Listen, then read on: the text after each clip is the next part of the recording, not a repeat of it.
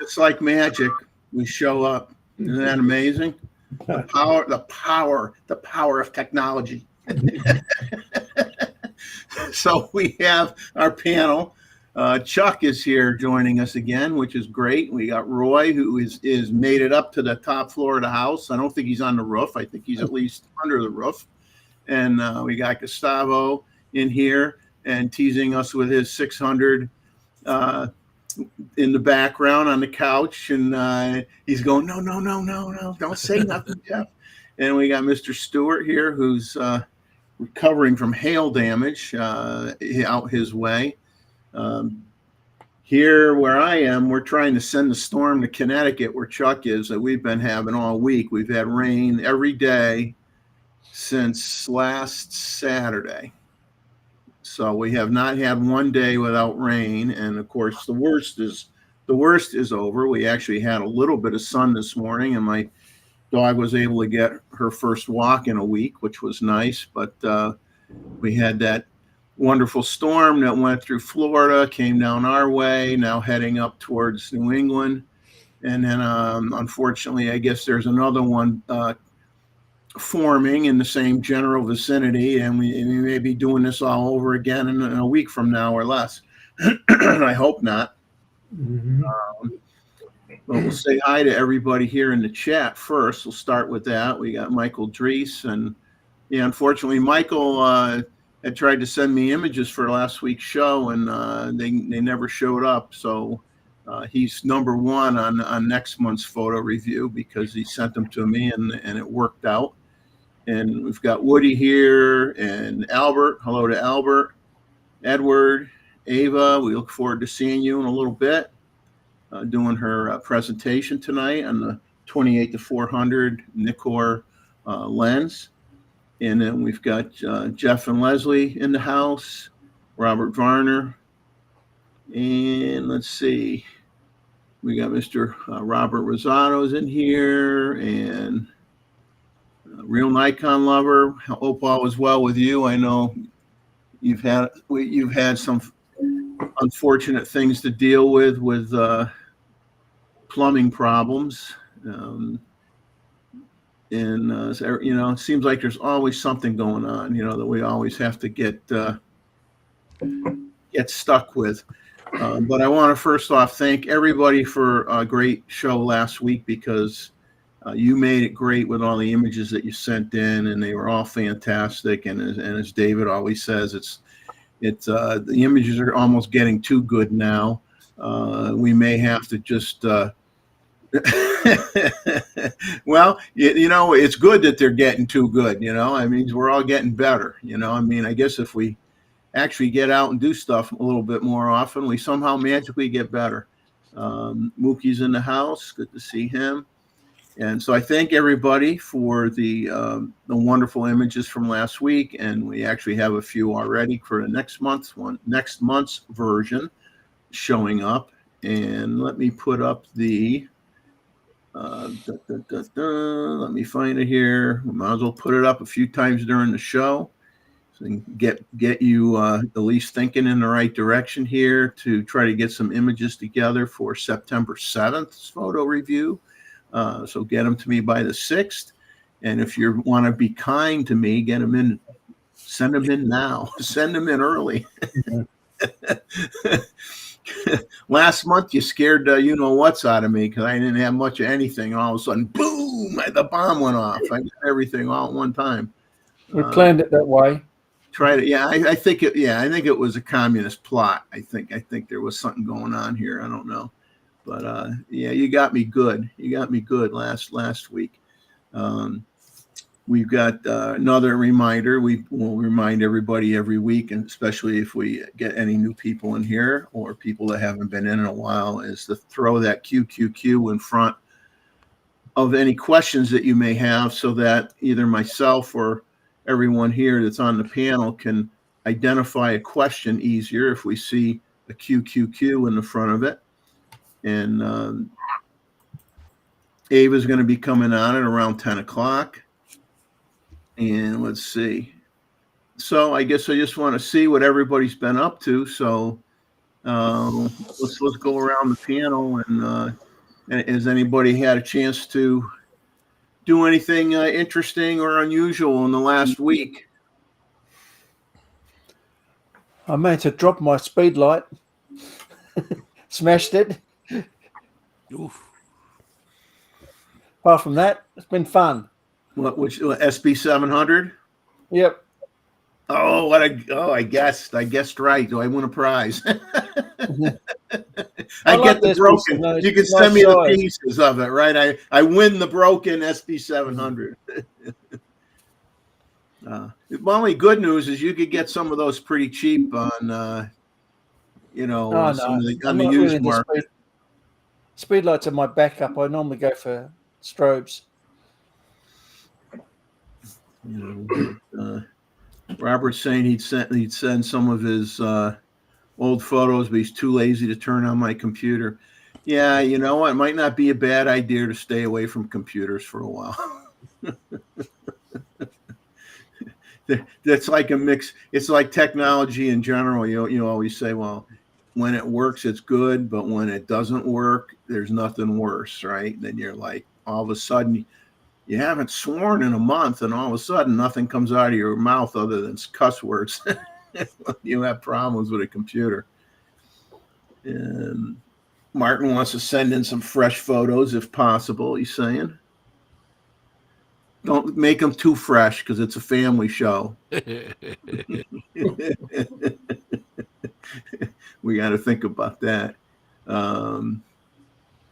We have Jeff and Leslie saying they can use some of our rain in Kentucky. I tell you, I'd like to be able to just wave a wand and have some of the rain from down here go to where it's needed, because we probably had a few areas that might have been a little low on water, but yeah, after the first 2 days, we weren't low on water anymore. I was thinking about you. I was thinking about you, Jeff. That slow storm, just moving along the coast. Wow. Well, all I'm happy about is that I got the new roof on the house. Okay. So at least I wasn't anxious. You know what I mean? Because with the old roof on the house, I'd be like looking for leaks or whatever. Chuck's got his bazooka out. Yeah. That's such a good lens. That work. It's good as a weapon too if you really get into trouble. So Chuck, what do you have in top of the hot shoot? You were using the flashes? Yeah, that's the new flash. It's trigger. What? Huh? Flash trigger. Yeah, but if you see the new one, these are from Godox or Godox? Yeah, Gold. Yeah. Mm-hmm. Yeah. Actually, I have been doing some flash photography also with the 600, because here in my area we are going through the fall migration of the hummingbirds. Mm-hmm. So the hummingbirds are arriving, and because it has been raining, and we need the rain here, it has been a little bit cloudy, so I can use the flash to fill in the Yeah. the hummingbird. So That's- it's an interesting proposition, no? How to balance the light and all that. So I used to do that some time ago, just to, keep up with my birds. exactly. So that's a good use for that 600. And I was using exactly 600. So I was using the other 600 on auto capture, and I was using the flash on the 600 PF for filling flash photography with 2 flashes. So Doesn't Good. have to be at full power either. So Partial power is usually enough. exactly. what are you saying? He dodged the bullet with in Richmond with the Debbie storm. And it's funny. My doorbell rings earlier today, and my neighbor Debbie was at the front door, and I said, you're not very popular right now. Nobody likes what you brought to us. She says she's been getting picked on for the whole week at work. Mhm.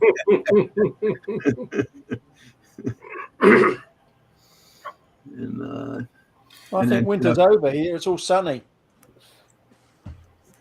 What, Jeff and Leslie putting together a video slideshow with music for his mother-in-law's celebration of life tomorrow. Well, I'm sure it came out fantastic, Jeff. I'm sure, everybody's going to appreciate the time you put into that. And I hope it goes well tomorrow for you, as can be. Tim Mackin is in here. We see Tim, and Mike Farwell is in here.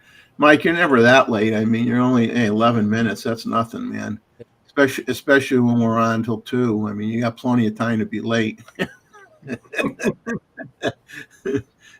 I mean, there's late and then there's late, real late. But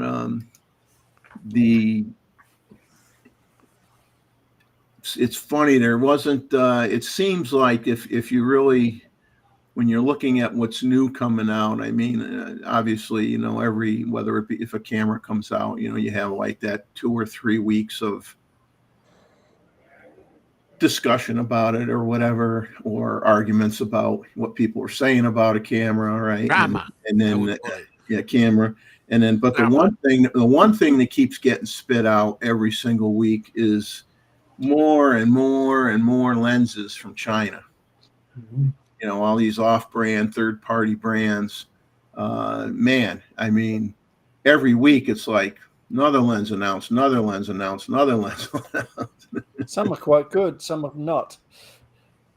Yeah,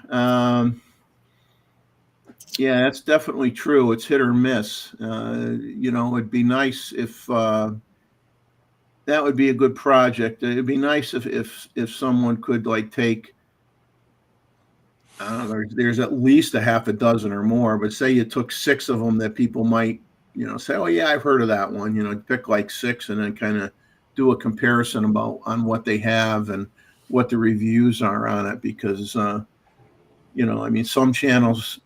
All you have to do is watch Matt.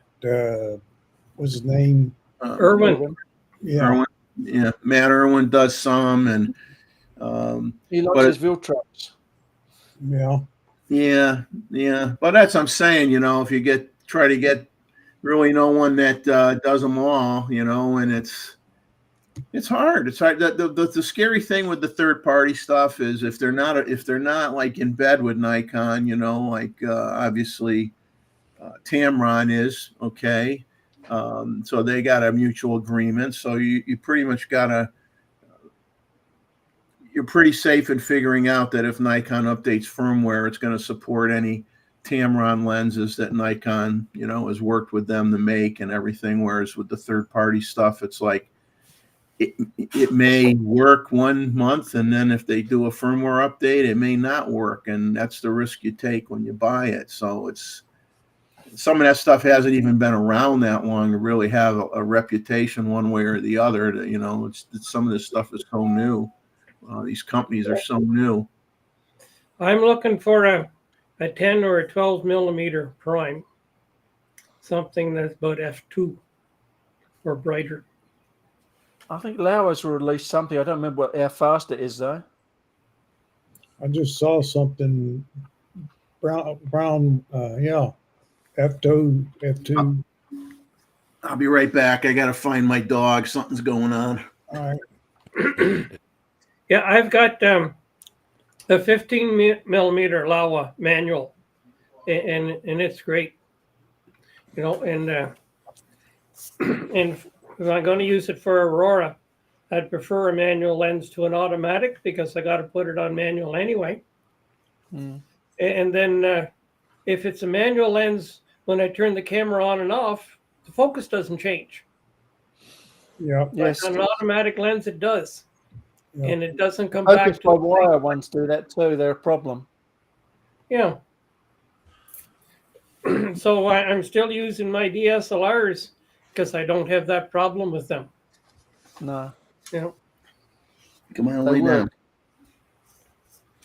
Yeah, and maybe what we should do is start a collection for Jeff for an ARC. For an arc, yeah. Yeah. Maybe I can make one out of Lego blocks.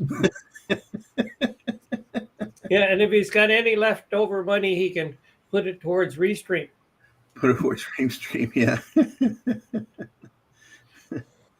You still got enough money for Restream for another month or two? Yeah. I'm not going to ask for any funds unless I run out. When I run out, I'll beg again. But until then, I'm good. So in the meantime, we can send you funds for an ARC. You know, I'll just stay in the house and let it float down the road. I mean, that does the same thing. But I'm not going to try to get 2 alligators in the house. I'm not going to, get 2 of every animal. The gators could stay where they are. I'll get 2 of each bird, but I'm going to leave the gators alone.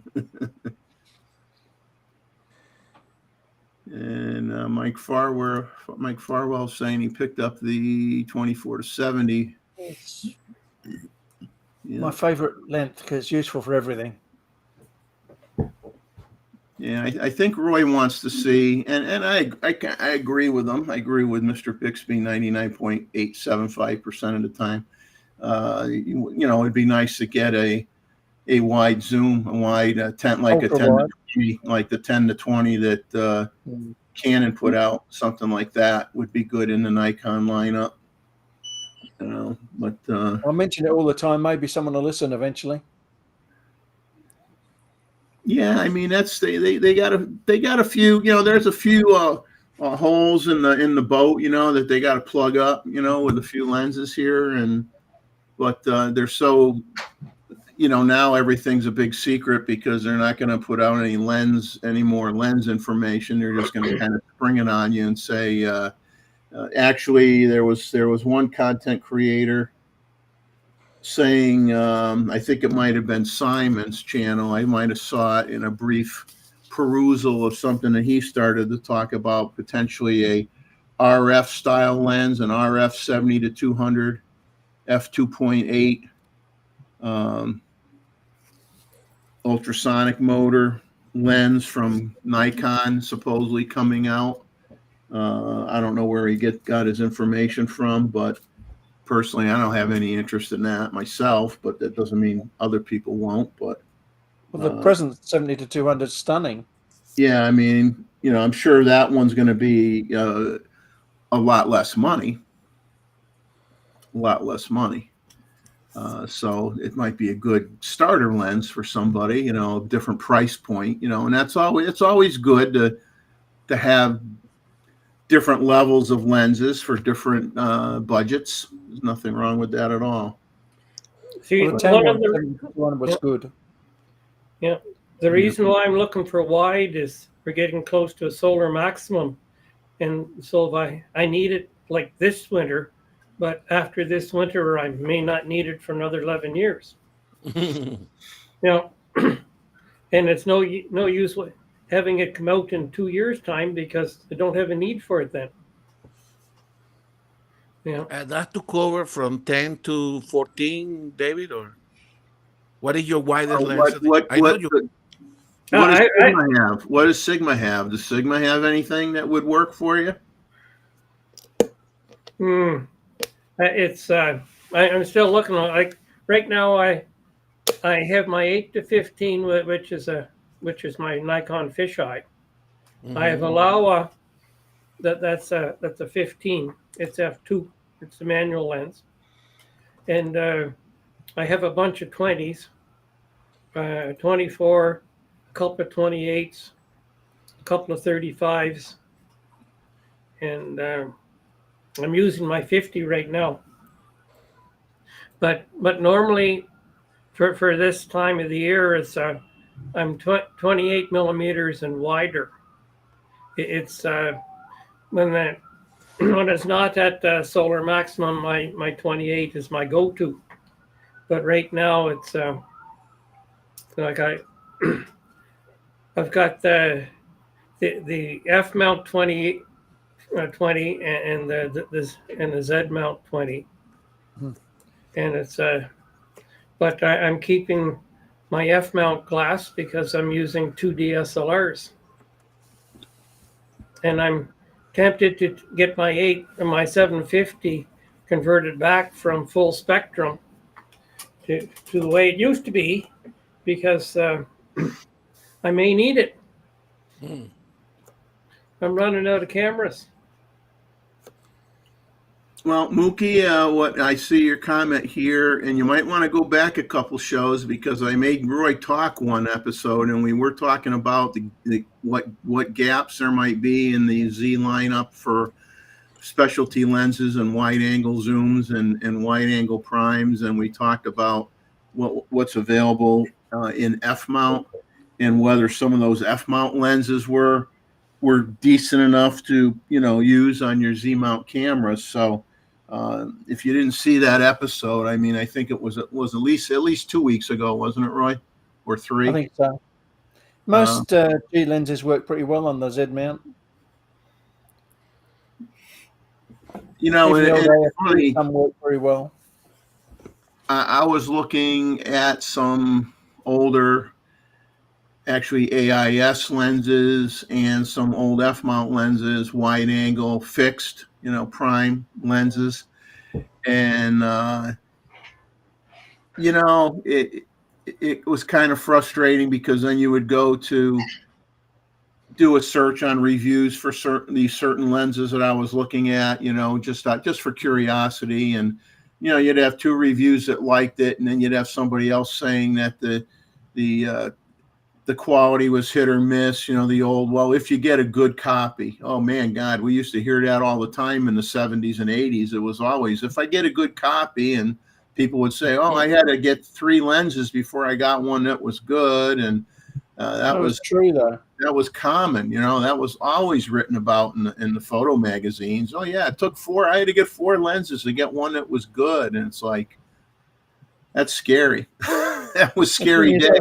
They had no computer controlled quality control in those days, so they varied more. Yeah. We got Rakesh is in the house now, so hello to Rakesh, and hopefully I'm not missing anybody as they come in. If I do, then the team can beat me up and flog me, whip me 3 times and keeping an eye and welcoming everybody that comes along. Well, yeah. I know some of you guys, I know Chuck buys some of this stuff is on Nikon Rumors. I'll just bring up a few things. I'm not going to dive too deep into all their stuff, but at least not right this minute. But Small Rig, they have some catalogs out now. They have a standard configuration catalog for photo and video accessories, and they got the links on Nikon Rumors. You can go there and look at that stuff. And they released a mounting plate kit for power banks, which is cool, and NPF batteries. Now, Chuck, you've got Small Rig cages and stuff on some of your cameras, right? Yeah, for the Z6, just the yeah. You like them? You're happy? Yeah, they were real well made, and yeah. And they're not overly expensive either, right? No, I don't know how they are now, but they in the work when they were first come out, they're not bad. I think they were uh, certainly less expensive, significantly less expensive than, let's say, the L brackets from Really Right Stuff. Correct? Yeah, or Kirk. Or Yeah. Kirk. Or Exactly. Kirk. Yeah. Yeah. Kirk and Really Right Stuff seem to be the Yeah. more expensive ones. Yep. But and they are full cages, correct? They cover the top. I actually like to use either the cages or the bracket. I bump my camera all the time against stuff, so it's also a defense on your camera on dings and all that kind of stuff, correct? I think cameras should have an airbag. That should be a new Exactly. feature, right? So if you get too close to an object, an airbag automatically deploys, so you don't break up your camera. I'm That going to would use that this week. Yeah, but if you have an airbag around it, how are you going to get your hand in there? The trick is when you drop it, don't run over it. Yeah,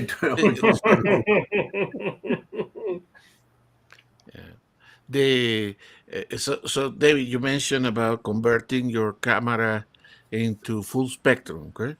Yeah, my So 750. that would be a good discussion point. I know Terry has this one that you can add different, you can put different filters in top of your Sensor.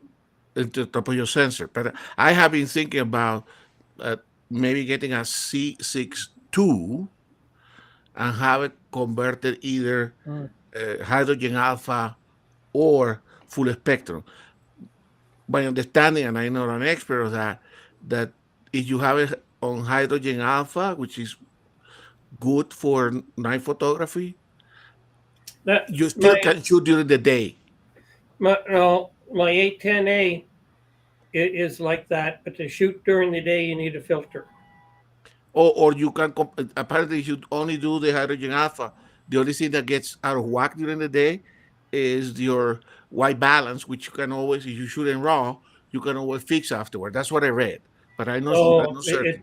it's not quite like that. You need a filter because you still get enough on the red side because what you'll find is a lot of trees and grasses that the leaves reflect infrared light, so they turn out white. But I understand, but that's Yeah. what I'm asking you. You know about this, but I understand that when they take the hydrogen alpha, you can still get some of the UV filter, but you don't You need an IR filter. IR infrared. Yeah. So anyway, I'm investigating. Correct. So maybe when Terry shows up here, he seemed to have a system, and I remember he mentioning in the chat that it's easy to do the Yeah. changes. What he does is a protective filter that's over your sensor. Exactly. From what I understand, he has 3 of them that he can change. Exactly. And they're on a magnetic clip. Exactly. So that my worrying about that, if you're like us and you keep bumping your camera, you're going to dislodge this.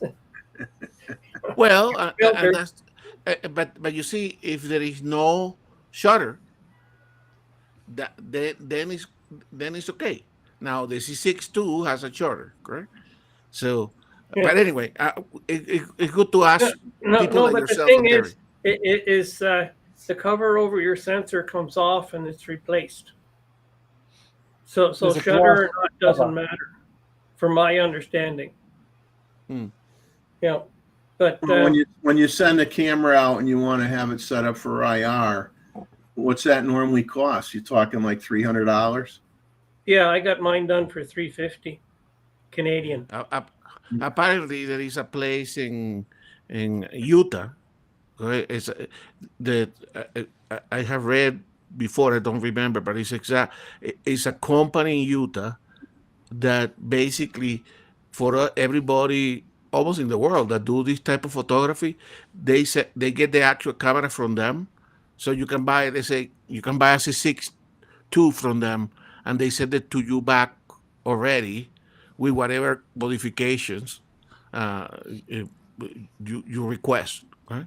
Yeah. So but I may investigate what the name of the company. I'm still not in the market for that, but I started to get kind of interested. Yeah, I Maybe had before I mine. visit David.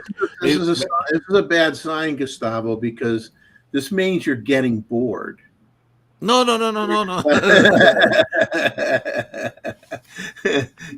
You just want to have some other stuff you could buy.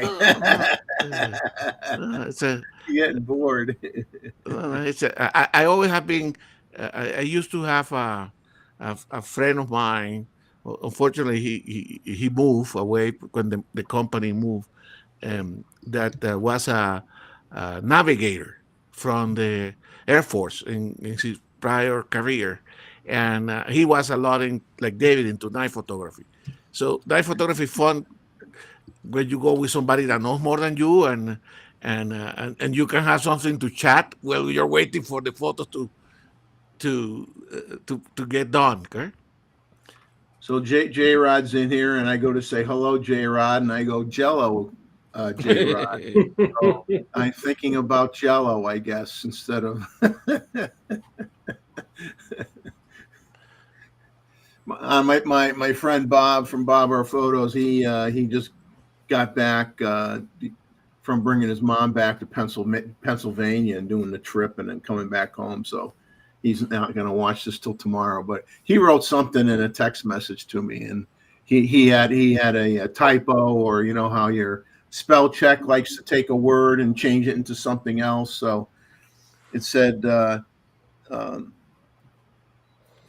something about, have a good show or whatever, and it came up and mentioned like food or something, and I said, well, maybe if I did a show about food, I'd have more subscribers.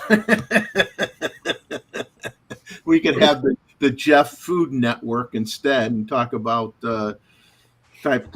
eggs or something. I don't know, but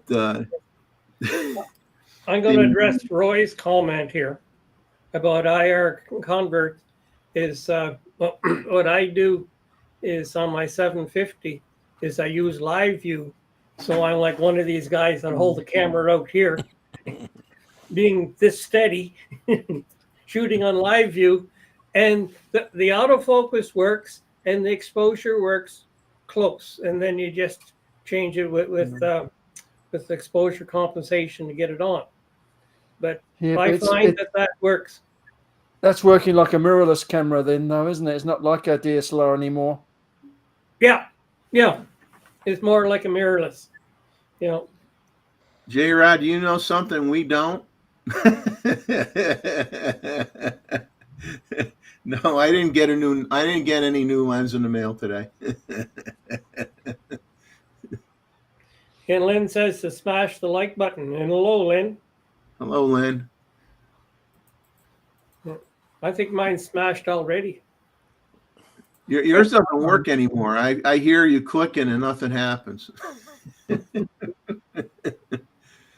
That's because you wore out that button on all the other channels that you watch, and you go to do it on mine, and it just doesn't work.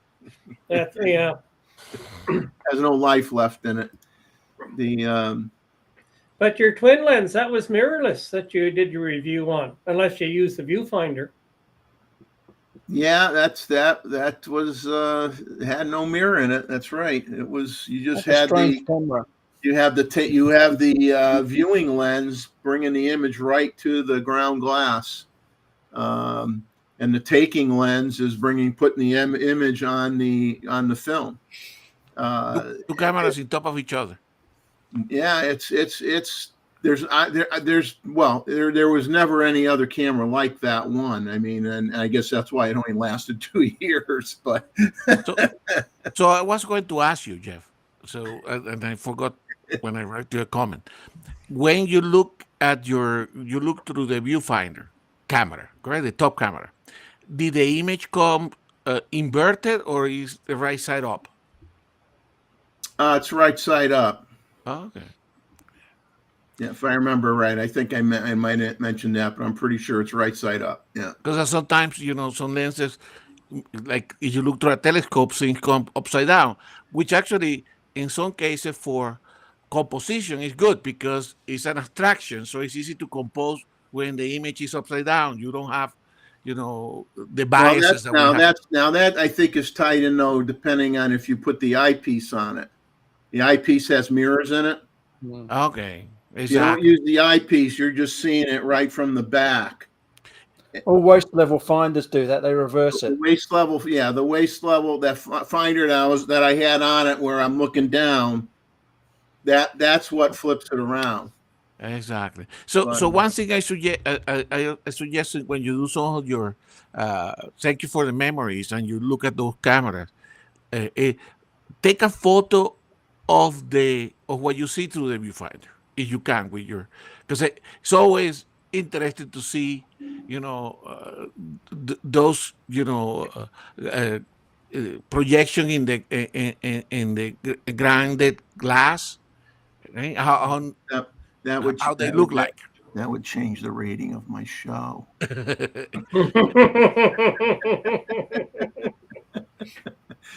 No, I don't know what you have in front, but I hope it's something viewable. My show would be rated D for dog.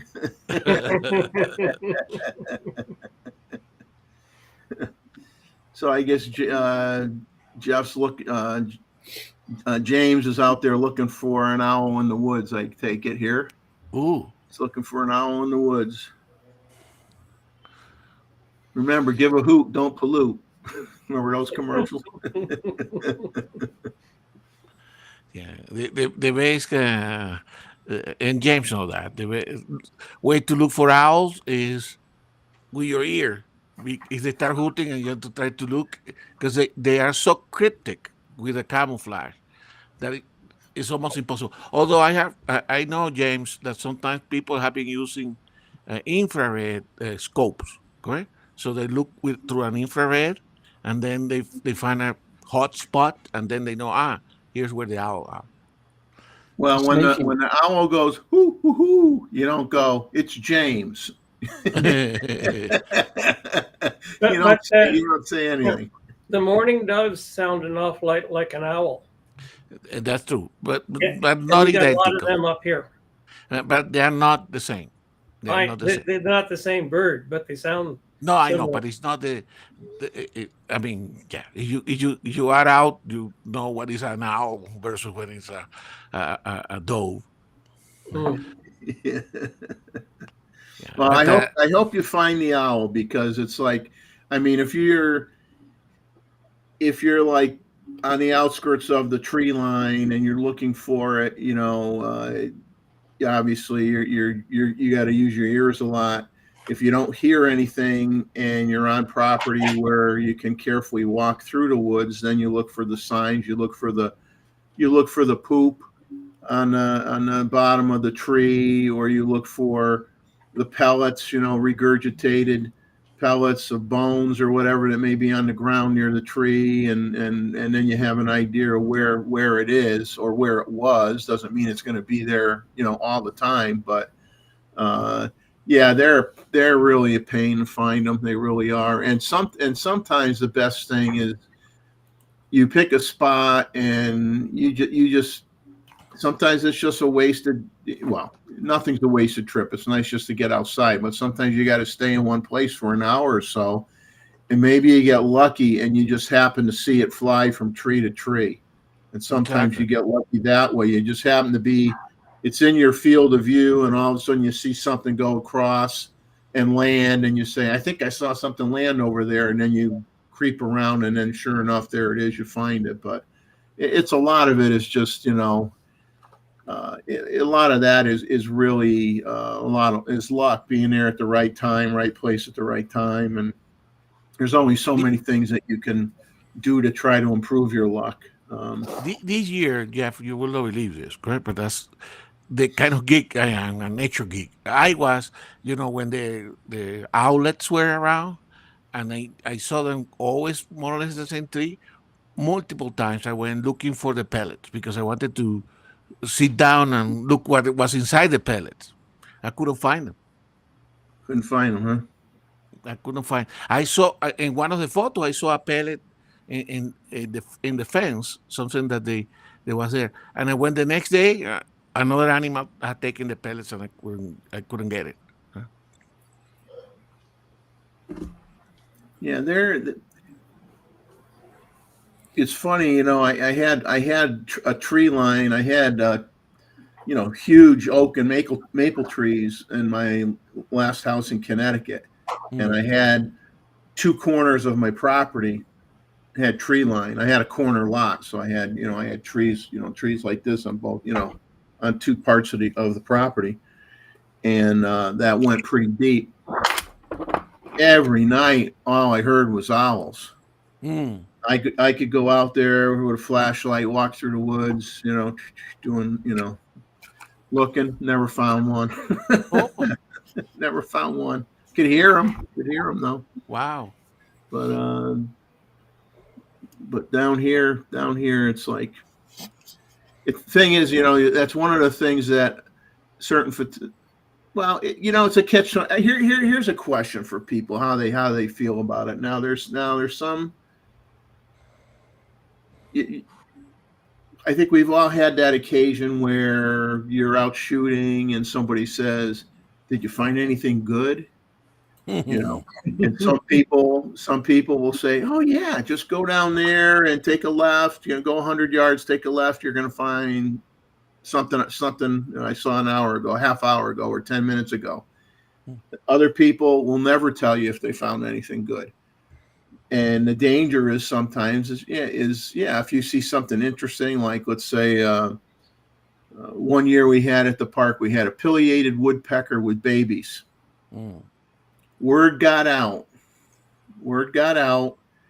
and you had a dozen photographers all there taking pictures of the woodpeckers waiting for the babies to stick their heads out of the hole, and mom or dad to come in with the grubs or whatever to feed them, and everybody, nobody walked into the woods. Everybody stayed in this case on the old road that went into the park, so nobody was being an idiot about it. But still, it's like there's that fear that if you go and you say something about something interesting anywhere, that you worry that it's going to get wrecked, or that the animal's going to get disturbed too much and then get scared off or leave the babies, or not come back. And so I'm just curious how people feel about that in general. Are you someone that maybe shares it with a couple close friends and then threatens to like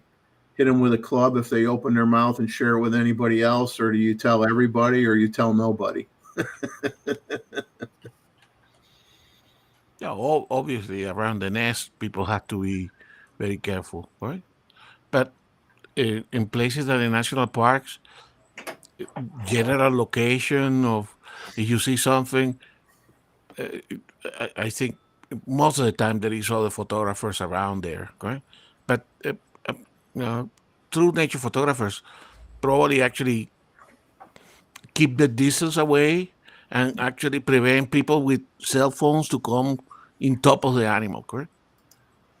But I understand that there's a lot of reservation, people giving specific locations. Owls, for instance, is seems to be a problem, correct?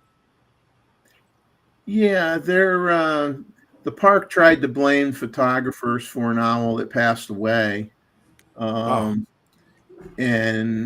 as it turns out, they like slamming the photographers anyway. And were there a few idiots? Yes, there were. Shame to say, there were a few idiots.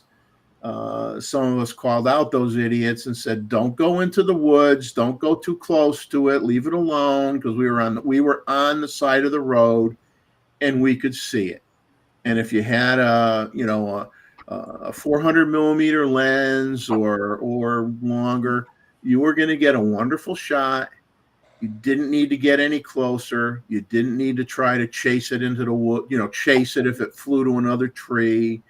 And you always have to have someone that wants to be a jerk and do that. And you see him going through the brush and trying to get on top of it. And And like you said, when you mentioned cell phones, that's even worse because, or if someone that maybe has a, they're there with their camera, but they only have a standard lens on their camera, 50 millimeter lens on their camera. They don't have any long glass, so they got to get on top of it to get an image of it. So yeah, it's, I don't know what the right answer is. I sometimes somebody asks and I kind of just get that feeling that, especially when there's babies around, when it has to do with babies, I think I tend to keep my mouth shut. If it's a bird that you don't see a lot, but there's no babies involved, then I'll tend to probably be willing to share that information, because you're not going to the bird isn't going to abandon the nest and abandon the babies. But we had that the picture I showed you, that hummingbird in that little nest. It had eggs in it, never came back. Too many people heard about it, scared it away. The eggs never hatched. Yeah, that's bad. Perfect example of. Well, and I know by experience that even when you're photographing close to a nest, crows and jays, they notice you looking at something and they go and investigate. Correct? So the presence of humans around the nest, sometimes it doesn't have to be the humans that actually create the problem, but it's actually some of the birds can notice and come back to and then raid the nest. Here's a good one. Ask me sometime about people with cell phones trying to get close to rutting bull elk. J-Rod has a question for Chuck. Chuck's hiding. Chuck is There he is, back. J-Rod wants to know if you've been to the American Heritage Museum in Hudson, Mass. No, I already said no. Love museums. Yeah, bulk elk is always a problem here in Colorado. Correct? Like it's in there in Canada. Correct? Because some of these habituated herds, I mean, in Estes Park, which is around Rocky Mountains, they actually migrate out of the high elevation into the low elevation, including inside the city, right? And there is always problems. And I know Michael there is going to go to Yellowstone September, right? So that typically he will have great opportunity to photograph the elk, but also to photograph idiots dealing with the elk. That's more fun. Locally there, the park, certainly in the area around Mammon Springs, where the actual elk congregate, there are some males that put the herd there in the middle of of that relatively congested area, and the park rangers actually had to keep an eye every single moment of the time, because there will be somebody that is going to go too close to these rotting elk, which are not in good mood to begin with. Right? Yeah, Jeff and Leslie saying, seen worse behavior from birders than photographers. Yeah, a lot of, and you know what? I'm amazed at how many. I don't know. I find it interesting. I'm not going to say unusual. I'm going to say I just find it interesting that many birders are just, they've got the scopes or they've got the binoculars, but I see very, very few of them that have any kind of camera with them at all. I mean, they're just looking for them to see them with their eyes and, through their strange people. And that's it. They don't take pictures at all. And when they take picture, most of the time, okay, is to make sure that they have a record for their list, okay. But it's although we have some people that do both, correct? Like Luis. I consider Luis to be both a photographer and a birder, right? Yeah. Well, he does his homework, and then he obviously keeps track of what birds that he's never seen before. Exactly. And he makes it, a goal that if he goes to a certain location, he wants to get, bird A, B, and C, because he never got them before. He tries to, check them off the list. But if you're someone like me that doesn't travel much, and you're kind of frequenting your home turf, it's rare that you see something that you haven't seen 1,000 times before. And when you do see one, and I do mean one, you might see one bird once in a while, and you're stumped, and you go, "What is that? I never saw one of those." Yeah, you do get excited, and then you take a picture of it, and you get home, and you look it up, and you try to figure out what it is, But I'm sure, with all the places that he's been able to travel to and see, that he's got quite the checklist checked off, of bird species. And just saying, during waterfowl seasons, he gets the best info from hunters. They seem to be willing to talk about what they're seeing out there.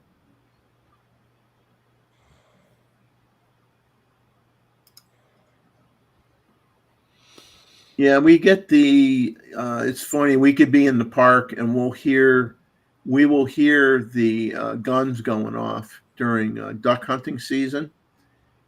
And they'll be in the marsh areas. They'll be in the Murrells Inlet Marshwalk area, and they'll have camouflaged boats. And they go out on camouflaged boats in trolling motors or no motors, and just drift, or whatever. And you just hear the guns going off like crazy from the park. I mean, they can't shoot inside the park. I mean, obviously, but they'll get into the marsh areas, and they'll be in these camouflage boats, and they'll be bumping. They shoot everything, not just the birds they're supposed to shoot. Yeah. But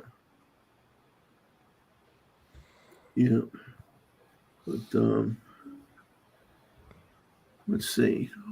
I'm gonna bring this up. There's this. I don't know if you guys saw this. They call it the Polar Pro Defender body caps. It's kind of I don't know if I want to say it's interesting. It's strange. It's a body cap that has like a hidden compartment on the inside that you can either put an Apple AirTag in it, or an SD card, or a CFEA card.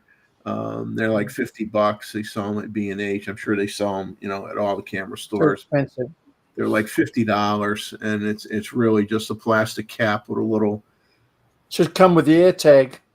Yeah, for $50, it should come with the AirTag. Yes, yeah, and we all know that stuff doesn't cost much when you're doing quantity, and it's just injected molded parts. It's not expensive to do it. I'll 3D print my own. Yeah. Now the Viltrox is announcing a new autofocus 38mm f4.5 voice coil motor, ASPH ED full frame pancake lens for the Sony E and the Nikon Z mount. And I think I have a feeling I got another information on that same lens. I think one of the, not on Nikon rumors, but I will come across it later on in the show as I scroll down on my notes. But I think that lens got mentioned on, maybe Sony rumors or one of the other rumor sites that actually had some pictures of it. So we'll get to that later. And I think it's that same lens, and they actually have some photographs of it. And it has a sliding switch on the side that closes a protective, makes it like into a lens cap. I mean, it closes off, the lens element on the front, so it's protected. So you don't have to put a lens cap on it. It just has a little thing to go wrong. Switch that you slide it, and it just closes it up, covers it up. So I think it's that same lens cap.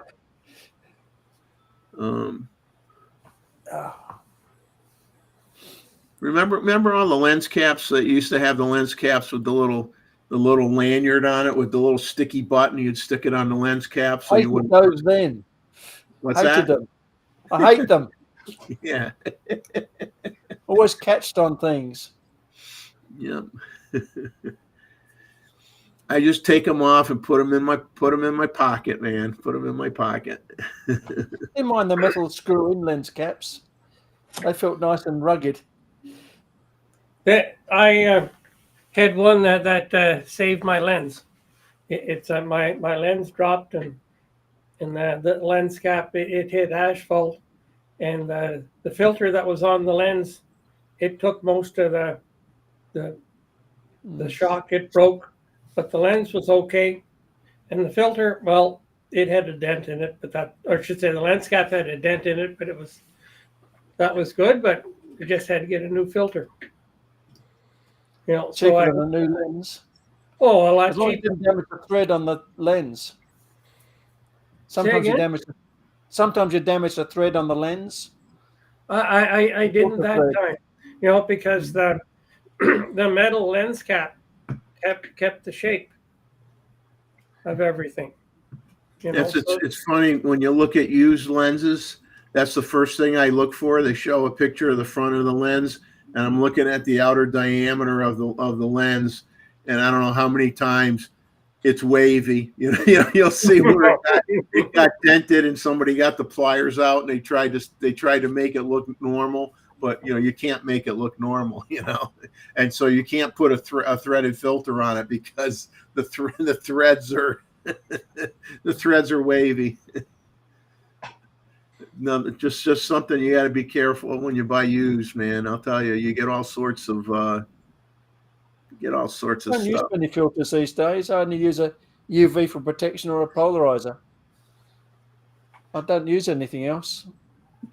I use well, you know, it's not. They just call it a clear filter. It doesn't have any UV characteristic to it or not. It's just a clear filter, and I'll put that on I'll put that on a lens if I'm shooting on the beach because I don't want the salt spray to get on the skylight filter. Yeah, I don't want anything to get on the lens itself, wreck the coatings.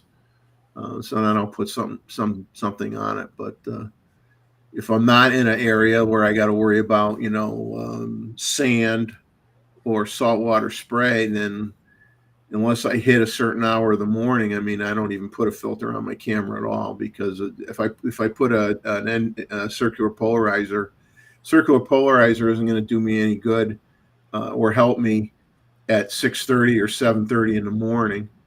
If I'm there at 10 in the morning, I'll put it on, but I don't need it on at 7:30 in the morning. I don't need it an hour after sunrise, you know. Not typically, anyway. I was at a car rally and a UV filter saved my lens. It got totally smashed by a stone. Mozman's in the chat. He says Nikon neutral clear filters are thumbs up. Yes. Yeah. Agreed. Yeah. Expensive though. Very overpriced. I think they're made by Tiffin.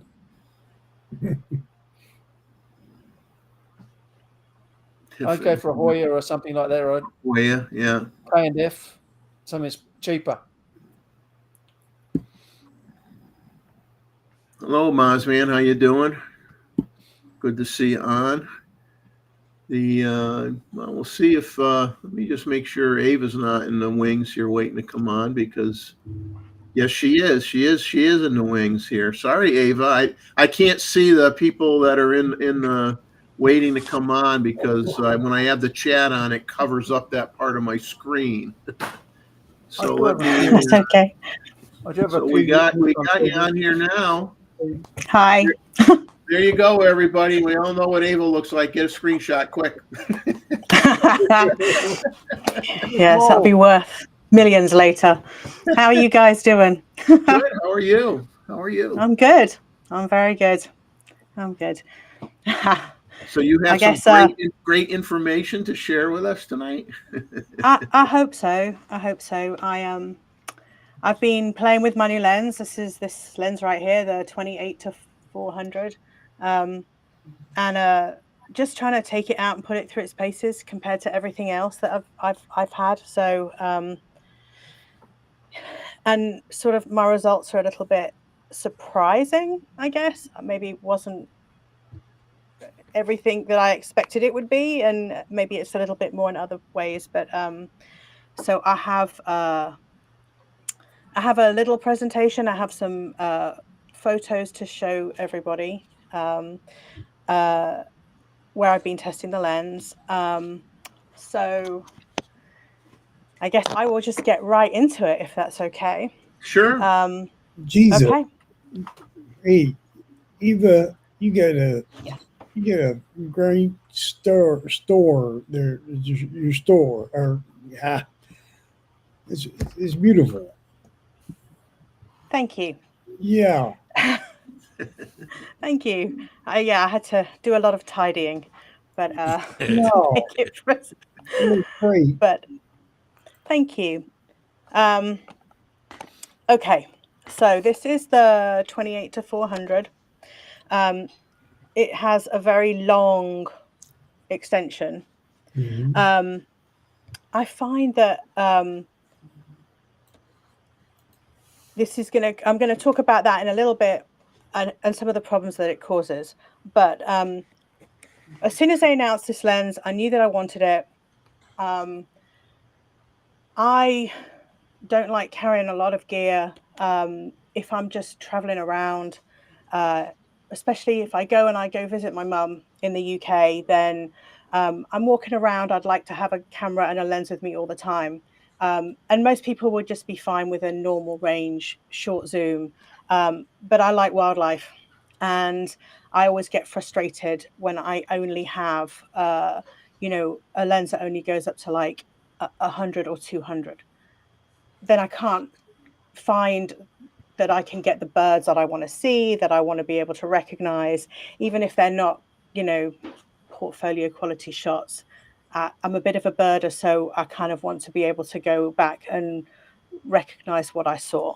So as soon as it came out, I thought, well, I'm hoping that it's going to be good enough. If it was anywhere like the 24-200, which I already own, I would be ecstatic, because that lens is extremely good quality, and you're going to see a little bit of that in a little bit. But to give me just a little bit longer reach and to be good on the long end is really what I was looking for. So I bought it when it was announced, which I've never done before. So, and I got it in as soon as like the first day. And so I've been playing with it. And I wanted to judge it equally against the other lenses I owned. So I'm going to go ahead and share my screen and then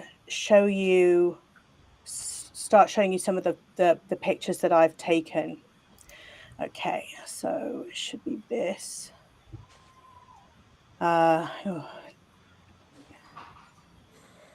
me a sec. No, How do that's I fine. allow this to do this? Google Chrome. Okay.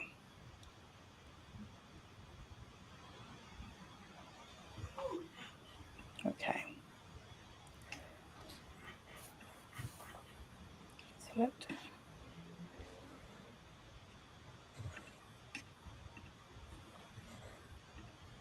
Okay.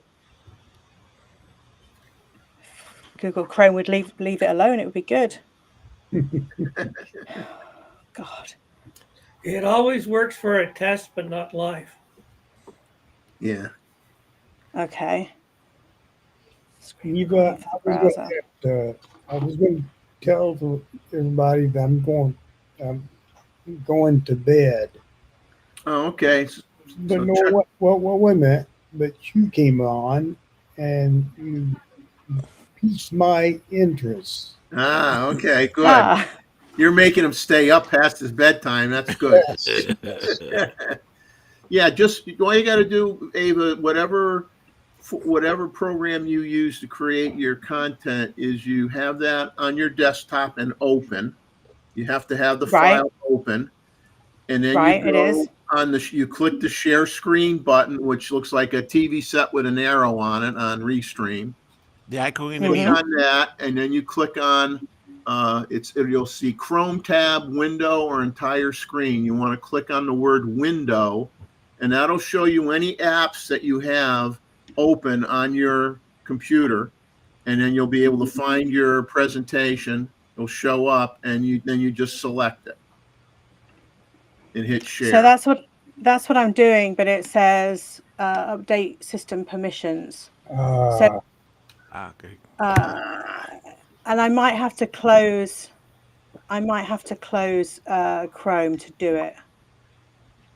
So I might have to pop off and come back on again because I'm obviously using Chrome to stream. Because it said it might not work until I close Chrome. Is what it warned me. Okay. Do that, Eva. We are going to be here. We're here. We're not going anywhere. right. Okay, I'm gonna close Chrome and see if that fixes it, and I'll be right back. Okay. Okay. And you're going to keep Chuck up. Yes. Okay. Yeah, drag this out for a good 2 hours. Well, all of a sudden we'll hear we'll hear Chuck's head hit the mic. We'll know he's out. I'll tell you, So, I was just going to bed, but then, I looked pretty good. I wanted to see what she's getting after on that one of these, on that lens. Well, she's been, I'll ask her about it when she's done with the presentation. And she's been on quite the lens buying tour lately, because she just bought the 14 to 24 recently in the last week, I think. Yeah. And she's been picking up some good glass. So good for her. She gets wonderful images. I mean, when she shares her stuff, it's very nice. Yeah. Very nice. And that photo from the green heron last week from From her her kayak. was nice, and she's back. Very We got nice. her back. We're Okay. gonna put her back on the big screen here. Fingers crossed this works. Okay. Okay. Window. Yes, I see it. So I'm gonna click it and it should Perfect. show up. Right. There you go. Okay, lovely. Go full. Let me go. That better for everybody? Not yet. Not yet. Not yet. Well, if that didn't help, let me try one other thing. Is it gonna let me? Let me try this. This might work. That's better. Much better. There we go. Okay. All right. So this is what I decided that I was going to do when I decided I wanted to look at the lenses in comparison with each other.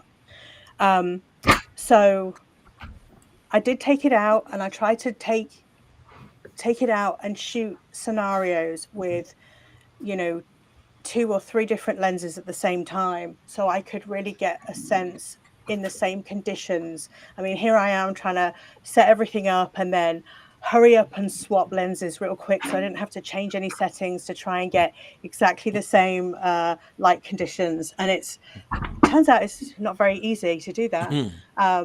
And so what I really wanted to do to sort of really look and see exact side-by-side comparison is I bought myself this super cheap, so it's not great, lens chart that I found on Amazon. It was maybe about $20. And so I shot them under studio conditions here. I do have some continuous lighting so that I could shoot them as close as I could get them in focal length and at different apertures, so that I could see how the lens sort of compared. And so I'm just going to jump into that straight away, right? And so these first 2 images I have, and I'm going to try and keep it this way on the left-hand side. And if you can see the color blue is always the 28 to 400. Mm. Green is always the 24 to 200, and yellow is an S line lens. Okay, and for this example, I think I'm mostly using the 24 to 120, which I didn't have when I started doing this. I was comparing it to the 24 to 200. And then I got talked into buying the 24 to 120, and it's all David's fault for having these fantastic images with his lens, and he tipped me over the edge. And Oh, I'm sorry. no, you're not, and I'm not either. So it's great.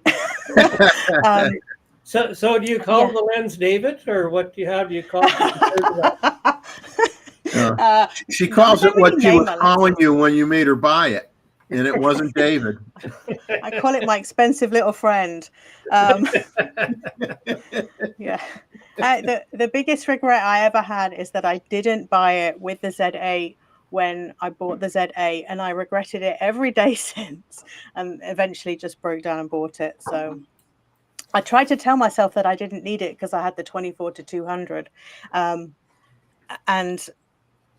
I was wrong. I love the 24 to 120. But anyway, let me get into this because you're going to see some really interesting things about the 24 to 200 as well while we're doing this. Okay, so 24 to 200 on the right, 200 on the right, 28 to 400 should be on the left. So this is wide open for both lenses. I tried to get them exactly at the same focal length. It's not that easy when you don't have a readout on the screen, which funnily enough, my Olympus does, but I didn't realize not all cameras do that. So I guesstimated it's close enough. And it's at the same, they're not at the same settings. They're supposed to be at the same, it was the same sort of histogram readout. So that's what I tried to do. Anyway, so we'll go into 100% to view them. So in the center, they're pretty close. It's not bad. It's definitely a little bit softer, I think, on the 28 to 400. Yeah. And then you can kind of see, if you go over to the sides, you can kind of see the contrast is not as punchy. It's only slight though, I think, with this lens. The interesting thing is when you go up to the corners, and the corners are awful on the 28 to 400. When you focus in the center, right? Awful. However, look at the corners on the 28 to 200. That's Very really nice, quite good. Very acceptable. Yeah. Very acceptable. It really surprised me. So, and then just for do I have? I don't know if I have that. So the other thing that I tried to do is, okay, so it's terrible in the corners. What happens if you focus on the corner? And so if you focus on the corner, which is this on the left, it gets sharper, which I kind of didn't know it would do. But it definitely gets sharper. And if I compare it to the if I compare, this is the center. This is focusing on the center for both lenses, on the corner for both lenses. They're both sharper in the corner, and then they're also still acceptably sharp or just as sharp in the middle. And so I didn't realize this, but I think that shows that if you're photographing something and your subject is not in the center of your frame, but your focus point is on your subject, then you're going to get a much sharper image, even if your subject is not in the center of your frame, but is off to the corner. And you're still going to have the rest of the scene sharp because it doesn't really change the center sharpness at all. In fact, it also improves it for the corners in the opposite direction. And I know that my test card wasn't that straight. I tried to put a metal plate behind it to get it as straight as possible, but it certainly seemed to improve it when I was focusing in a different spot other than the center. So, which I thought was kind of interesting. So, and this is wide open for both lenses at this too. So the other thing that I tried to do is to go ahead and let me go and stop down the lenses.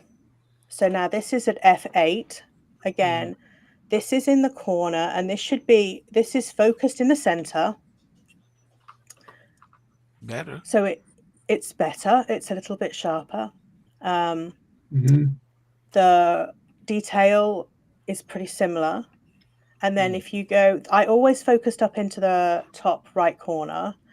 It's still not great on the 28. This isn't focused in the corner. This is focused in the center. So it's still not great in the corner. Yeah. The 24-200 is really blowing me away, because this is at the widest part of the lens. And spoiler, I think the widest part of the lens is the worst certainly for the 28-400. The 24-200, I think it's possibly maybe the other way around. But you know that they're going to make compromises. Typically, the either end of the scale on a zoom that's the same range as this 28-400. I mean, is more zoom range than obviously the 28-400 is more zoom range than the 24-200. So you expect the extremes to be not necessarily the best, and you're showing that here at the 28. Not very good in the corners at all. Yeah. Yeah. And so this is on the right hand side now. This is the 24-120. So I mean, you can see it's just it's so sharp. I mean, like, you can see the little bend in the card in the corner, which you can't see. I don't think you really notice it on the others.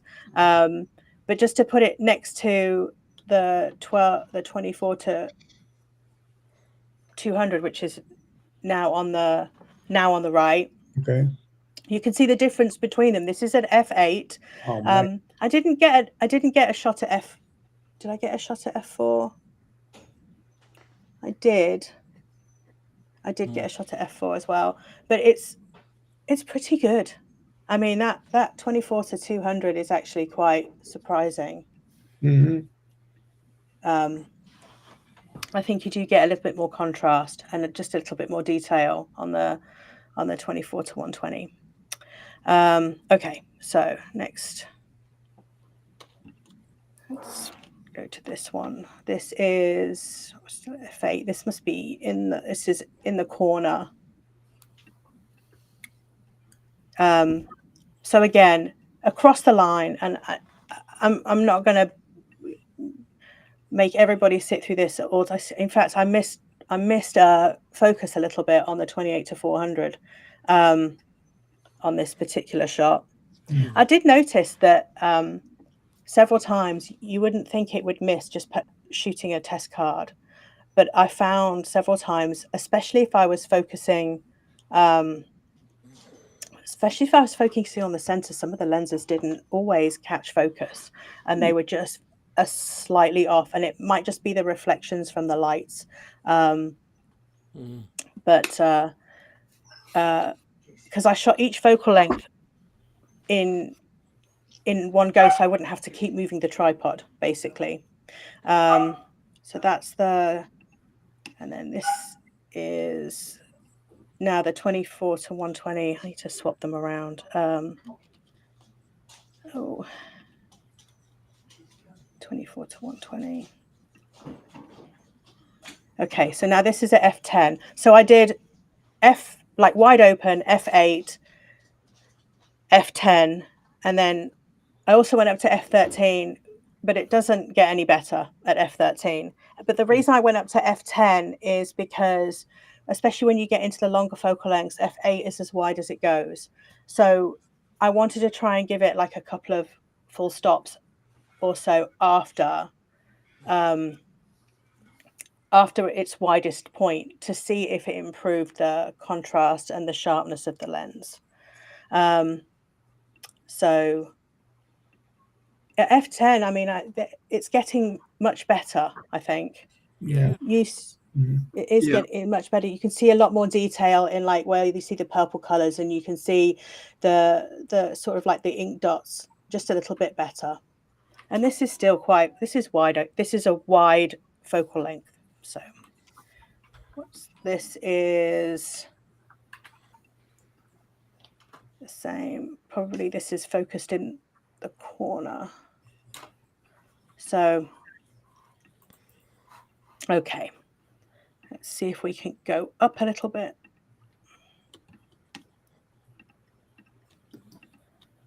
Now we go, I want to go wider.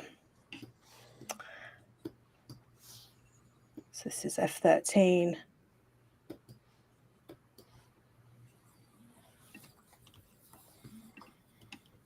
Okay. Oh, don't need to be in that. Need to be in this. Okay. So, and this is at f13, and I thought it would start to drop off a little bit. I think it does. I don't think you get as sharp at f13, and I'm just gonna just to show that sort of effect. Definitely the sweet spot is they're different for each lens, and I did not look up what the sweet spot is for each lens, but definitely, you know, if you stop it down like a stop or so, I think it really improves the quality, especially in the corners. All right, so that deals with like as wide as they go. So the next focal length is, I tried to do about 120, which turns out not that easy to manage on a lens that doesn't have 120 marked. So this is at 105 on the 28-400 on the left, and 115 on the 24-200. Because it's marked just a little bit better, I think. There's like a 135 mark, so it was easier to figure out. And I think that if we go back to the big screen, this is probably of it. It's a little bit closer. It's closer than it was, I think, at the widest point. We go into the center, you can see it's pretty close. Yeah. And if we go back into the corners again, whoops, there we go. Definitely the 24-200 edges it out again, but they seem to be closer than they were at the wide end of the scale. And it's funny how it really improves the corners when you focus, you know, just all over. And then if I compare it to the gold standard, shall we say, which is this is now the 24-120, just so that you see the difference between your S-line lens and your non-S-line lens.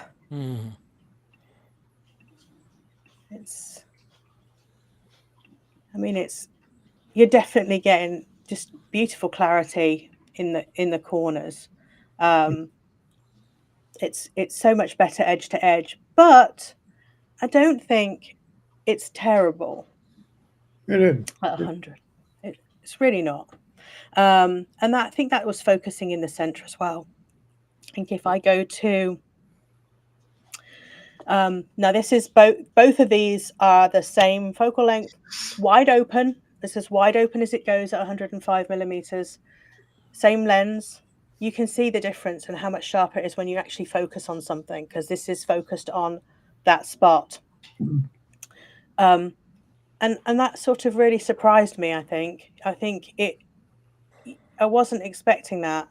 And you don't really lose sharpness anywhere else, but you improve the spot that you're trying to focus on. So that's interesting. And that's the same, funny enough, for all the lenses. So if we jump up to long around. Well, if your subject is in the, let's just say you're playing the rule of thirds game, and your subject's either in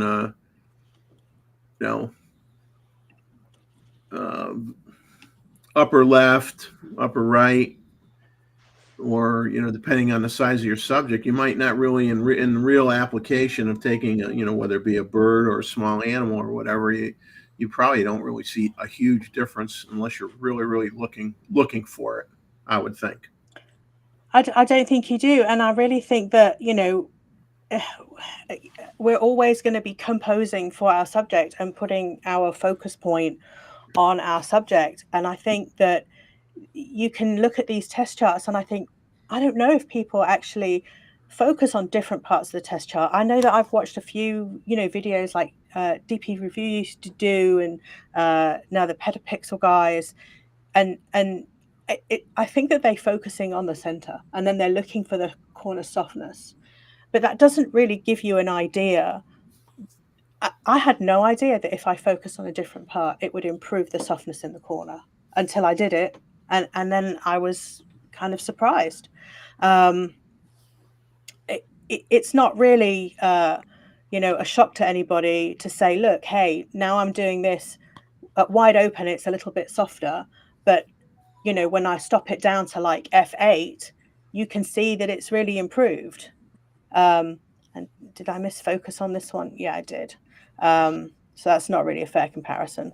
So let's take the 24 to 200 out and put in the 24 to 120, which almost is still not a fair comparison.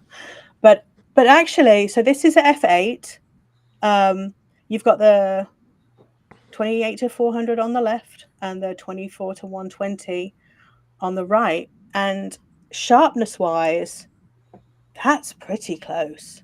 Yeah. You can tell with the detail in the where the purple color is, you can see a lot more detail. But when you look at the bands and the black and white, it's still very sharp. It's I would say you would never notice that in a photo, and I have some photos later on to show you just that you probably would never notice it. So this was at 105. This is kind of where you get into the clinical evaluation with a test chart can have you thinking one thing, but then when you got out in the field and actually used it, and like you said, you composed your image and you had the focus point where you wanted on your subject, and then you looked at it, when you were processing the image, and you were probably like, wow, this isn't bad at all. Exactly. So I want to go. So that's the 24 to 120, 200. Is that sharp? Yeah, pretty much. And okay, so now just because this is the 24 to 200, this is a F8 against the 24 to 120, and this is, I'm sure, focus in the corner for both. And I mean, that's pretty impressive, I think. I am actually quite surprised just how close those two are. I kind of wasn't expecting it to be so kind of, impressive. Even though I knew I liked that lens a lot, it's really good value. I bought that lens originally because I watched a Nigel Danson video where he took that lens out and sung its praises, and that was good enough for me. And I've taken some great shots with it. It was my main travel lens, and when I sold my other gear to get my OM1, I would not let my Z5 go, and I would not let the 24-200 go. I kept those, and even when I traded in my Z5, I kept the 24-200 because it wasn't going anywhere. Okay, so that's the sort of like the long end of the 24-120, and I think we can agree that 24-120 is good all the way through its range. It's just a great lens. So then the next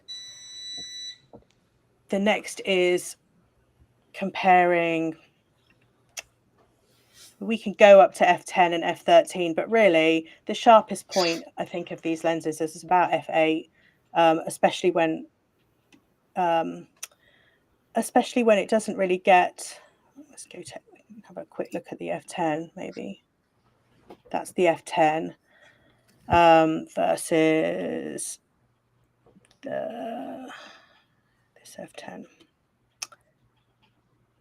Yeah. F10 is still pretty sharp, but I don't think it really improves it, to be honest. Not over f8. So, and I think it's its widest aperture there is like what was its widest aperture? I can hover over it and it should tell me. Whoops. 6.3. So 6.3, not great, but then as soon as you get up to f8, I think it sharpens it up. I'm back on the show in a minute. Surprisingly well. Are you telling me you got downstairs? Okay, so I want to go to the next one is 200. That's Eva you wanted to know about. She's bought herself a new lens and I'm not interested in it. Where's she going? 28-400 lens. Very long one. Okay, wait. Where is she? She's showing us this on the screen. Okay. She's the one from NASA. Right. So this is obviously only against the 24-200 from a new lens. And I have, so this is the widest it goes is f8 at 200. You're already at f8 on the 24-400, and then What? the 24-200, the widest is 6.3. I might be in the show by now. So yeah. So this is the center. The centers are still pretty similar. And again, off into the corners, it's the same story. Close, but the 24-200 is going to edge it out. It's the same story all the way through, really. So I'm going to jump ahead to the longest end of the lens. Ava, do you remember what the 24-200 cost wise is compared to the? I mean, the 28-4 I know is like $1,300, but you know what the price is on the 24-2? I think it's around 600, if I remember right. Okay. It's incredible value, to be honest. I bought it with the Z5. I don't know if I got a deal. I don't think I did. I think I bought the. I'm wrong. It says it's $899.95 on Nikon's website. So, I mean, it's $900 is a pretty good deal for this lens, to be fair. So that was at f8. Stop down just a hair. Where are you? F10. There you go. And this would be this one. So this is at f10. Wow. So just stopping it down just a bit improved it. Just f8 was the widest. F10 improves that corner quite a bit. You know, and you still have good center sharpness. The contrast is pretty good. Color rendition is pretty good. I mean, the color's the same. It's you know, Nikon is Nikon. It's nice and uniform, to be honest. Okay, and then this is going to be the longest end, and the only lens that I have to compare it to is the 400 4.5. So I'm sure that's not a fair comparison. It's a bit rude. That wouldn't be fair. Yes, but I did find actually that the 400 struggled to focus on the test card. I think it likes moving subjects, because it wasn't. I kept having issues where I'd find it was not so sharp, but so this is wide open for both lenses. So obviously, f8 is for the 28 to 400, and f4.5 is for the 400 4.5, and I mean, the 400 4.5 is just beautiful in the center. I mean, it's just crazy. That wide open, it's still glorious. And then in the corners, if we go up to the corners again, very, very good. But then the 400 at the 28 to 400 at 400 is better. It's like it's its better end.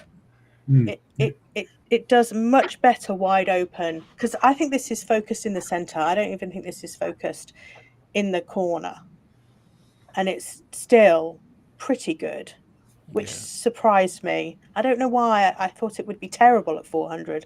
I just assumed that would be the worst part of it, but it's actually not. It's actually better at the long end than it is at the short end. So I wasn't expecting that either. I think I would. And then you would really? I don't know why. I just always thought that it would be, they would sacrifice more trying to get it long than sort of like the sort of meat and potatoes in the middle of the lens. Yeah. So, but I'm glad it is, because that's really why I bought it. I wanted it. Yeah. I wanted something that it would be sharp at 400. And I think that it definitely has that potential. Yeah. And this is wide open, so we can stop it down.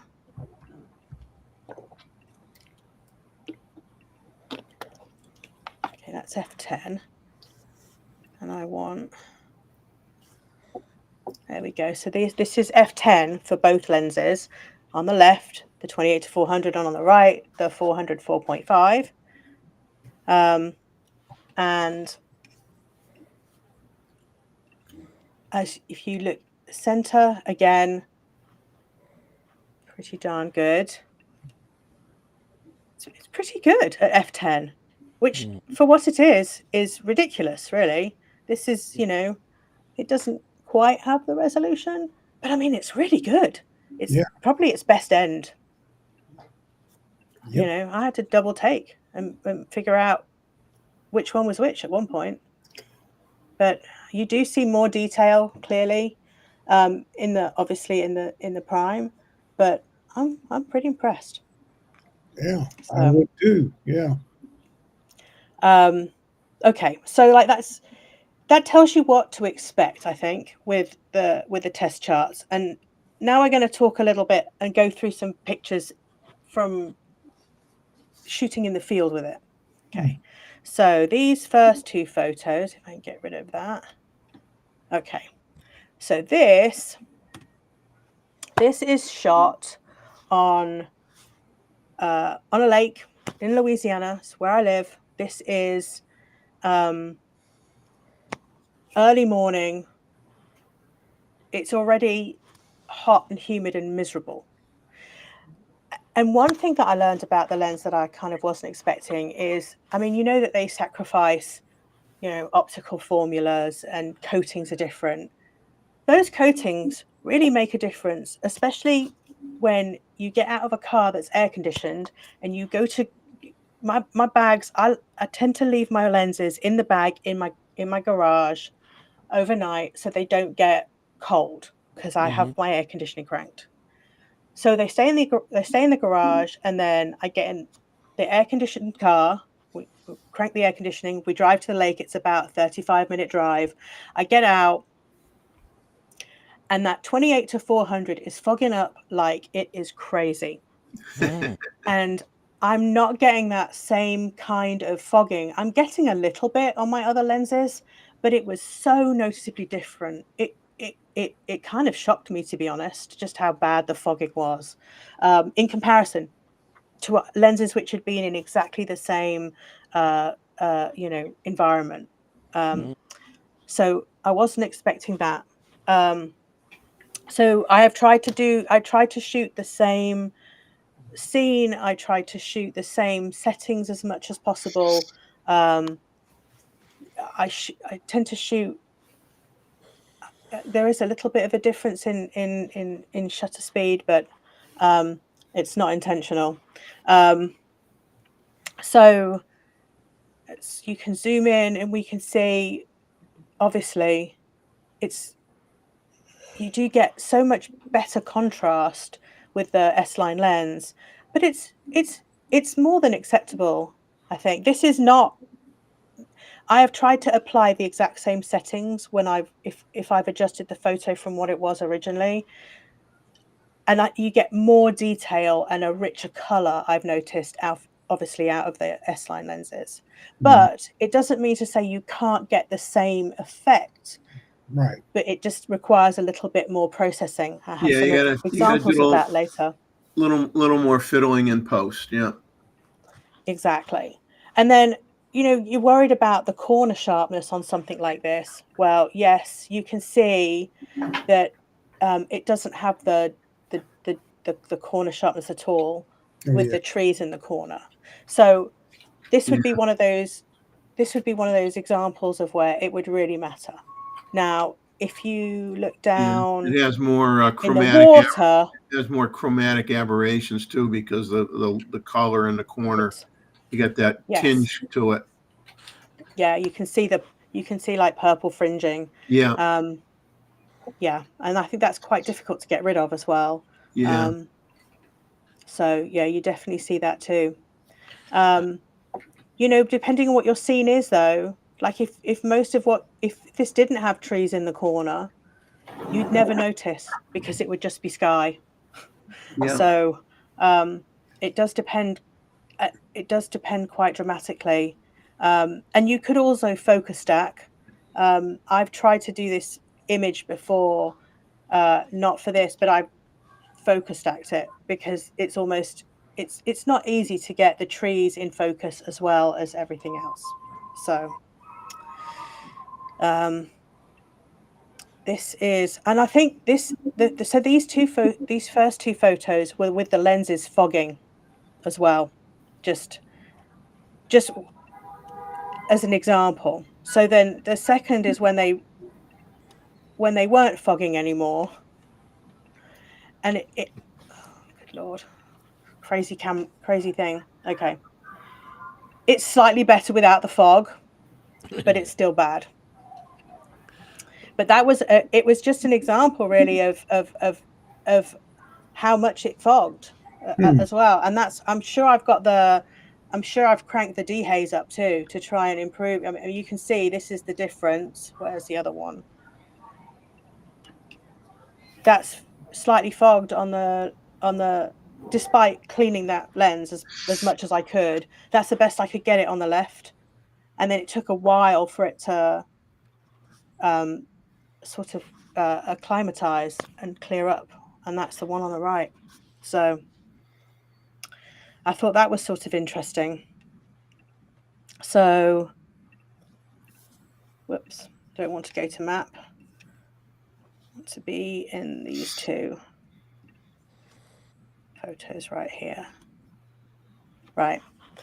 Again, so this is 28 to 400 on the left, 24 to 120 on the right. And I mean, I'd be happy with either of those, to be honest, as a photographer. If I went out with either camera and I brought that photo back, you've still got lovely light. It's captured enough detail. at the resolutions I think that we share at, which is mostly online, I don't think you're going to notice any sort of difference in quality. But I know that when you start zooming in and looking at detail, if you didn't look at the one on the right, you'd think the one on the left was great. That's kind of how I looked at it. You look at it the first time, you're like, oh, that's really good. You know, look, I've got really good sharpness. And then you look at the detail in the 24 to 120, you're like, oh, of course. Of course it's so much better. So, Indeed. you know, it's funny. It's good until you see something better, right? And I managed to get these pretty clear. I mean, they're 125th to 1/20th of a second, same ISO, really close in focal length, and I mean, it's a pretty similar shot. It's funny. It's funny how you know, much difference there is. And then what I was talking about before with the corner sharpness, you've got water, it doesn't matter. It really doesn't. You'll never really notice it. And yes, you can see a lot more detail in the corner on the S-line lens. But I wonder how much difference that would make if you're trying to draw your eye to a subject in the center. I often throw a vignette on most of my photos where the subject is in the center anyway. So I'm kind of problem okay is with that. if you went and made a print and you put a matte on it, the matte would cover up the blurry part in the corner anyway.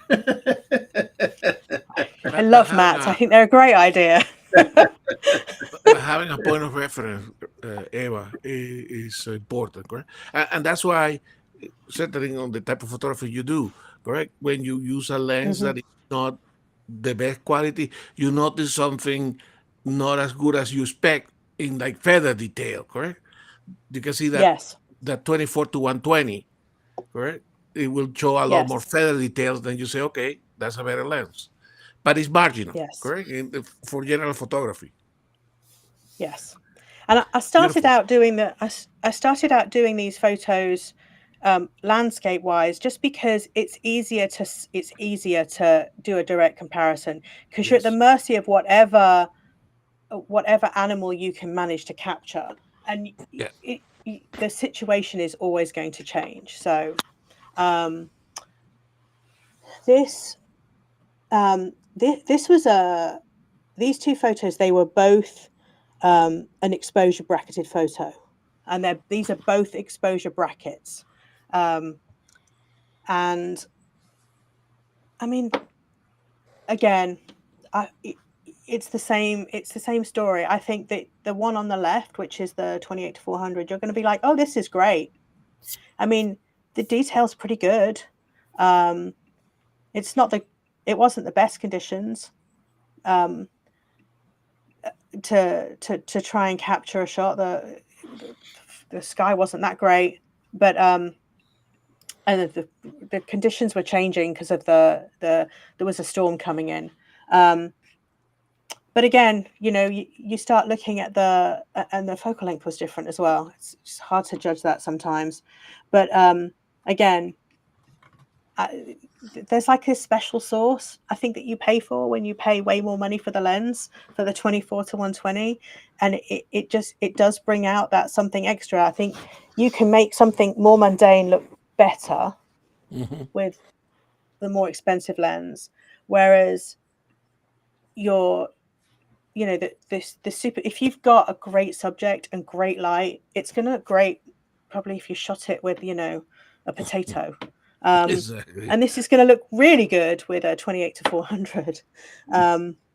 But it's easier to make things look better, I think, with that extra sharpness and pop. And I maybe wasn't expecting for there to be that sort of like, you know, special sauce that people talk about. I guess I didn't really think about it in those terms.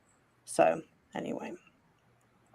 Well, the thing is, though, it's as all these lenses, well, the different price points, it's all a compromise. I mean, if you want to just go on a trip and bring one lens with you, You know, I mean, Exactly. it depends on, you know, some people, you know, they want to have minimum amount of gear with them because of, you know, the weight of you know, going on a trip and traveling. You know, they got to bring their clothes, you know, with them, and they don't want to be bringing, you know, half their lenses with them when they go on a trip. And if it's just a family vacation or something like that, then you try to cut back on that kind of stuff. And then, you know, you'd get, like you said, if you're not comparing it to a lens that costs, you know, 50% more or so,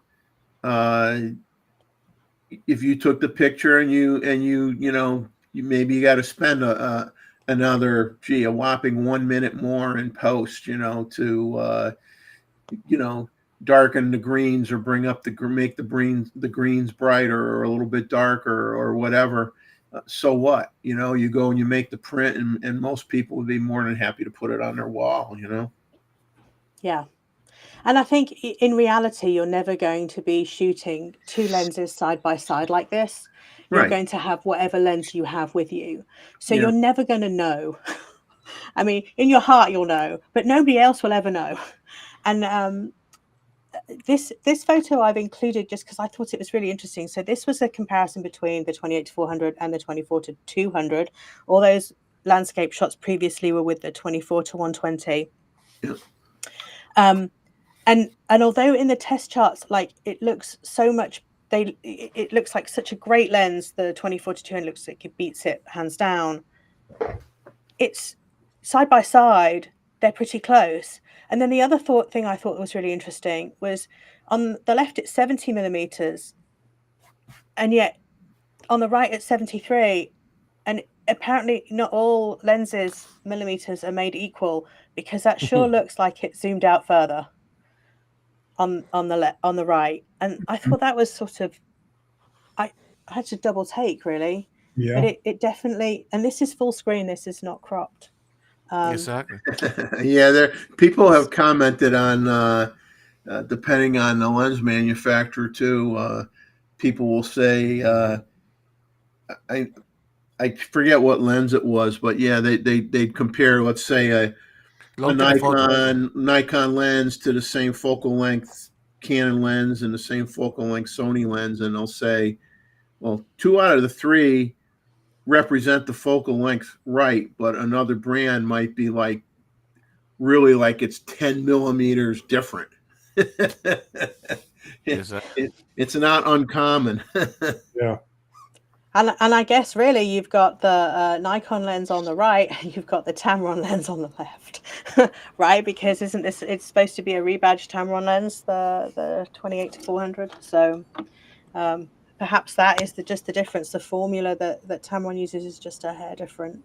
And even badged as Nikon, it's just it's just a little bit different, which I thought that was interesting, mildly. Okay, so this is comparing, the next two are comparing the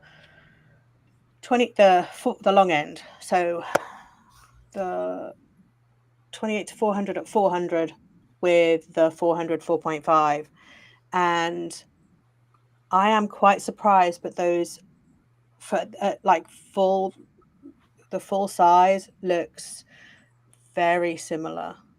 And if I zoom in on the Aninga, I don't know if it focused exactly the same. I mean, the focus spot was on the bird, but the bird's pretty small in the frame. And so I mean, those are both pretty good. This is not it's ISO 4, it is ISO 400 on the left and ISO 640 on the right, so the ISO is not quite as good for the prime, but still, I mean, I'm quite surprised with just how pretty good that is. I mean, the trees nice and sharp. Contrast is very good. Yeah. You know, I want to say that like the leaves on the tree on the zoom it's just a little bit better, but I think that's because the focus spot is different. I think when I had it on the prime, it was focused maybe a little bit in front of the Aninga. It might have even tried to focus on the like the reflection or something, because it's not quite. It's sharp, but in different spots, or maybe it focused behind it slightly. Because if you look at the little weed that's growing out, that's really, really sharp. So I think that it just didn't focus in the right spot. But when you look at the photo as a whole, I mean, it's almost imperceptible. Like, they're both very, very similar. And you don't have to change lenses, right? And you don't have to change lenses, which is very nice. Exactly. Okay. So this bird. Okay, I'm just go to this real quick and just flick through these. This bird, big sigh. I could not get the 28 to 400 to focus on this bird, no matter what I did. And as evidence of that, I'm just going to scroll really quickly through. Up the correct way. If I can, just going to scroll through them, because every single photo I tried to take with that 28 to 400, I couldn't. And I mean, there's leaves in front. Could not get it to focus at all. It drove me crazy. I was so frustrated. This is the closest I think I got at the very end. It was dim, and but still, this is 500th of a second ISO 2200 at f8, which is as wide as it goes. And this I've probably brightened. This is as good as it got, but it took all those photos to get it as sharp as that. And then I switched lenses to the 400 4.5, and straight away it's obviously I'm a lot wider here. I'm at f5.6, but it no problems. And so I went through and I took a bunch of shots. I also did not like the leaves in front at all. Well, sometimes what I end up doing on a shot like that is either changing to pinpoint autofocus or single point autofocus and moving it on the body of the bird, and if you have enough depth of field, then it'll usually bypass, not get confused with the leaves in the front. But I have to not use, I just have to have a single focus point on the bird. So I thought about that for a moment, and I was trying to keep it with the same settings. So I didn't change my focus point. I think I was probably shooting in like wide area large, which is what I normally do. Or I may have, sometimes I'll flick to like 3D tracking because it's a smaller point, and try and get that on the, before I initialize it, try and have that on the animal I'm trying to shoot. But then I realized I was shooting it was wider, so I thought I'm going to go to f8 because that's what I'd been shooting on the zoom. And so I switched to f8, and again, even though it's the same aperture, and I shoot auto ISO, so the ISO automatically changes. But the 400 4.5 has absolutely no problem picking that bird's eye out and staying focused on it. So I think it was just because there was leaves in front, but clearly there's something about the 400 4.5 that even when you're at the same aperture, that aperture must be bigger to begin with, like for the given size of the lens. I don't think it's even, because it just didn't have the same problem. And I mean, it's not a great photo. It's nothing about it that I would have, sort of like processed and tried to make it look great. It's just an example of it. The focusing capability is clearly better with the S-line lens when there is when it's darker, when there is obstructions, when it's not quite so clearly there's just And I this think little that's bit of difference. true, Eva, of all lenses, correct? When the illumination is homogeneous and the conditions are the best, the I want to call it the cheaper lens, but the lenses with less coating and less sophistication, they tend to work well. But as soon as you throw them a light condition or a situation that is difficult, that's where those lenses that are more expensive shine, correct? Yes. Okay, so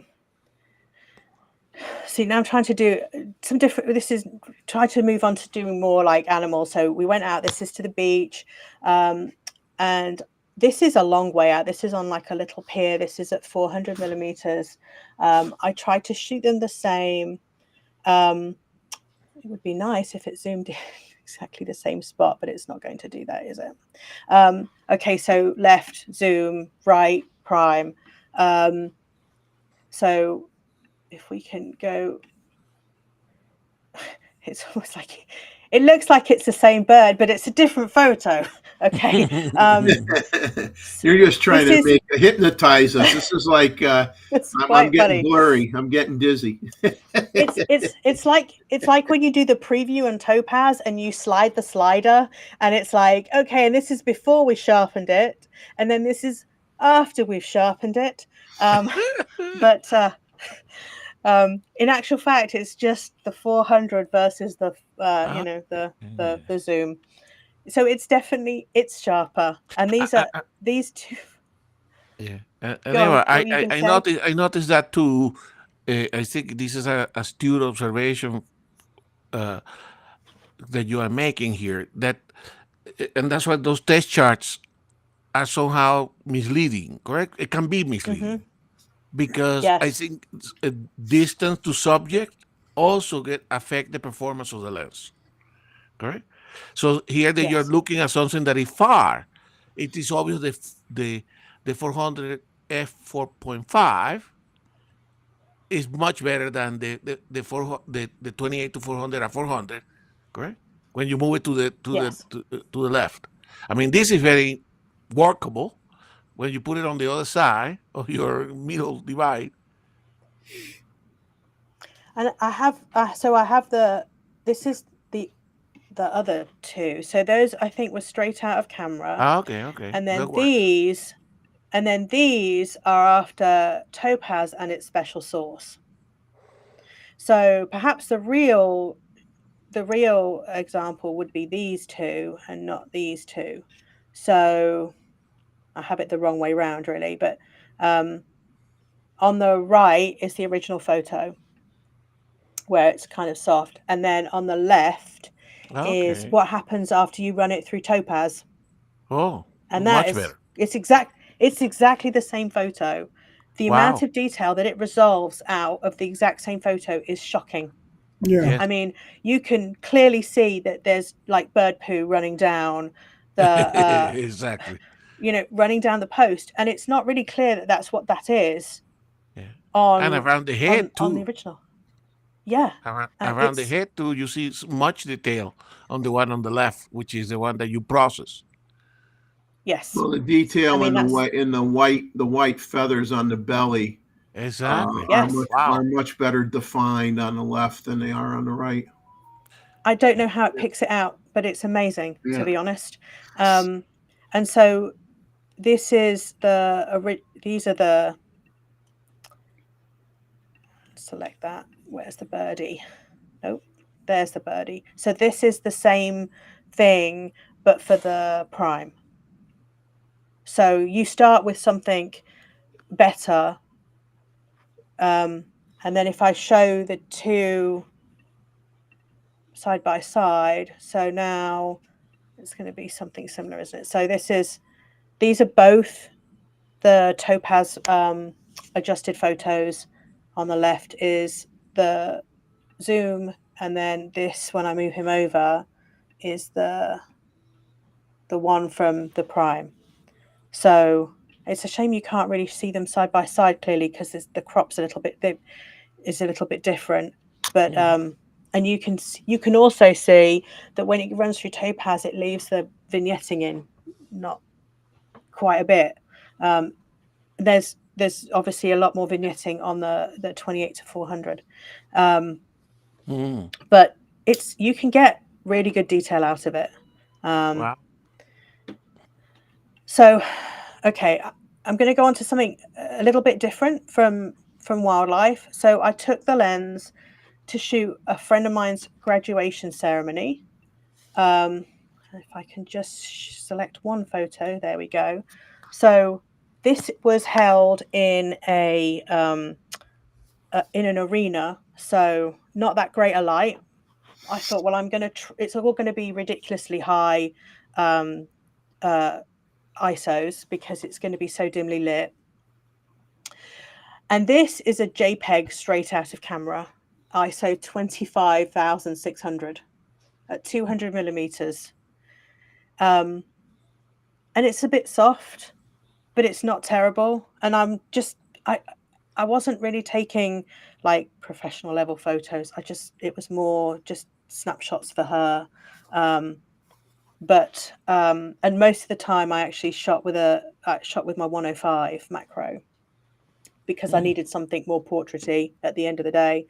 But I just wanted to shoot and have that sort of experience and see how well it performed in very low light situations. So now it's a little bit of a different focal length, and I'm sure that this is also zoomed in.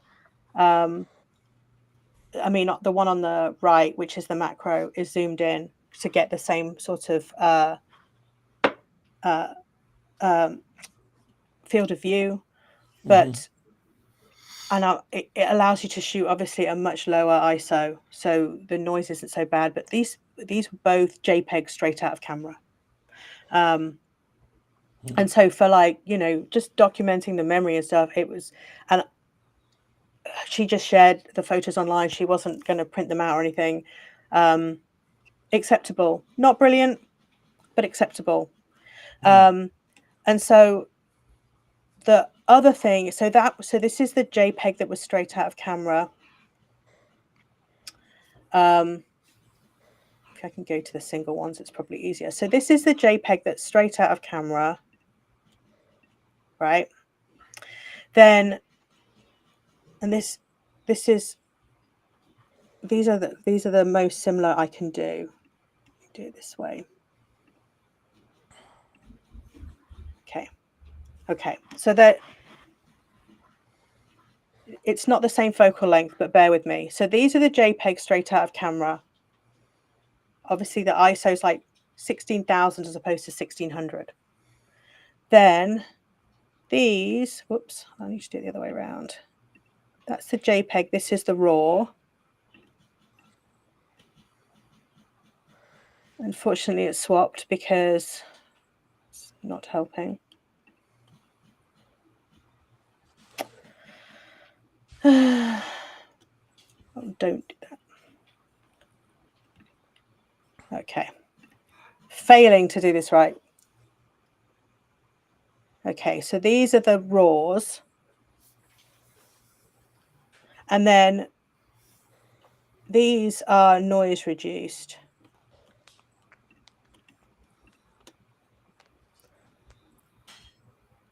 And once you run it through that's Lightroom noise reduced. I think once you've run it through the noise reduction, it sharpens it up quite a bit, and it becomes a much better,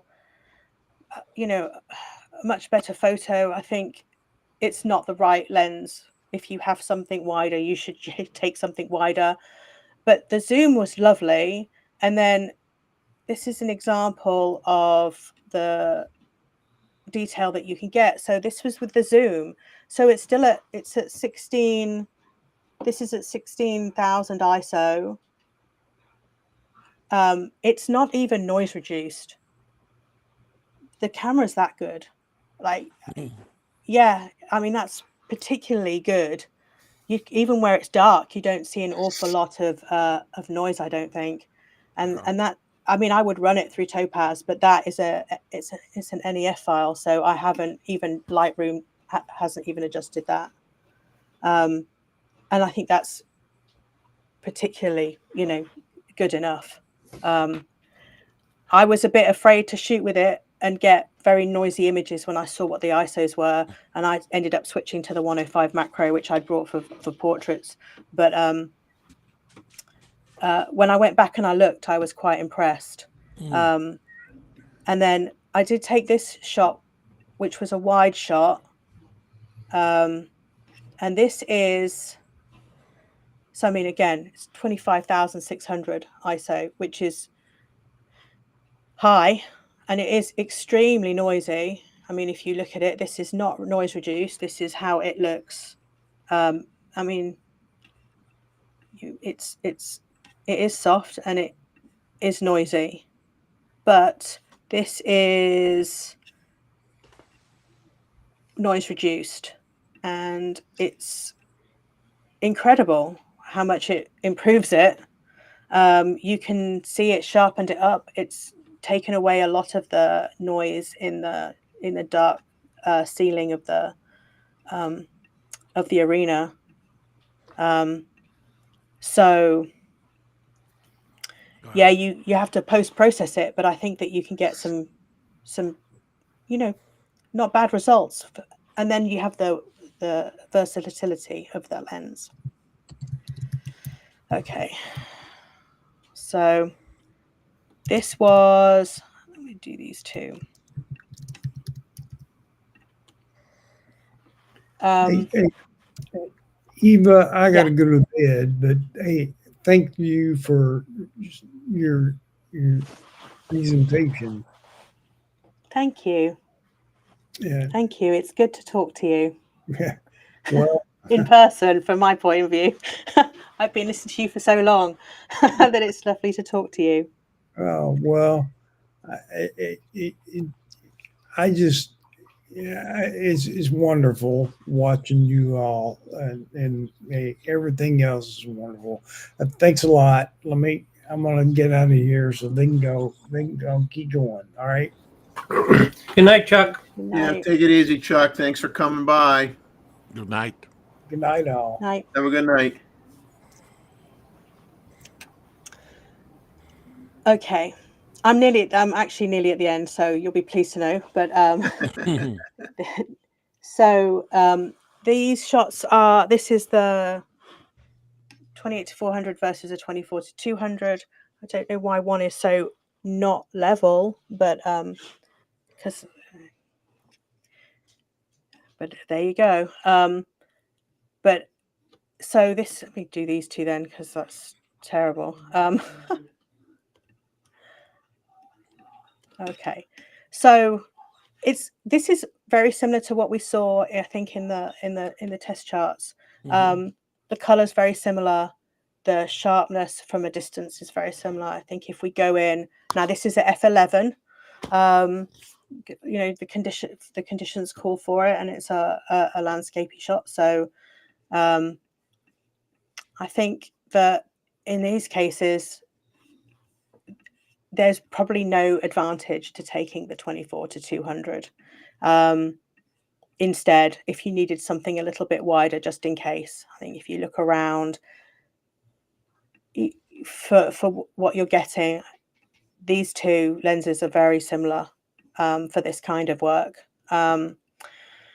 which is good, because that's really why I bought it. I bought it to replace the 24-200 and give me a little bit longer reach.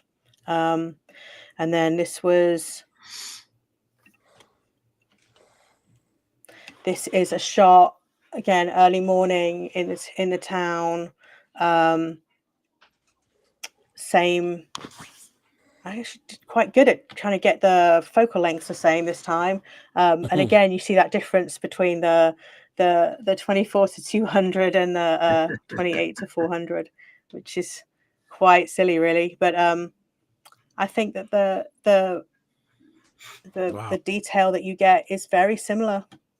This is in the center, and I think if we go up and look towards the corner of the balcony and the light, it's still very similar. Even the tree. Now, I think that you were talking about the chromatic aberration. I think it's worse, Yeah. but they're both not great.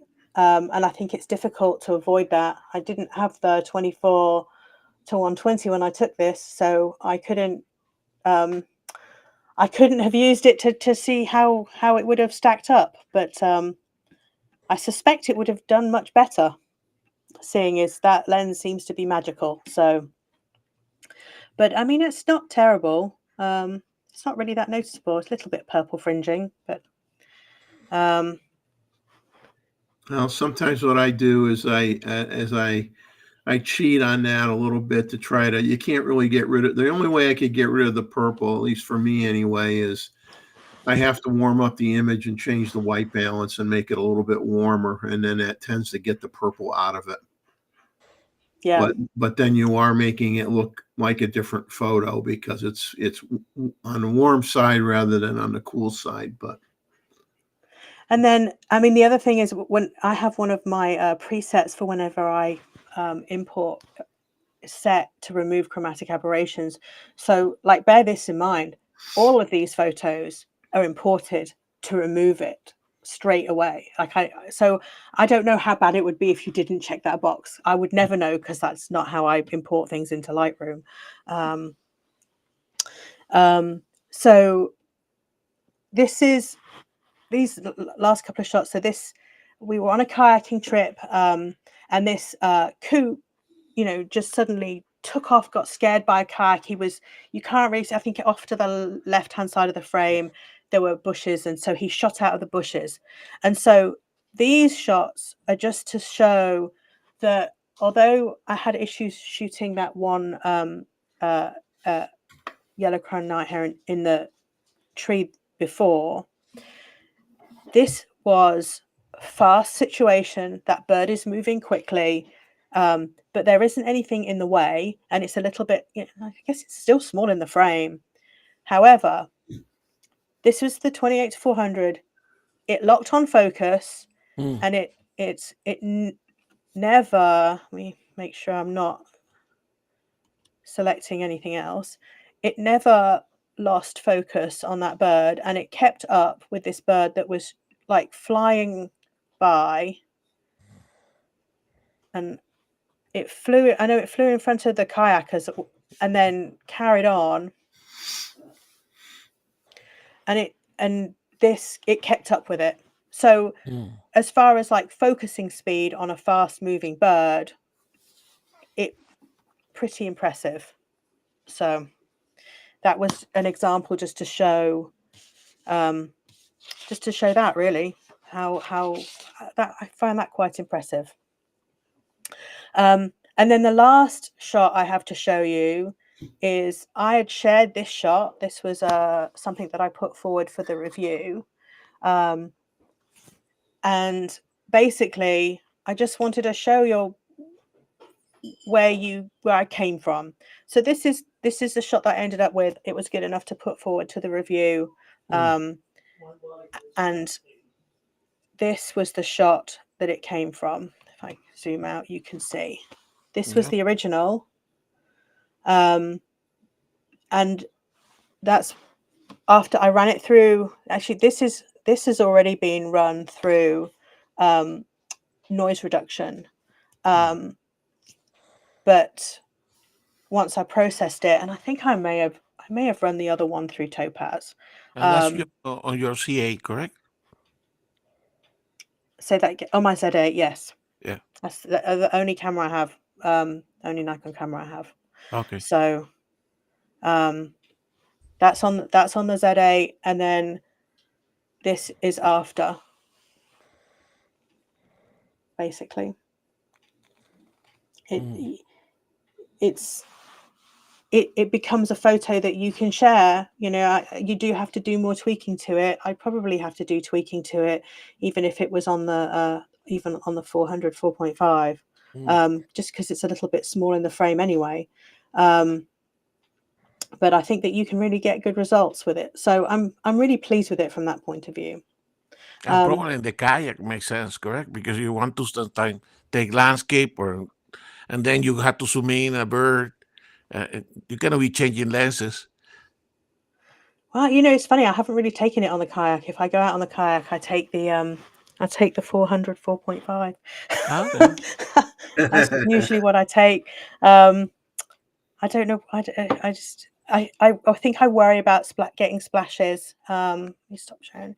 I worry about getting splashes with that lens that, with the barrel moves. I get worried about getting water in it. I don't think it would be as weather sealed as the 400 4.5. But it makes sense because I know that you like to take some of the wide angle as well when you're in the kayak, correct? So, but yeah, I do, and take the 24 to 120. Hey, that's a wonderful lens. I mean, it's like that's a lens that I'd fight over if somebody wanted to take that away from me. I'm putting up a fight if you're going to take that lens from me. I love that lens. Although after reading that, I might start thinking about taking the 24 to 200 just because it seems so good, really, for what you get. It's so adaptable that I've been really impressed with it. So yeah, I'm still pleased that I bought the 28 to 400, and I think, like, especially when I go abroad and I go visit my mum and I've got I can carry one camera in my bag with one lens. I'll throw that in there because I always hate it when I've only got like a 40mm on it, and there's always a bird, there's always something you need to zoom for, and I don't own anything between 200 and 400 before this, so I didn't have anything that I could use, and I was considering getting the 100 to 400, but I just don't see the advantage of that at the moment. Somebody can always convince me, I'm sure, but okay, David, convince her, David. Yeah, I have the 100 to 400, but I've got less glass that way than you do because I've got the 14 to 30, the 24 to 120, and the 100 to 400, and I got them just as soon as they come out. Now, Eva, with that 400 4.5 that you have, do you have also your 1.4 converter? I do. Because that's an excellent combination too. Oh yeah, it is.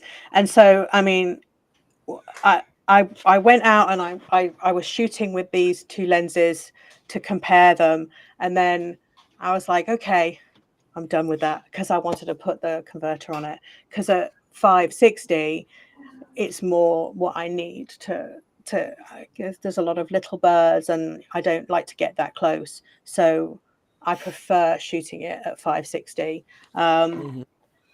So but actually, a lot of times I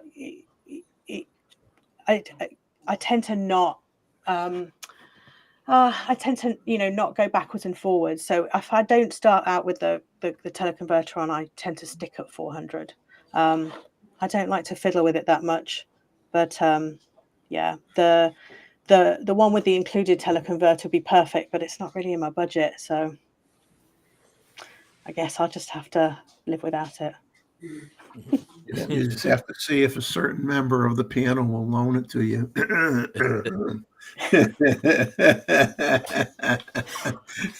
So if you have, I like being married too much to try it. How would you? I guess it's kind of a two-part question. How would you summarize the lens overall, and who do you think it's for? Who do you think would enjoy it the most? I think I'm not quite sure who they aimed it for. I'm guessing they aimed it for amateurs that are just probably getting into photography, that want a lens that does everything. And I mean, that's really where it excels. It's a lens that does everything. It's literally the definition of jack of all trades, master of none.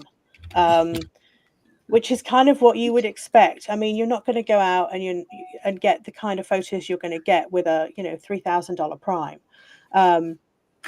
but you're going to get shots which are pretty decent, and with enough like tweaking in post-processing.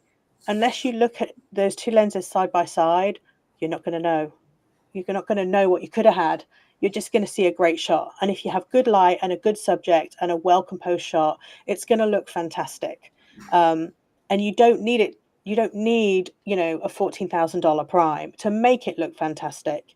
So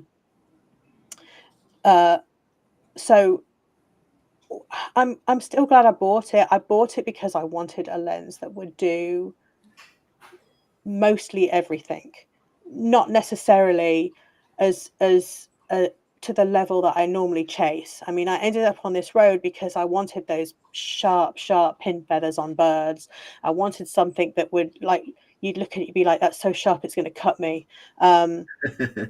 That's how I ended up in this mess to begin with. Yeah. And I knew I wouldn't get that with this, but I think once I want to be able to get the shots even when I can't carry all of the lenses. And I don't like schlepping a big backpack with 5 different lenses in it. So if I want to go out and I just want to carry a purse with one bag in it, one camera in it with one lens, then that's why I bought it. And I think it's going to do that job for me. And then it's up to me to improve my skills to make the best of the situations and the compositions that are presented to me to do those justice without the best equipment. I mean, that's the point, I guess, at the end of the day. But Yeah, I mean, now you've it's used still it going to do a enough. great job. You've used it enough where you know the weaknesses. Okay, maybe I don't shoot it at the low end. Maybe I shoot it at 35 millimeters instead of 28, or I stop it down a couple stops. And you're learning the lens, and you're learning the weak points, and then you're able to, because you're using it and practicing with it, you can compensate because you know how to fake it out. You know what you have to do to get the result you want, and then you also know what you have to do in post, that you might have to spend an extra minute on it in post, which isn't the end of the world by any means. Some people will put something in Photoshop and spend half a day on it. So I mean, it's really not that big of a deal, right? Yeah. I mean, I do hate the post-processing part probably more than anything else. I like going out and I like taking the pictures. I like looking at them afterwards, and then I really hate post-processing them. So it's not that great in terms of that, but it's helped me improve my workflow to the point where I streamlined it to where it doesn't take up so much time. And I think the more practice you get at anything, the better you get, and then the less you have to worry about that, because the less you have to tweak it. So it's all a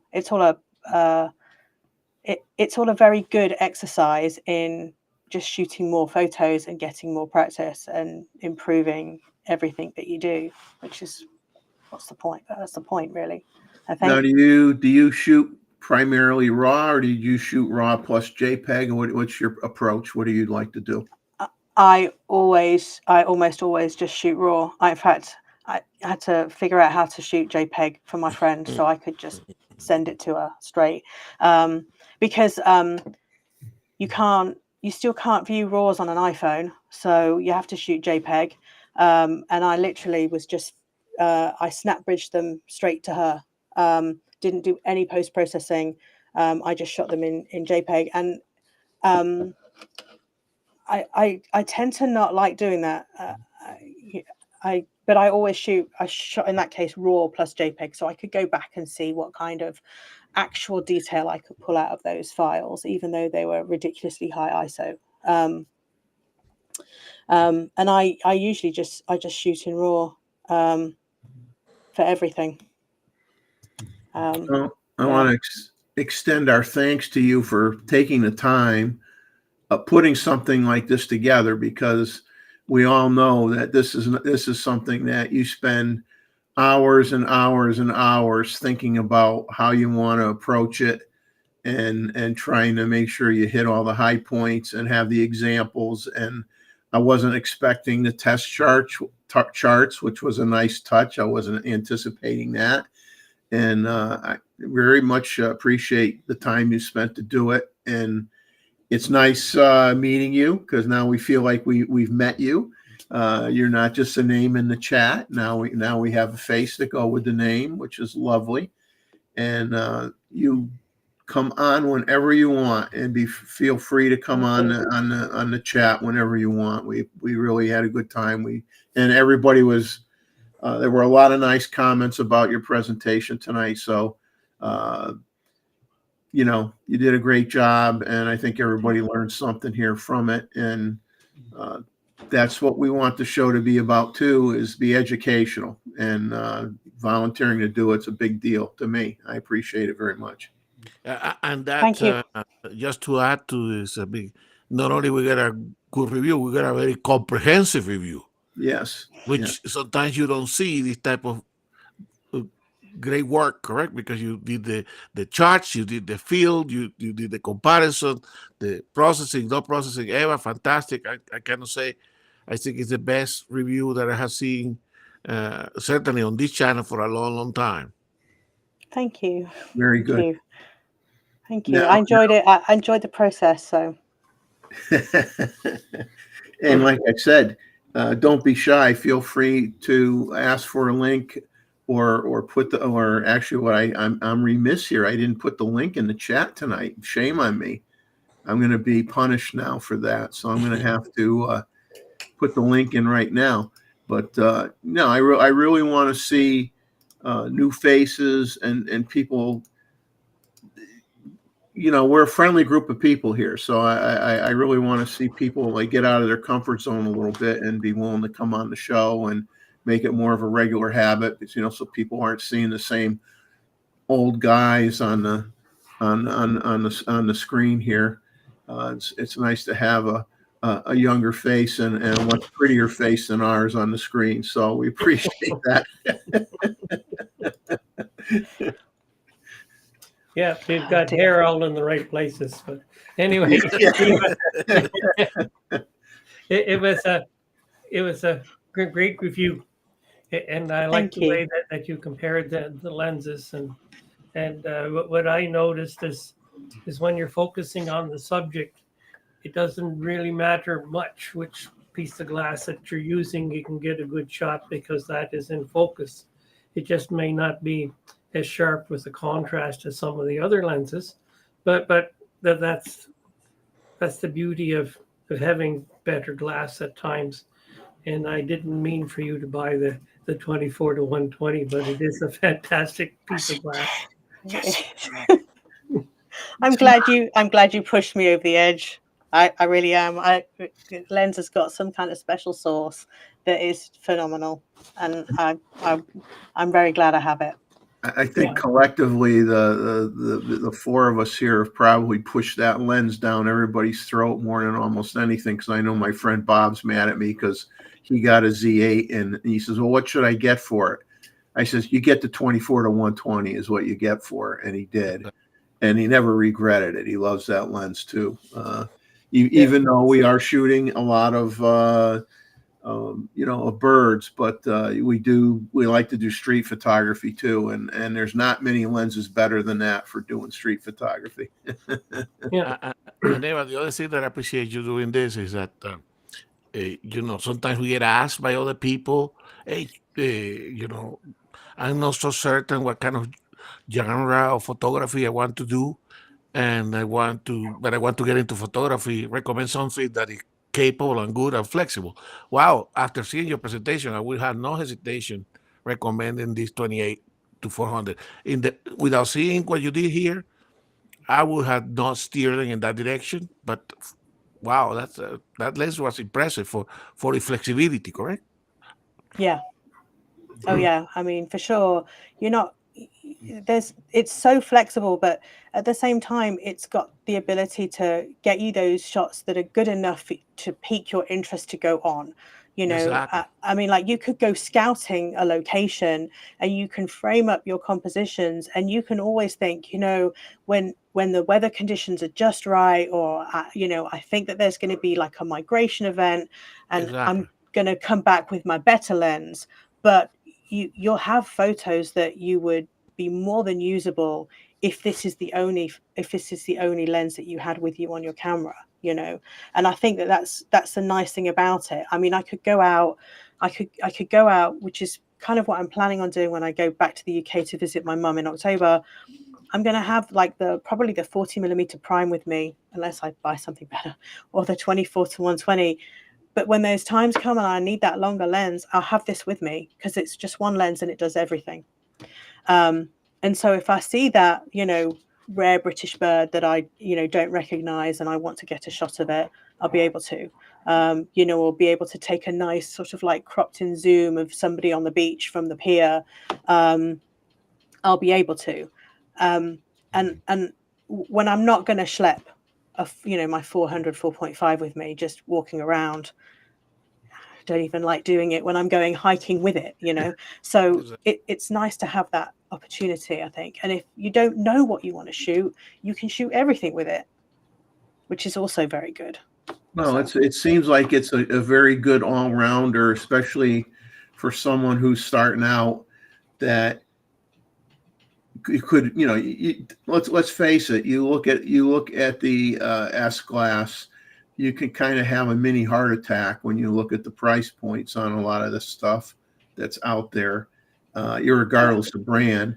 And if you're just starting off and you just want something like, I want to get the kids in the soccer game, I want to get the family reunion shots, we're going to go to Niagara Falls, I want to get some pictures. And if I'm in the park and I see an interesting bird or something at the zoo, take the kids to the zoo. I want to get some of those animals at the zoo. I mean, for a lot of people, this lens, it would just be like the perfect fit for them, and it would be nothing wrong with it whatsoever. Nothing wrong with it whatsoever. So I think that's a good thing, because, you know, I agree with Gustavo's assessment too.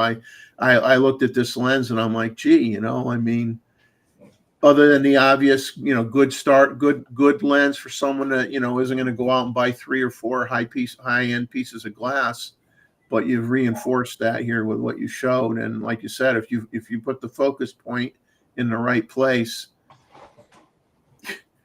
you're going to get a very good result. You're going to get a more than acceptable result, and maybe you got to do a little bit more in post here and there, but not a big deal. Not a big deal. No. So we appreciate it. Yeah, it's I used to with Olympus, I had a 14-150, which is equivalent to the 28-300, and I used to use that as a walk around lens. And the idea is I'd find something that was interesting with it, and then later on I would come back with one of my Nikons and the proper piece of glass to shoot it at the proper time of the day.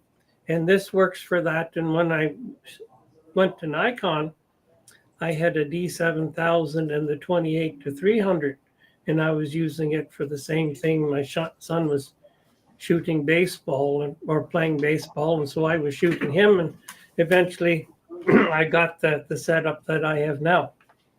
But he's not playing baseball anymore, but now I can shoot birds on occasion.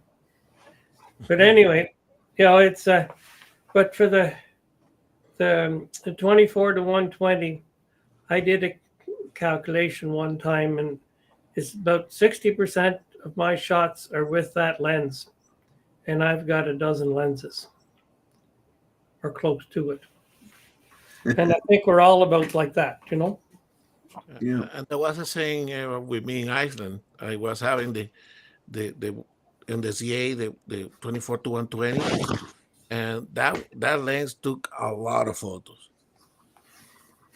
Rather than changing lenses, you just have that lens on the time. Wow, So flexibility, correct? So it's yeah. it's an excellent compromise, flexibility and image quality. Right? So That's true. You So- want to stick around with us on the panel? You're feel free to stay on. I can stay for a little bit longer. All right. I don't have to head to bed yet. All right. All right. You're gonna stay up longer than Chuck. Yeah. We don't bite that hard. No, we're the kind, we are the kind, friendly YouTube channel or live stream channel, and we'll leave it at that. Otherwise, I'll create a whole uproar in the photographic universe, which won't be good. Like I said, there really wasn't a lot out there. I do my normal. I'll check like on 3 different days during the course of the week on the rumor channels for the different camera brands and see if they have anything interesting to say. And I do not pull every single thing off the rumor channels, because I think if you saw Nikon rumors, there was this. I just laughed so hard when I saw. I says I am not going to get into a big discussion about this particular thing. It was a flash that looked like a canister of film. I don't know if you saw it on Nikon rumors. It looks like a film canister that has a flash unit in it. It's so small.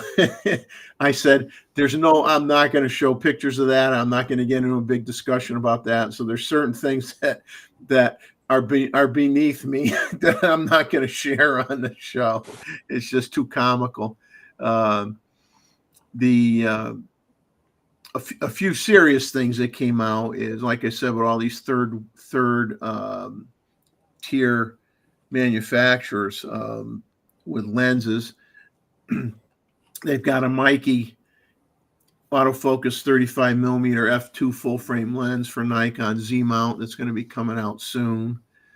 And I really hope that someday, and it's really hard to do, because unless you have someone that has a channel and it's really, really big and they have a lot of connections where,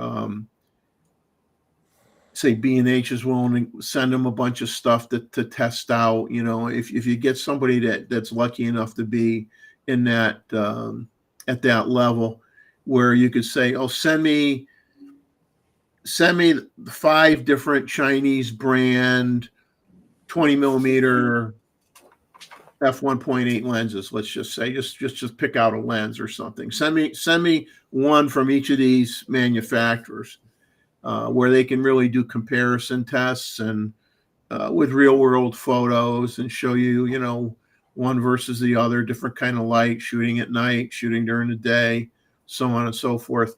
It's really, really hard as a consumer to really know which of these you might be willing to buy. Now, obviously, if you read a few good reviews online and the lens is stupidly priced, like really, really cheap, and people are saying, hey, this lens is really good for the money, then you might say, I'll roll the dice, I'll take my chance and hope that my firmware updates don't make it so I can't use this lens, and I'll spend the $250 to buy this lens because everybody likes it and it isn't going to break my wallet. And you might go out and take a risk and buy some of that stuff. Obviously, a lot of people are in love with the Voigtlander lenses for manual focus lenses that are out there now that they make, and they've been making lenses. I mean, they had their own, they had lenses and bellows cameras in the 1900s. They've been around forever. So they've been making products for a long time. So, and they make very good products. But they're not, you could spend $900 for a manual focus lens, and some people might say, I'm not going to spend that much for a manual focus lens. So, hey, that's why we have options, right? Somebody will be happy with the one that's $250, and somebody else might not be happy unless they have the one that's $900. But to each his own. That's why you need as they say, variety is the spice of life, correct? So nothing wrong with variety. Now, supposedly, whatever this Nikon N2318 camera model is, which is not being revealed, what that might be. They're saying, Nikon Rumors is saying it's now also registered in Indonesia. So, maybe sometime in the near future, we're going to get an announcement on a new camera body. It would be interesting to see what it was. They had some interesting pictures on Nikon Rumors of the NPS. Yeah, I'll call it the NPS truck, I guess, for available camera bodies and lenses and stuff for the people to use at the Paris Olympic Games, for the pros that were out there shooting. And they had pictures of shells with Z9s and Z6 IIIs with some of the available cameras. They had the Z8, the D6, the D5. They had 130 telephoto lenses, such as the 400 millimeter and the 600 millimeter telephoto lenses with the built-in 1.4 times teleconverters. They had 80 F-mount lenses there for these pros to select from in shooting the Paris Olympics. So it was kind of neat to see what they had loaded on the truck. And it was also maybe a little bit of a surprise that part of what was on the truck was D6s and D5s, and F-mount lenses. So obviously, those cameras still perform exceptionally well. They don't turn into garbage like some people like to imply when the new stuff comes out. A good camera is a good camera, period. And if you're a pro, you know how to make it work with those cameras, so it was kind of neat to see that.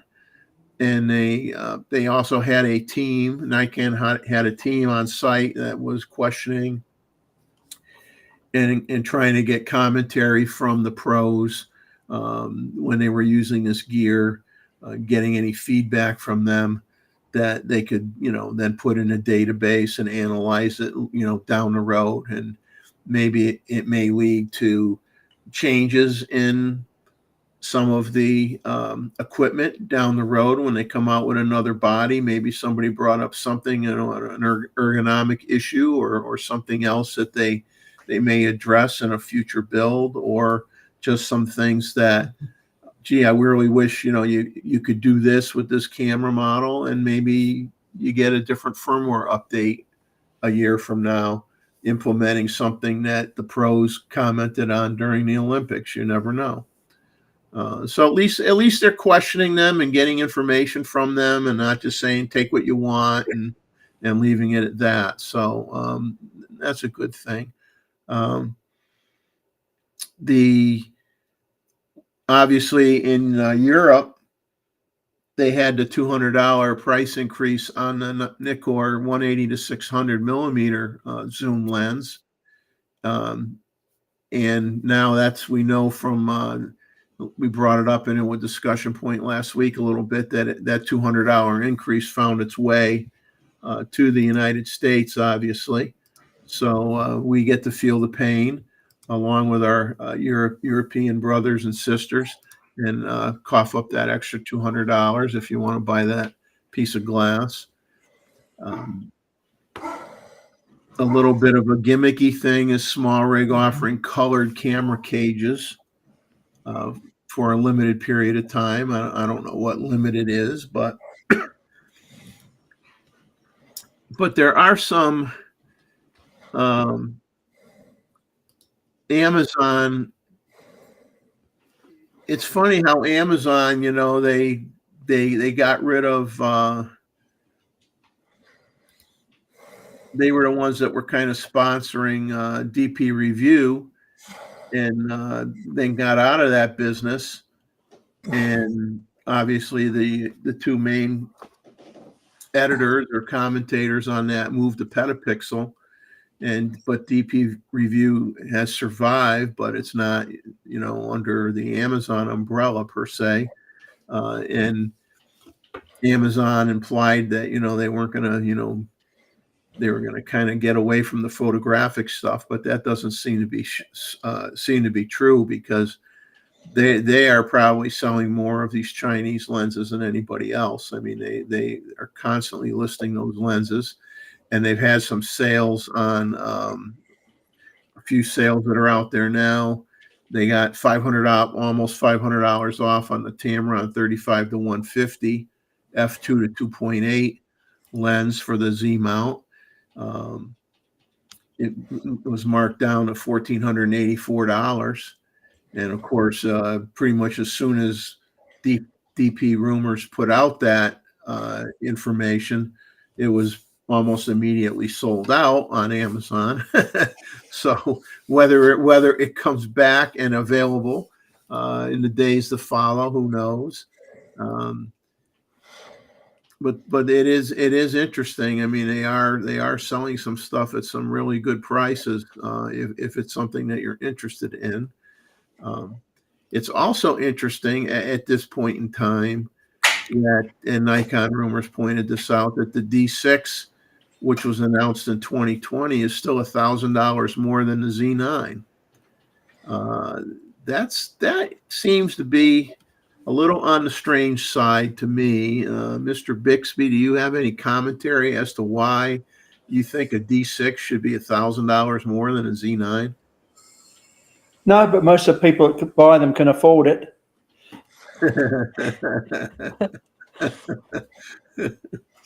I never bought the D6, D5.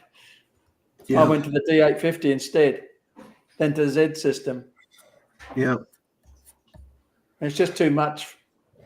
That's a very specialized camera. It's like the Canon R1, very specialized. I don't quite get it why they have not drastically reduced the price, but it seems very strange to me. Probably forgot about it. Yeah.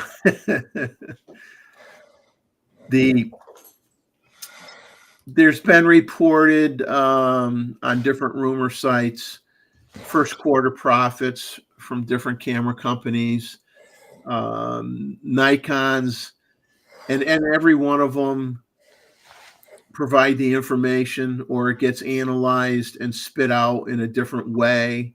In terms of Nikon's imaging products division, their revenue was 83.7 billion yen versus 74.4 in the same time frame last year.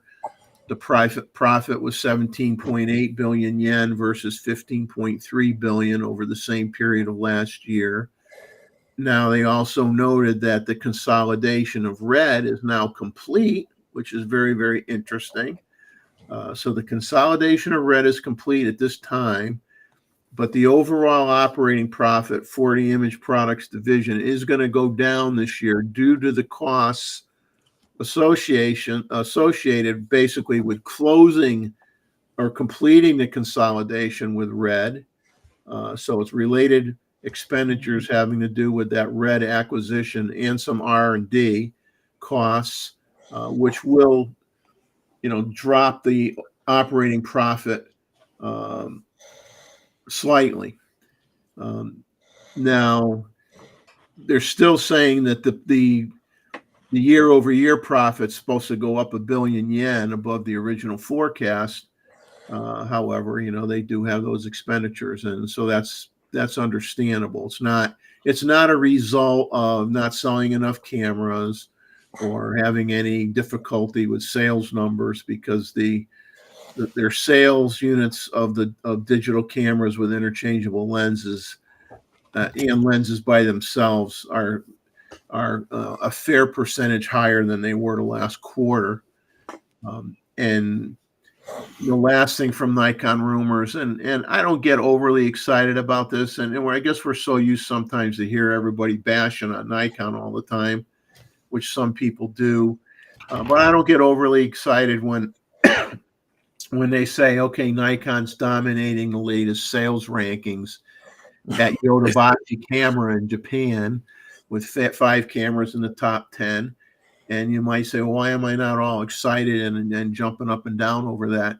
It's because, some other Japanese camera manufacturer a block away has different numbers, and it's the Sony's may be the top 5 cameras in the top 10. So it's like, after a while, you take that stuff with a grain of salt and don't try to get it. You're just happy that they're in the game and they're profitable and they're doing well and they're making good investments. I don't think anybody thought Nikon would be the one to buy Red. Apparently, Canon had a slight interest in buying Red at one time, but decided not to. So. That was a little bit interesting to find that out, but yeah, there's too many different camera companies in Japan and every brand will pick the store where they're doing better and they'll put that on their rumor site and say, look, Sony is better at this other Japanese camera store, and Canon will say, well, we're better at this other Japanese camera store. It's like, you're all doing good. Be happy. You're all doing good. Only take notice of what companies they're buying or selling. If they're selling off companies, then they're in trouble. If they're buying little companies like Red, they're doing really well. Yeah. Let's see what else we had. Now this was from Sony rumors. Another Amazon deal, if you're a Sony owner, was another Tamron, a 70 to 180 f2.8 for $889, 26% off. If you're in the market for the 70 to 180 Tamron lens, now's the time.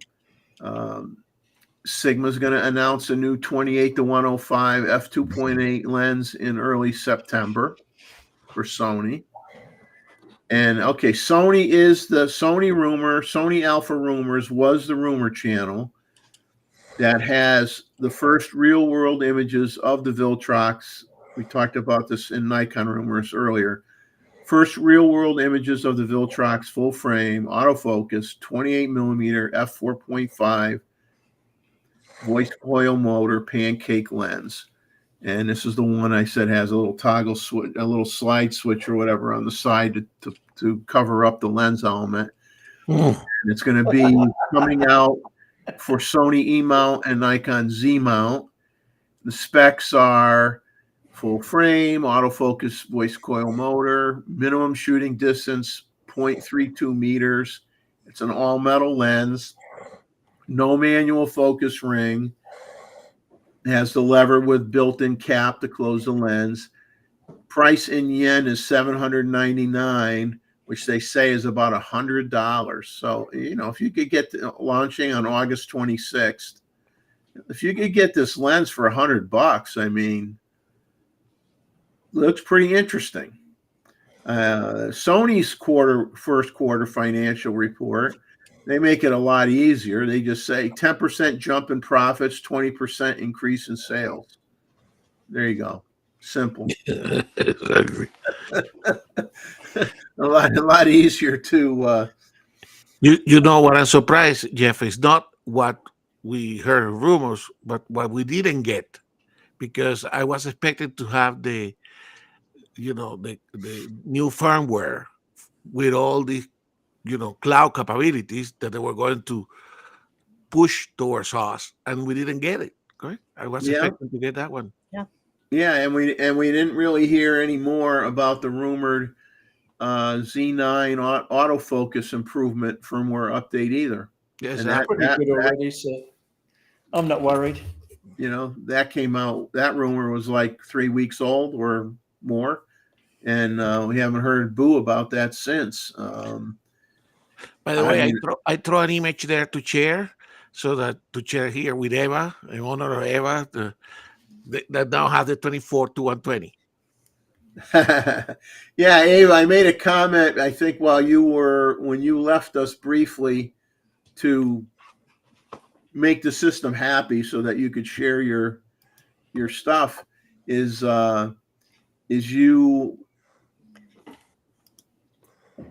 you've been doing some major lens acquisitions.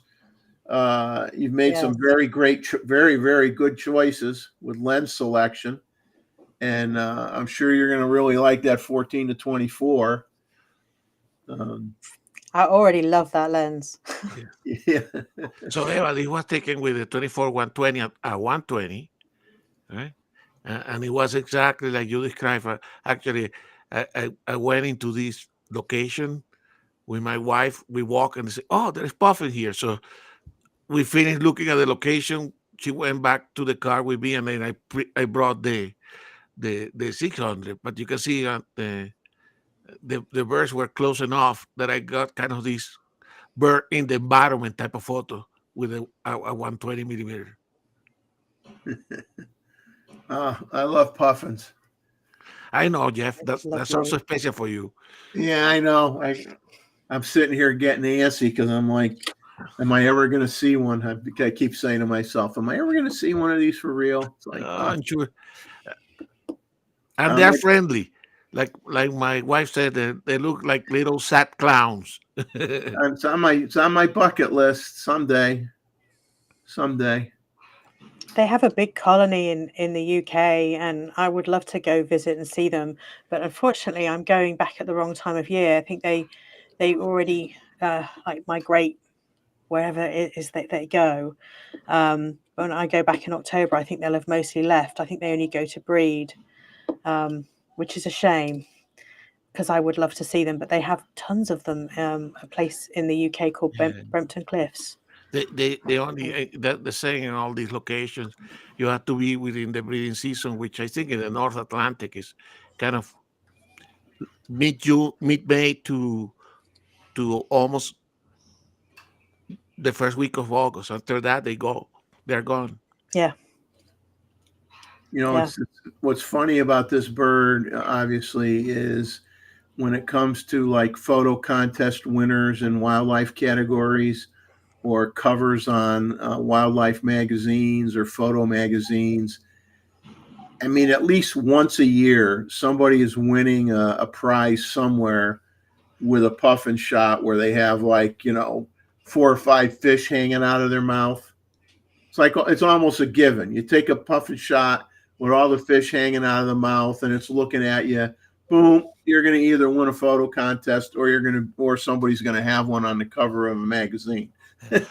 I didn't get that shot. I tell you, I did try, but I didn't get it. I didn't see them with the. So that's in the future. You didn't bring the right fish with you. No. You didn't give them the fish. That's the problem. I'm sure there's people that do that. But yeah, I love them. I mean, the closest where I would be able to go would be to go back to New England and go to Maine. That would be my closest route. But then, you only have one, as far as I know, you only have one person. You'd have to pay to go out with a person who has permission to go out to the island where they are in Maine.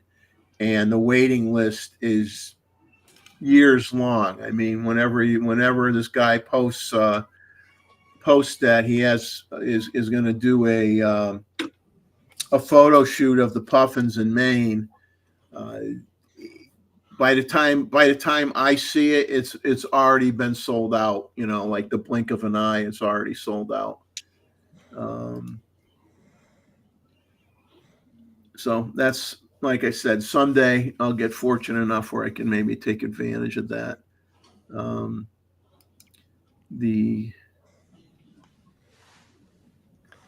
Let's see what else we got. It wasn't, like I said, there wasn't a lot out there. Fuji Rumors didn't have much. It was interesting. They did have an article, excuse me, an article and a YouTube video link if you're a Fuji shooter.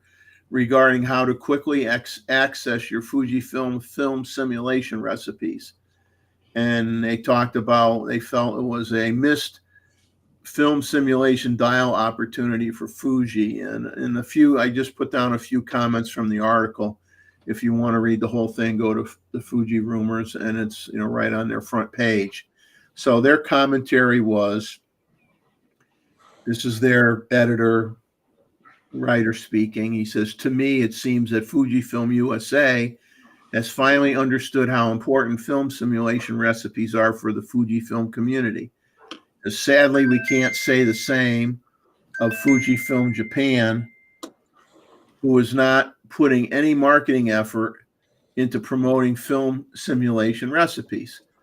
And he says, sure, Fujifilm Japan did give us the film simulation dial on the Fujifilm X-T50. And that's a love-hate relationship, believe me, when that camera came out. Some loved it, some hated it. But the fact that you can't assign a recipe to the FS1, FS2, and FS3 position on their dial shows that Fujifilm Japan has not yet understood the importance of recipes for us Fujifilm shooters. So that was part of their commentary on this whole Fujifilm simulation recipes and how to best be able to load them into your camera, and the fact that, you know, I guess their FS1, FS2, and FS3 would be like a Nikon's, you know, custom 1, custom 2, custom 3 type of thing on some of their bodies, instead of, you know, that kind of an idea.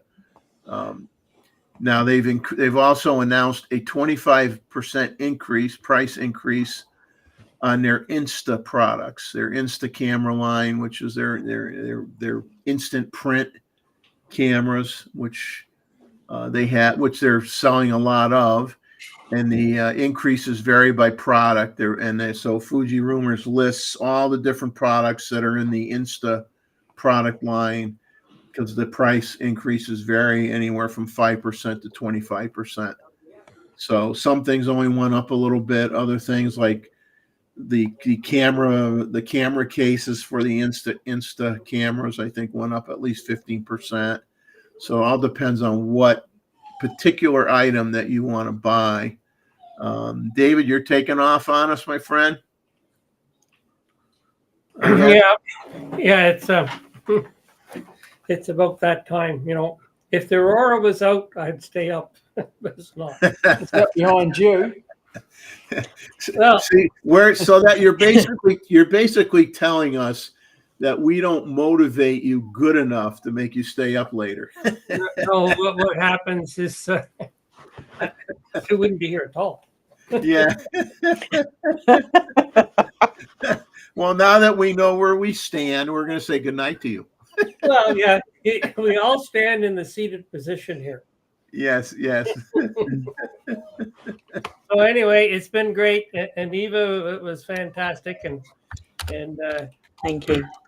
and it's I don't want one, but it's a nice thing for first lens, and it is so similar to some of the others. You know, it's kind of makes you wonder why you're spending so much money on some of the others, but anyway, that's what happens.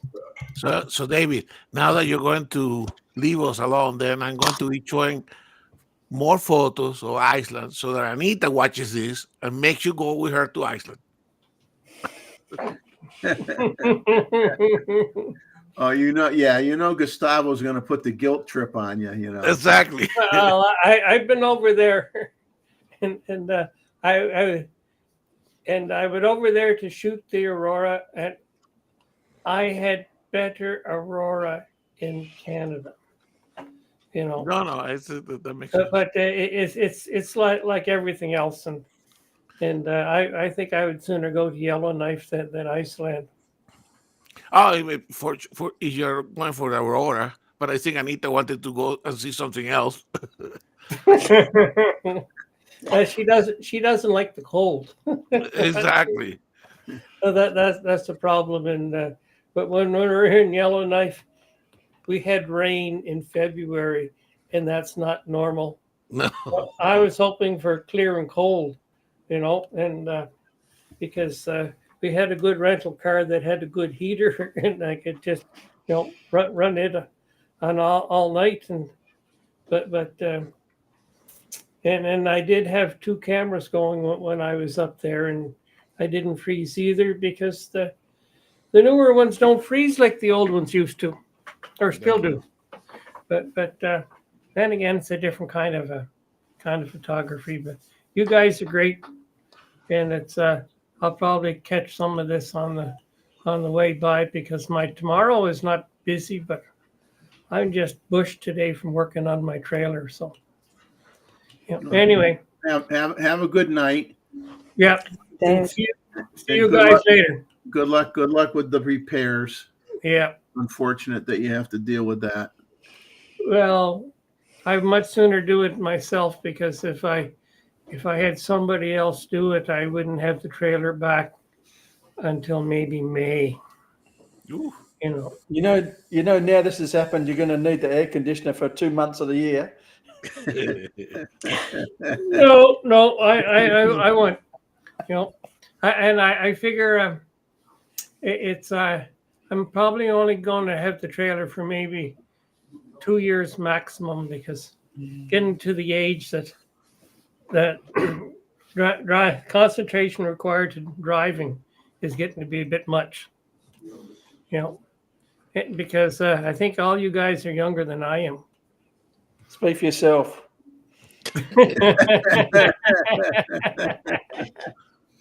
I know you are, Roy. Not by much. Yeah. Starting to feel old lately. Why is there such a thing as a young old guy? Ones that aren't married. There's less old guys. Yeah. Yeah. Anyway, yeah, Real and Icon Lover and Randall is have a good night also and enjoy your time with Jeff. He'll keep you entertained. Yeah. I'll put on my court jester outfit and do some comedy. Mm-hmm. Okay, bye. Have a good one. So Go Eva, on. Mhm. when you Yeah. go to the UK, where is your family located? So my mum lives on the south coast in a town called Bournemouth. Okay. I don't know if you're familiar with there's a photographer on Instagram by the name of Jack Lodge. No. He's got quite a few followers. He's become sort of like more popular and more sort of I guess more followed recently, but he is from the area that I grew up. Okay. And he takes fantastic pictures of the kind of things that I wish that I had done when I lived there. But it's a really beautiful location on the south coast. There's like they call it the Jurassic Coast. There's all these like beautiful cliffs and beaches, and that you can find fossils. Kimmeridge clay. The Kimmeridge clay. Um, See, Eva, It's not- I used to live in Leatherhead, near Woking. right. That's more towards Kent, right? No, it's straight south from London. Yeah, that's so it would be the south west, but I would not sort of like in the middle. So Kent would be that was more towards the south To the east. south to east, yeah, and this is more sort of south central. But it's beautiful, and like there are it's like a 40-minute drive to all these different, like very varied like landscapey locations. You've got a national forest right there that's mostly like heather and beautiful, and then you've got all the cliffs, and you've also got like rolling hills and English countryside. It's like just phenomenal. It's like a smorgasbord of photo opportunities when I go back, so I like it a lot. See this photo here is from that area, roughly. So there are some sort of white clay-like cliffs where I grew up, but there's it's sort of more rocky, I think, more it's a little bit more rocky. The sort of the clay ends sort of where I grew up. Yeah, there is no more white cliff. You have that that Kimmage clay that is very layered, correct? Mm-hmm. Yes, and it's more geologically varied, I think. But it's absolutely beautiful. It's really I'm looking forward to going back, because I went and did a lot of photography when I went last year, more than I'd ever done before, and I'm just gonna build on that, I think, when I go back in October. I'm very excited. So would you take a tripod, or be glad you're shooting digital and not film, right? yeah, it would cost a fortune. I came back with like thousands of photos. It was just silly. It ended up costing me another laptop because I couldn't download them quick enough and go through them quick enough, and it was just very frustrating. But yeah, I take my tripod with me. I have a little Peak Design, and I take that everywhere with me. It's glorious. So because it's so light, it's easy to take with me. Yeah, you could fit that in any piece of luggage, which is good. Yeah, I throw that, I think, in my carry-on, and don't even worry about it. It's good. It's very good. It's light. Now, when the time frame when you're heading back to England is the, I don't know. I've never been there. You always just hear everybody saying, "Oh, the weather's always so bad. It's always foggy and cloudy and misty and rainy." And is it really like that all year round? Is there like a part of the time you can go where you could say, "Oh yeah, it's really sunny. It's nice." It's only cold in summer. He's right. Yeah. My mum always says, "Oh, it's going to be terrible weather," and I think the British just are obsessed with it's just going to be awful weather. And whenever I've gone back, it's not bad. You get a few grey days that it might mist a bit or drizzle a bit, but then I find that you get more good days than bad, and especially like in the change of seasons, so like spring and autumn, I think you get changeable weather, so you get periods of like it might rain, but then you'll get the sun will come out and it'll be just glorious for several hours. And in fact, you get the best light, photographically speaking, you get the best light during those seasons too, because you can't get glorious like sunbeams if you don't have clouds. So I think I like the weather over there, and it's compared to over here where it's just like living in an armpit all year long. Well, you're my neighbor that well, he's not my neighbor now. But we see him. We go out to eat with him once a week, but he only lives 10 minutes away. But we lived on the same street. We lived across from each other when I first moved to South Carolina. We lived in Conway, and we were right, like I said, right across the street from each other. And he born and raised in Louisiana, and so yeah, he says you don't know sweltering, miserable. It could be pretty bad here, which it has been. I was going to tell David, if Anita wants to go where it's warm, she could come here, and after one summer here, she'll never complain about the cold again, and she'll be ready to go back to the cold. It's all what you get used to, but sometimes the weather can be such where you don't really get used to it. You just learn how to deal with it, but you can't really get used to it. It's just too stifling. Yeah, it's overwhelming. I actually walked out this morning and it was less humid, and it was like, oh, there's almost the thought that it might be cool one day.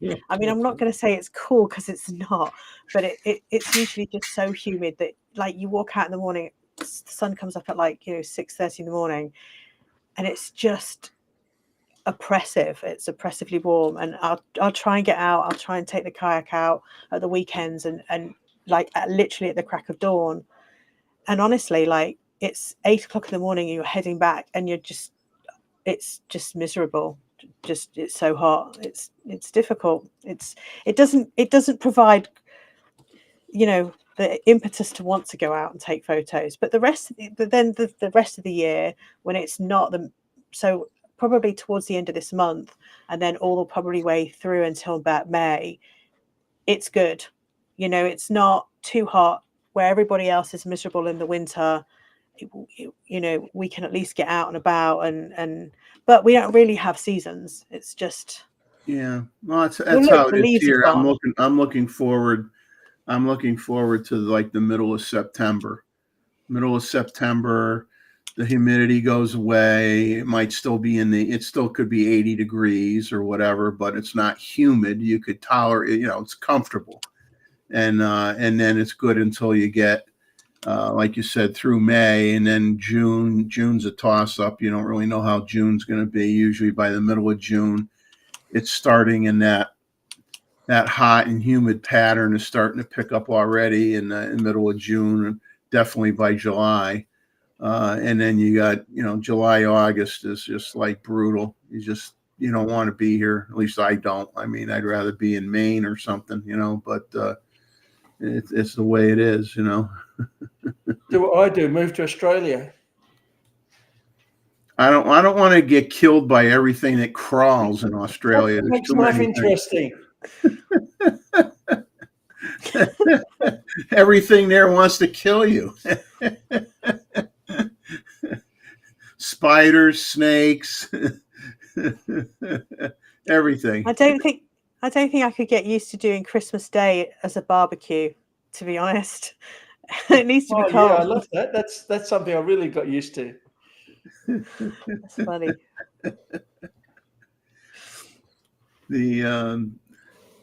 Now how long are you going to be heading down there for when you go? How long do you stay normally? I try and go for about 10 days when I go. I have to work, so it's about as long as I can take from work. Yeah. But and it's a long flight. I mean, it's like a whole day traveling basically. So I try to spend as long as I can out there. So because I don't get to see my mum other than on FaceTime. So but it's good. She probably wouldn't enjoy the temperatures in Louisiana if you ever took her to Louisiana. She's not fond of coming back. Yeah. She doesn't want to do it again. So yeah. I mean, she came several times when she was a little bit younger, but she came like in the winter, and I think February, March was when they came. They would not handle it over here in the summer at all. Not remotely. But, yeah. At least you have some very interesting architecture to look at when you're in England too, versus someplace that actually has historical buildings. Because what we have in the United States, nothing is really very old by comparison. Yeah, we have. I used to joke when I first moved over here that we had buildings older than this country. Yeah. It's just very true. It's like there's so much to think to photograph over there. It's like when you throw like a basket full of balls at a dog. It's like you just don't know what to do first at the time. But yeah, I definitely try and I try and every time I go do more, I think, and take more advantage of it than I did when I was younger and when I lived there. So nice to pop across to Paris for lunch, though, isn't it? Well, it's not that easy from where my mother lives, but it's pretty easy from London. It's like probably not that long on the train. I don't remember. We went years and years ago when I lived in London. We popped across to like Disneyland Paris, for like a weekend because it was so easy. But Yeah, it's I've lived here for like 20 years now, so it's probably even easier, but I'm just out of touch. Unless they turn the sun on, I'm not going there. Well, you haven't acquired a Southern accent yet, so you haven't No, been I here haven't. long enough. I don't think it's going to happen at this point. You do what other people do. They put on a fake one. They put on a fake accent. Not if I could, I probably would, but turns out I'm not capable. Oh, Mosman's being kind to us all. Nothing Exactly. is old. Nothing is old except on this channel. Yeah. Oh, it's so nice. It's so nice to be loved, isn't it? It's so nice to be loved. I wouldn't know.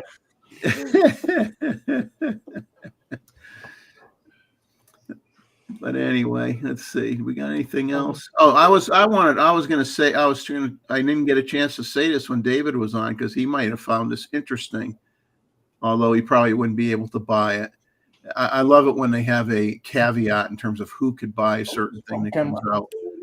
So Fujifilm X-T4, they're calling it the extended spectrum infrared camera, is now back at B&H Photo. It was first available in 2023. The price is less than 2023. It's $18.99 versus $21.99.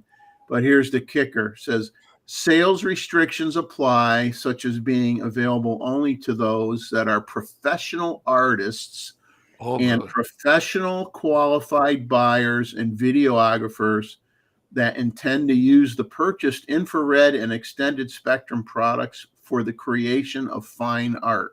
And how they are going to determine that? I don't know. I mean, I For really anyone that can afford it.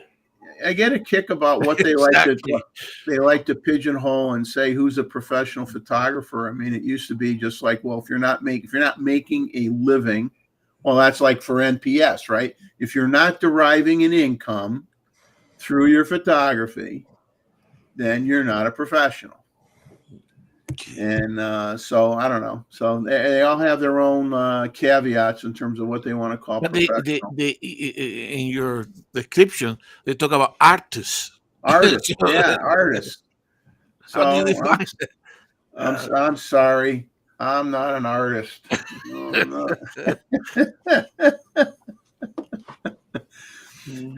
Strange company. If you were so that means they got 5 cameras available. Exactly. They got 5 cameras available. For those of you that are Canon shooters, the only thing I got off of Canon Rumors, which is I read the whole thing. It's very, very long. Let's just say, I think I mentioned maybe 3 weeks ago, the Canon Rumors had talked about that they were working on a story about issues at Canon, and that they were working on an article, and it was getting like fact checked because they didn't want to print anything that was going to get them into a lawsuit, situation. Well, they have come out with an article that's now published on their website titled "An Insight into the Current State of Canon USA and Its Partners." That's the title of it. What? It's a lengthy article for those that want some general information on what's going on at Canon, between layoffs at different businesses to oversized facilities in Canada. They had built a huge structure, huge building in Canada, which they said which was totally unnecessary by many who made that comment.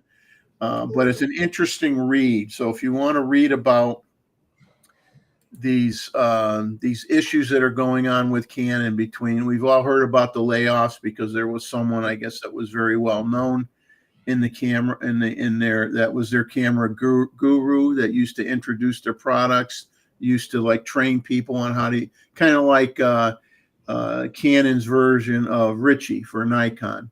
Exactly. Type of thing. Richie.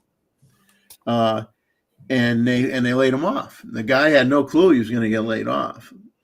Very surprised, supposedly, that he got laid off, and that got people that interacted with this guy for many years very upset that they would let go of someone that had that level of talent and that level of expertise. So the article kind of talks about that a little bit, but it's a well written and rather lengthy article, like I said, called "An Insight into the Current State of Canon USA and Its Partners." So if you have an interest in the scuttlebutt Doesn't mean much, I don't think. at Canon, then go there. Could be and a bad sign, but who knows? Yeah.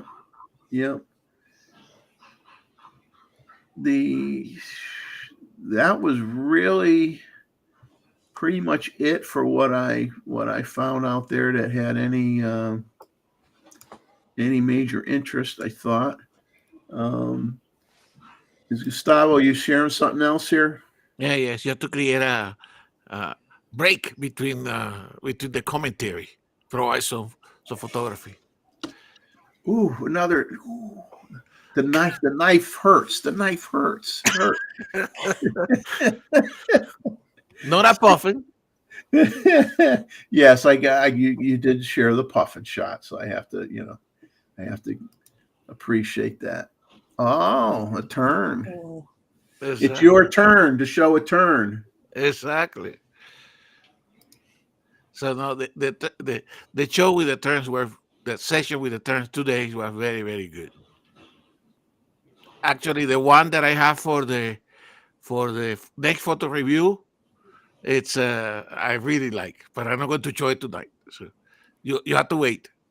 That's lovely. Yeah, you can see. Talk about sorry. You can Nice see and sharp. getting the like an anchovy, correct? 600 or 800 millimeter. I think I annotated this in here. This is the 600, a 600. Yeah, 600, and you did not use a tele converter. Not on this one. Yeah. No, I show you this because I have been going through the photos. Correct. Actually, let me show you a different one here. Let me see if I can quickly get out of this one. Stop sharing. Now we can continue a conversation. I'm looking for another one. Well, I'm gonna put up this comment from Jim, real Nikon lover. Says he found an incredible adventure potential for photography in Poland. Jim, do you want to spill the beans and talk more about this? Or is this a tease? This is just a tease.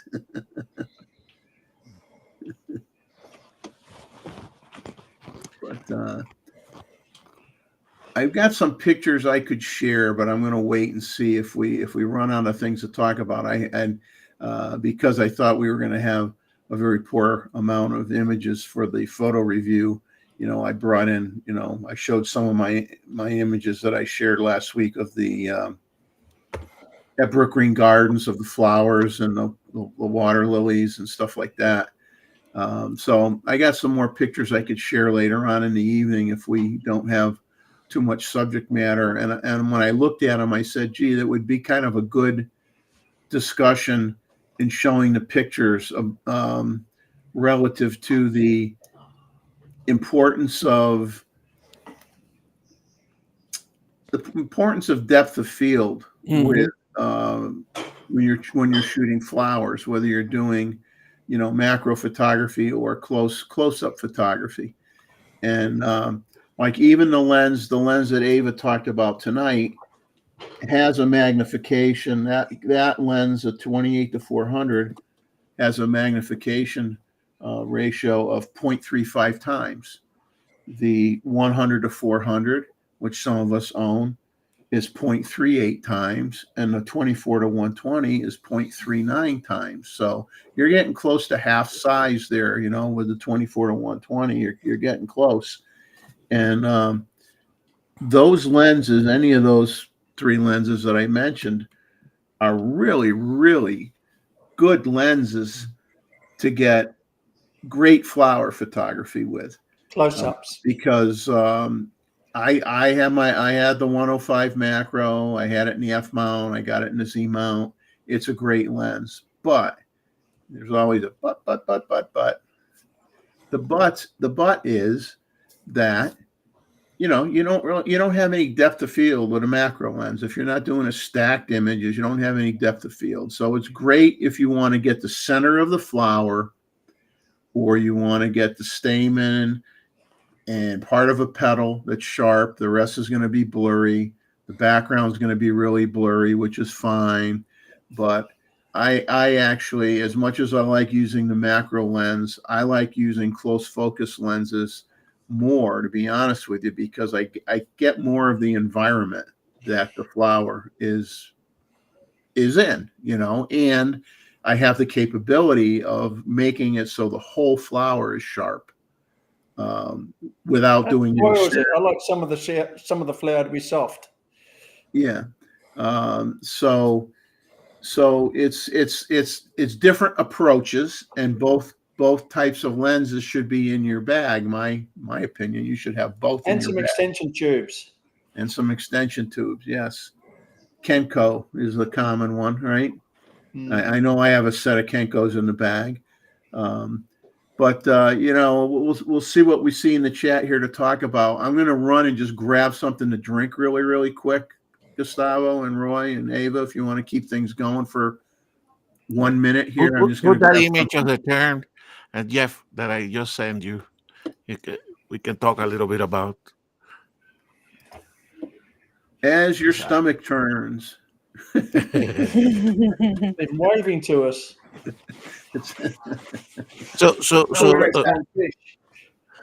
So on this location, okay, the turns are nice, correct? But in this particular location,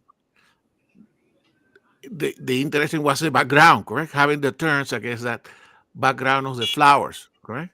So I spent quite a bit of time on this location, and of course there was a colony, correct? So there is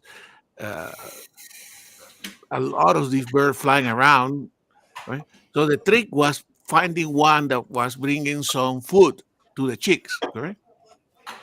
So you can see in this case another, and then that's the one that you follow. But for me, for my liking, what it was the background that makes the location special.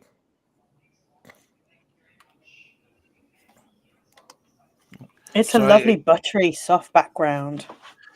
Exactly, and the one that was with that color, correct?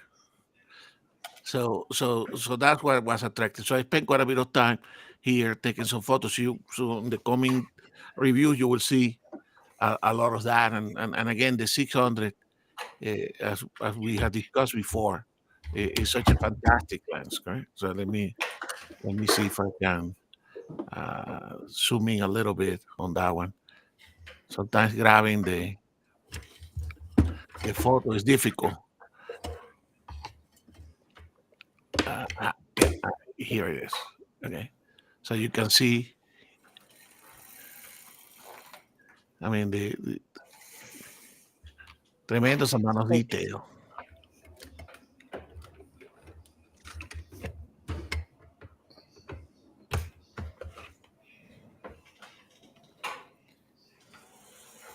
So anyway, there's and later on I share another one. Oh, actually, we're talking about the flowers, right?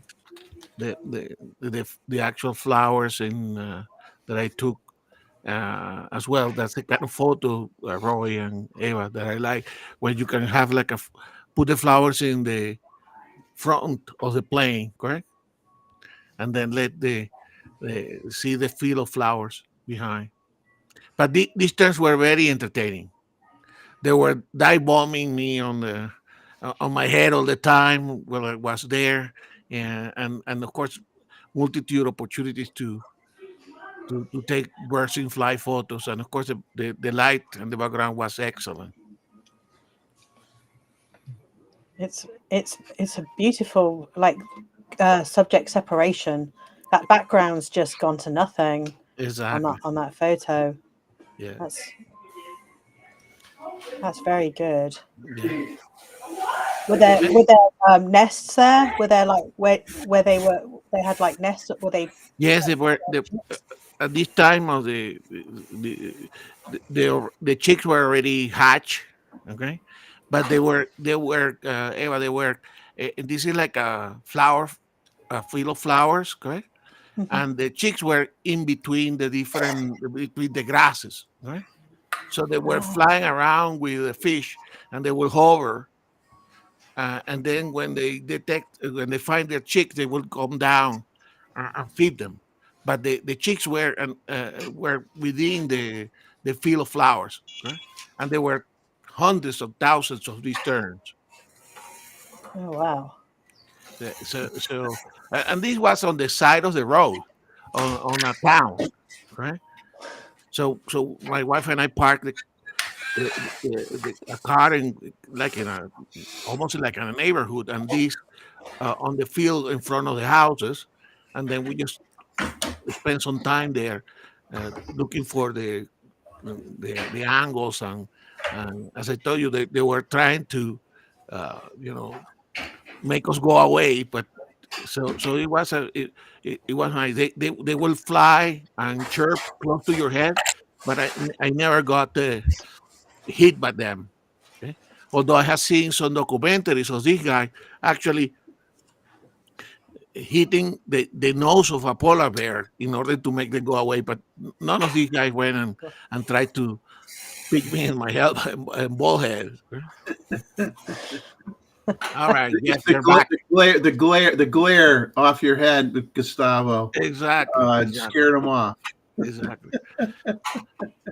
So anyway, I thought that about sharing, but the important thing, the craft part of this, obviously, is locate the one that come with the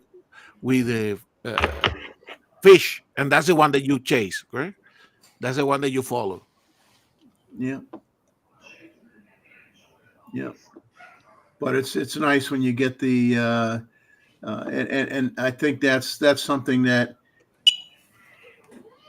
folks that are just starting off with wildlife photography is to, if you find a subject that you have an interest in,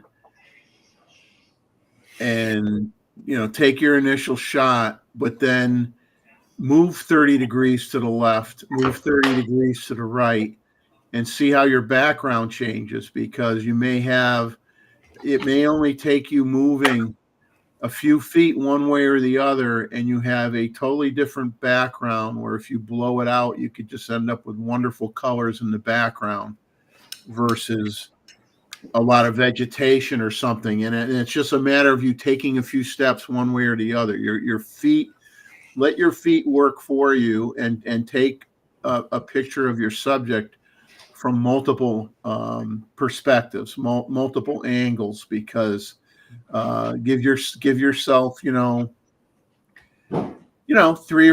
least three or four different options from different perspectives to choose from when you get home and you start looking at your images, because just don't stand in the same place all the time and take all your shots from the same place. Move around, turn around, look behind you too. In this case, it was a field. It was like like a hilly place, and it was full of these flowers. So it was very easy to get a good background and it was distant enough, like Eva, that you don't get too much obstruction. It was very creamy because the whole field was behind. So anyway, Jim has a question. Yeah, I just saw the QQQ. I personally don't use it because I shoot in RAW all the time. I don't do JPEGs, so I don't use. There's a website called Nikon PC that has all the files to change all the looks of your film too. If you want into creative picture control. Yeah, never use it. I can't comment on it. I don't like film simulations and that so much. I've gone digital. The only thing I can say is I played with it a little bit, and also I noticed that you can pull those profiles across into Lightroom. So even if you shoot RAW, you can actually apply those settings to your RAW file. So it would look like you would see it in the camera if you did it straight into a JPEG. But it's not, none of them are really my style. So I haven't really used them on anything that I would publish, as it were. But yeah, and I don't know if I can actually, you can adjust them, but I don't know if you can bring the custom profiles across. I think you can only, so far I've only seen the ones which are the ones that are provided, but it's kind of interesting. They actually should do that, correct? Because I mean, people sell these profiles, correct? The ones that they make themselves. So it would be good for Nikon, the ones that I consider are good emulations of the film, to be able to be imported in Lightroom or Adobe Camera Raw, so that you can choose that profile. Should I put in a plug for somebody and say Skittles? Gee, who might I be? Who might I be putting in a plug for? Free plug. Yeah, but it's actually is Nikon provided their own profiles, Yeah, that are importable into Adobe, because I mean it's very easy to import all these profiles, correct? And Yeah, it's you very just easy go to down in create. the list. Exactly. You just go down the list and make it a favorite, and it appears in the list like you would choose, when you go in and you do that initial profile. If you either pick the one that you shot from the camera, you can pick like the Adobe ones like landscape or standard or vivid, and then if you choose them as a favorite, they just appear at the bottom of that list. And I have a few of them saved, but I still haven't had an opportunity where I thought it would be a good fit for a picture and actually use it. But Feels like you're corrupting the image you've taken, though, doesn't it? it just looks like a bad roll of film, to be Yeah. honest. I mean, that's Exactly. I've done that. All my film shots are like that already. I got some rolls of film in my desk here. If I don't send them out soon, they're going to be a bad roll of film. I'm going to send them out. Mine are still in the fridge. I wanted to wait till I had about 6 rolls of film, and then I was going to send all 6 out at the same time and cry when I get the bill. But going back to Jim, and I don't know, that question is whether you decide that you like one of the simulation or those settings. Can you apply the setting and then export that photo not as a JPEG, but export them as a TIFF? Do you know, Eva, if you can? I think so. If you shoot it, if you choose the picture control in the back of the camera and you shoot it like that, it exports it to Lightroom with those settings. So it will appear like that, and you can switch it to any other profile. So like if you just wanted it to be a flat profile, you can switch it. You pick it in the profiles and it switches it back. But if you pick it and you shoot it with that applied, it imports it into Lightroom looking that way. Okay. Because I did that one day. I took a picture of my dog, and like this wasn't with the Nikon. This was actually with the Olympus. I mean, with the OM1. And you could do this, like you can do exposure bracketing, you could do profile bracketing. And so I thought, well, let's see what this does. And it literally took the same picture 20 different ways with all of their profiles. And it imported all of them into Lightroom, looking like various different types of film, basically. So yeah, it definitely worked. I mean, it certainly worked with the OM, and I'm sure it works exactly the same way with the Nikon as well. But yeah. So is this where we say, "Watch out, Fuji, here we come"? I hope not. So Eva, since you have your M1 system, which seems to be a very capable wildlife system, correct? Mm. Did you so what do you find yourself gravitating towards when you go on to say, I'm going to shoot birds or I'm going to egrets or something? Do you still pick your C8 or you pick your ON1? Since I bought the Z8, I have not picked up my own one. Oh, okay. The only time I took it with me was when I went to go shoot the solar eclipse, and I needed a second body. Mhm. And so I took it, and just using them side by side, I found, even though I was basically more familiar with the OM1, I found it just frustrating to use. And it didn't do things that I suddenly become used to the Nikon doing, and it didn't acquire focus as quickly or as Okay. easily. In fact, I'm planning on selling the OM1 and all of the lenses, basically, mostly to support my Nikon habit, for sure. But That's becoming pretty expensive, isn't it? It is becoming hurt. pretty expensive, but I'm just not using the OM1 at all at this point.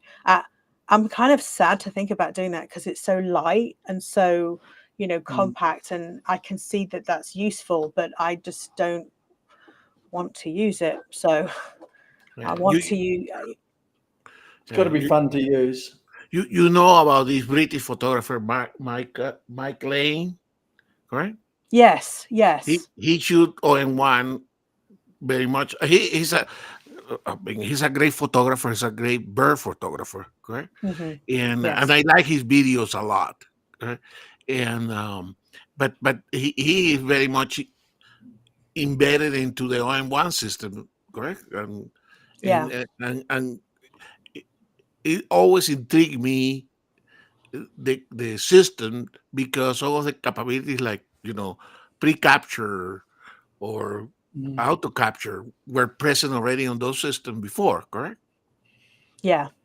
I have to say, so the pre-capture, because I used it extensively with the OM1, very useful to capture those little moments like that you would possibly miss. However, I also found that just the sheer volume of photos that I ended up taking when I was just, is this going to be the shot? I'm going to press the shot. And then you've got the capability of shooting like 50 frames a second. Exactly. Honestly, I'd have time to go shoot once. I'd have to spend the next month going through the photos.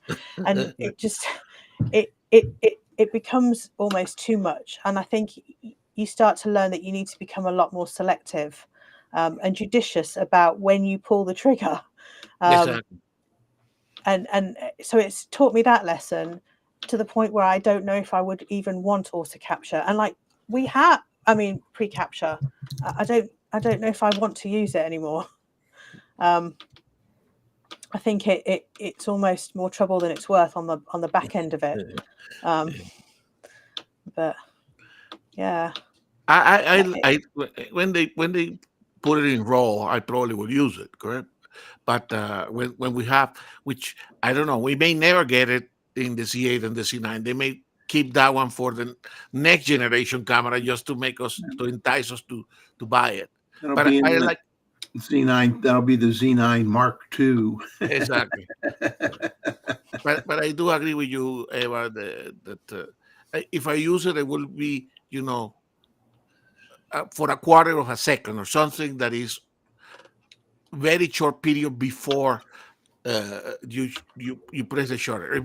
Basically, what is the time of reaction that you have, correct? Which you don't want more than that. You want only 2 or 3 photos before you press the shutter, correct? Yeah, the OM, which you choose it in frames, however many frames you want to save. before you go forward. So that basically it just rolls like up to, I think it's up to 10 frames. And then you can see it going when you half press the shutter, and then as soon as you hit the shutter, those 10 frames are saved, and then it carries on forward from there. I don't know, it's almost like if I'm the one great lens I have with that is the 300 f4. I mean, it's just it's a lens that has that sort of special sauce. It's just not as special perhaps as the like the combination of the Z8 and the 400 4.5 that and I think it's a combination of the higher megapixels give you just that little bit of extra detail, and then the sharpness of that 400 4.5 beats out even the 300 f4. And that's hard because it's also a great lens. That it's like if I want to go out and get like heartbreakingly beautiful shots, it doesn't do it for me like the Nikon does. So I find myself gravitating towards all the Nikon gear that I have. So it's hard to pass up a good sensor, big sensor. Exactly. It really is. It really is. And I mean, I have the other lenses. According to some, Roy, 24 megapixels is all you need for everything. I have a Z6 somewhere. I used to use it as a webcam. It's good enough for that. I use the Z8 now. My dog's giving me a look. You got to go out. You got to go out. What are you doing? What do you want? Want me to pick you up? You can say hi. Want to say hi? No, she don't want to say hi. Yeah. So the other feature of the OM system that I would like eventually to implement it in the Nikon, apparently you can also program the focusing distance that you want the camera to work. Because I mean, in the telephotos, like you have these delimiters, correct?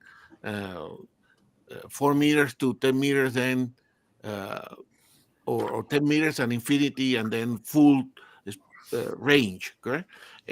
But apparently on the OM system, in addition to those in the lenses, you can also go and say, I want this lens for this time to be working only between 2 meters and 8 meters. And that, for wildlife photography, is so useful, correct? Because you don't want the lens to be hunting, correct? Or be distracted by something in the foreground or the background. I know that you can set it, you can program like a focus distance, and you can see that, you see that in your information display. Okay. In the same way that you can see exactly what focal length you're at when you're using a zoom lens in the display too. And that's one of the things that when I was doing the lens comparison, I actually realized that was something that I was used to from OM, and I didn't have it on the Nikon, and I couldn't. So like you can see exactly what focal length you're at, and it shows, which is really handy. Exactly. It's like, especially if you sort of have an idea of what kind of focal length you want to shoot at something, if you have an idea, hey, I want to shoot something at 40 millimeters, and you have a zoom on, you can actually dial it in right there, which is really good. And then the same way you can actually program that focus, that focal length as like a, so it lights up when you go to shoot. So it's very handy. Wow, that's good. Yeah, you can like as a I'm trying to remember how you do it, because it's been a while since I shot with it. But and you have to have the lenses with the lenses with the buttons too, to be able to do like the memory recall and things like that. Okay. So not all the lenses can you do that with, as far as I remember. But by the way, the 400, the Nikon, the Z 400 4.5, that has a memory recall button, correct? Because I do like that's one of the things that in the 180 to 600 that I'm missing, because it doesn't have, you can program other buttons or other in the camera to do it, but I like the lenses that has that, because I use it quite a lot. Correct? The only time I've ever used it was when I was shooting the solar eclipse, and Ah. then promptly forgot that I have that ability. So I don't tend to stay in one place and shoot for a long time, unlike you should if you're shooting wildlife. But like that time when you were shooting that turn on that post, that would be the perfect opportunity to do that. If you saw them coming and landing on that post multiple times, you would save that position as a focus point so that you could Exactly. hurry up and pull focus on it. But I tend to float around on a kayak, so it tends to not be particularly useful for me to do that. Yeah, I keep forgetting that I can do that. No, and Did you used to do that? And we use other tricks, correct? We look for Yeah. something in the ground because for whatever reason, the autofocus tend to work better if you go from something close to something that is a little bit further afield, correct? If you want to go from far to near, the autofocus sometimes doesn't want to go. But if you want to go from something that is closer than your subject, then it jumps into the subject very easily, correct? It's some peculiarities of the way it works with all these lenses, correct? But you need to learn it to handle it. But I do use so if I know that the camera tend to hang on the background, I will focus even to the grass nearby and put it on the memory call, correct? Memory recall, and then I have it, can force it to come back quickly to a distance that is at the same as the subject or shorter. Yeah, I don't know if it's because I'm like a woman and these lenses are fairly still big for me, but I still find it quite difficult to think about using the buttons on the lens quite as much, because where I have to hold it in order to balance it, it's not so easy for me to reach the buttons, unfortunately. So I don't know. They're not really necessarily made for a woman's hands, I think, half the No, I time. think all they're describing is on a monopod or on a tripod. Then you Yeah. can you can go and touch whatever. But I do when I'm handheld, I like to put the foot on my hand so that I can manually focus if required. Okay, or change on if a zoom lens, I can change the zoom lens. Yeah, I do the same thing, because if I don't do that, I end up messing up the focus or the zoom half the time because of where I'm holding it, I find. You have to stop talking about Jeff now.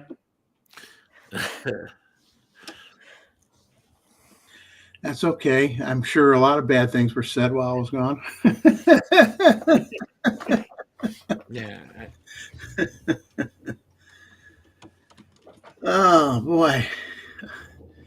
Robert's saying, "Oh, we're still on." Yeah, Robert, we're here until till our eyes dry out. We all fall asleep. I know that Roy criticized me because of the way I put the L bracket, but I actually like this is the Kirk L bracket. I put it a little bit out away from the C8 so that I can also use it as a handle, correct? So sometimes I can handle it, with both hands, but that allows me to put my hands in this sort of way, right? And indeed, Eva, so in order not to mess up with the with the because I keep it on that I can manually focus as well if I have it on my palm like that. Right? I like to be able to take manual focus control. Exactly. Just that final last bit. So this one you can set up. If you allow the bracket, you can move it side by side. It can be completely. So if I'm packing this, it will be flat with the camera. But when I use it, I basically like to have it as a handle. It's not intended for that, but it works for me because then I have another place to hold the camera firmly. It's good to have a handle. Yes. I've got the small rig on my Z9, but I'm not overly fond of some parts of it. Yeah, I have the small rig too, but I ended actually it's this L bracket from Kirk that I actually is the one that is in my cameras all the time. I have where's mine? Mine's not attached, but this is the one I use, and it's the one from Three-Legged Thing, and I use it because it's got the capture clip on it Okay. on the bottom, and I like it because it's got the capture clip and it's got a peg. I find that if I put the capture clip on the camera on the original and I try and put it on the tripod, it twists. Like Okay. when you go to try and move the camera on the bore head, because there's nothing that stops the capture clip from rotating, it'll often just rotate the capture clip instead of rotating the ball joint. But this won't do that because it's got a peg, which is nice. Okay. So And then it's like you have the screw and a little nut. yes, Okay. if you can, Like a little Yeah. pin, little recess. Exactly. it's like Yeah. a pin. Yeah. Okay. So it doesn't twist, that it sits into. And then I usually, if I'm walking around, I usually have my backpack, and then I'll have which is probably the most terrible thing to do, but I'll actually carry the camera on the capture clip, and so Okay. my As long as it hasn't got a long lens on it. well, What's that so one? I clip it. Yeah, I clip it to my shoulder, and then it balances my back, Okay. basically. And so Okay. that's how I carry it. And if it's shorter, just use it on the camera. But Okay. that's how I roll. Okay. Yeah, I don't use those much, but so you have a backpack and then you clip it on the. Hmm. Okay. Yeah, I find it balances the weight. It takes if I bring the big lens out and I just wear it on the front. First of all, I have it there to shoot with. If I see anything, I can just unclip it and shoot. And second of all, it's like it balances that weight. So instead of all of that weight being on my back, it brings some of that weight forward. So it's not quite so hard to carry Interesting. long distances. And I like to go out I have like a little sling bag, and it doesn't fit in the big lens doesn't fit in the sling bag anyway, not with anything else. And so I'll often have other lenses and then just clip the big lens of the camera to the chest strap, just to balance it out. Then I don't have to take everything. And in your backpack, do you have that both sides or one side only? So they both have capture clips on them, but I have one which is a sling, which is smaller, which I don't think I have upstairs, and then the backpack. No, I don't have it. The backpack is it's just a regular backpack. They're both made by Wandered, so they both got a place for the little capture clip to slip into. So, but that's what I've been doing. That's good. Staying out of trouble. All right, Mr. Jeff, show us that image that you promised, and then I show off another 24 to 120 photo. You got another one? Yeah, but show yours first. Oh, yeah. I was just going to kind of talk about a few close-up shots. Most of these are with the 24 to 120. I'm not going to look through all my cheat sheets and find out all my settings, but it's more of a discussion about depth of field and what you're trying to accomplish with your image. So I'll just bring these up one at a time. So we'll bring up this one and do a.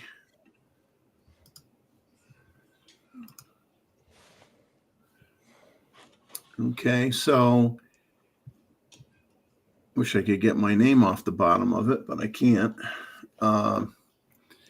So in this particular image, I'm obviously trying to capture the bee landing on the flower. This is on the water lily. I got a little bit of specular highlights that showed up in this image, which some people like that. Some people find it distracting. So it depends on, your point of view. Sometimes I actually try to get specular highlights to show up intentionally. Other times there's nothing I can do about it. Especially this particular day was probably 11 o'clock in the morning. I mean, the sun was, pretty high in the sky. Was not exactly the best conditions to shoot. But, my focus here was to try to have a bee that was going to have enough depth of field where I wanted to have most of the flower sharp. I wanted to have the bee, so it wasn't blurry. Now the wings are blurry. That's what you see up here is the wings. Had to compromise somewhere.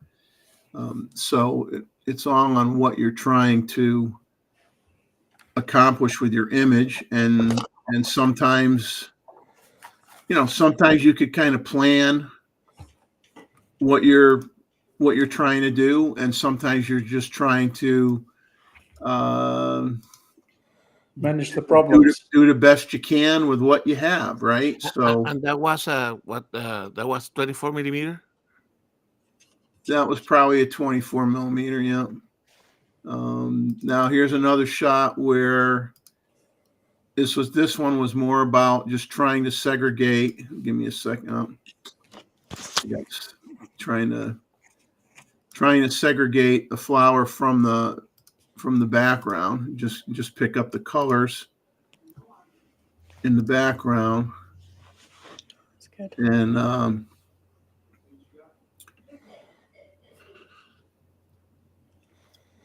I wanted the focus to be on this part of the flower. I didn't want anything else to have any detail at all.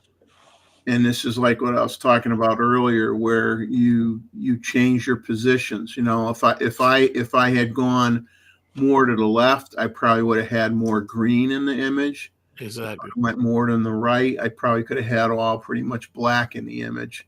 I kind of split the difference here and had a little bit of both. But it's just a matter of your body position relative to your subject. With or without tripod? None of these are tripod. These are all handheld.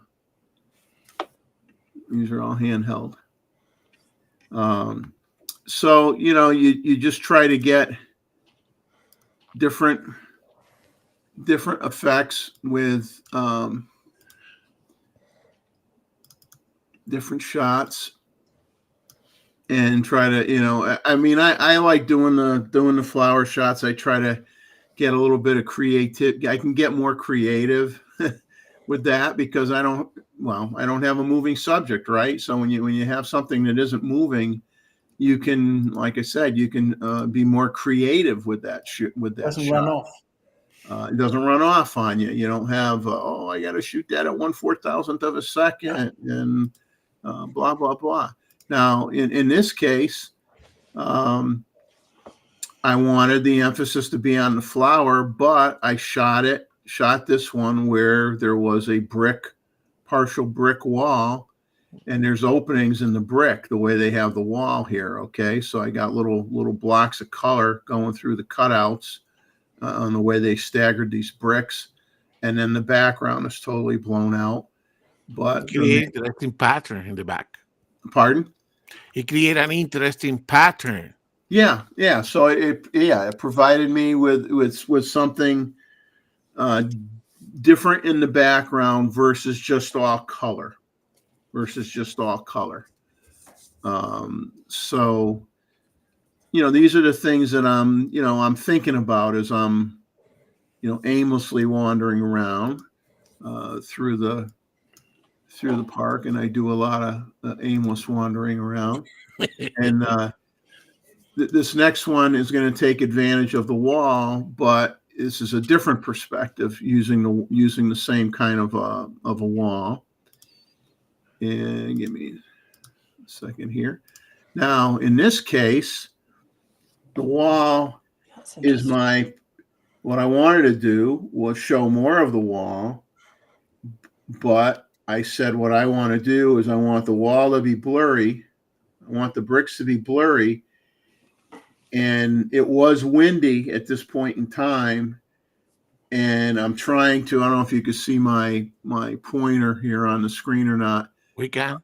I was trying, this flower was moving back and forth through this little window because of the wind. So I was trying to time it where I could freeze it and have it come out sharp. So I was really focusing. My intent in the picture was to freeze this cone flower. So do you use the autofocus or the single point focus on this one, or No, I was probably using or manual? No, I was using autofocus continuous. Okay. But I had to be patient. I had to, I didn't want it to work too hard. I wanted to have it where like the wind was blowing and it went so far, and then try to get it before the wind shifted or the wind died down and it moved. You know what I'm saying? So I was kind of like playing that game with it, and it was really just to say, it's almost like a teaser shot. It's kind of like people may look at it and say, "Oh, he was just doing something interesting with the bricks," but really, what I was trying to do was to see if somebody noticed is there anything in here that's in focus, and it's really just this little area right in here.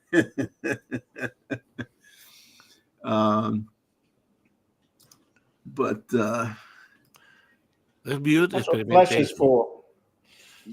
So I play these games. I try to challenge myself a little bit, and let's see what this one is. I don't want to show every single one of them. I think I showed that one last week. Okay, I'll show this one, I guess. So then it gets interesting when you're trying to capture multiple subjects with not a lot of depth of field.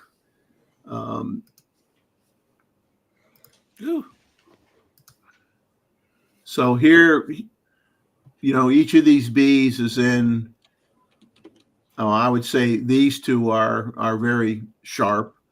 This one is acceptably sharp. But you're sitting here, you're saying this one isn't like the healthiest plant.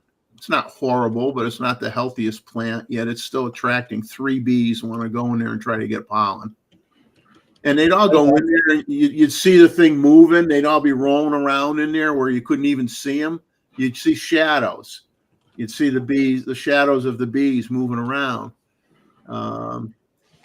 So, I mean, that was a fun shot just to try to. Yeah. Although I find that when there is multiple insects like this, it drives me crazy because I like the insect to be focused, correct? So you have multiple. There's no way that you can get a 3 bees in focus, correct? And you cannot do any focus stacking or anything because they're moving around. No. So I would wait until there is one. That's what SWATs are for. A lot of the ones that I were taking was of one, and then I think I got one here with. No, that's a different reason I took this one. Well, let me show you this one. This one doesn't even have a bee in it, but I took this one for a different reason.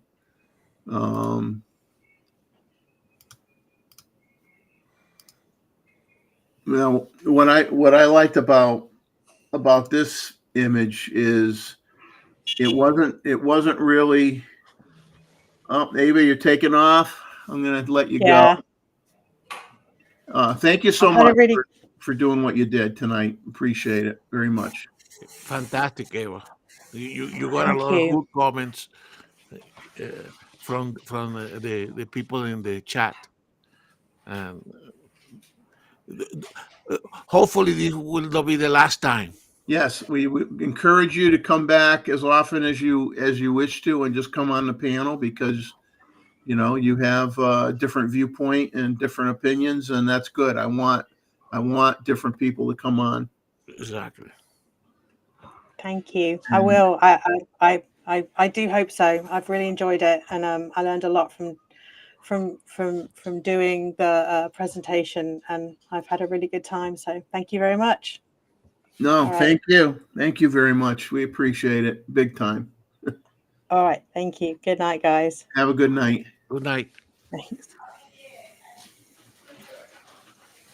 What I was focusing on in this image, you might say, oh, it's the flower, and it's really not. Now the flower adds that pop of color, but what interested me with this image is the sharp edges of the lily pads. Mm-hmm. How it's like serrated. It looks like it's not like it's that way because a bug chewed on it. The bug didn't chew on it. That's just the natural shape of these lily pads, and you have it, and then you get the shadow effect from the flower that looks like cutouts, like you have here on the leaves, and it was kind of like more of a shot that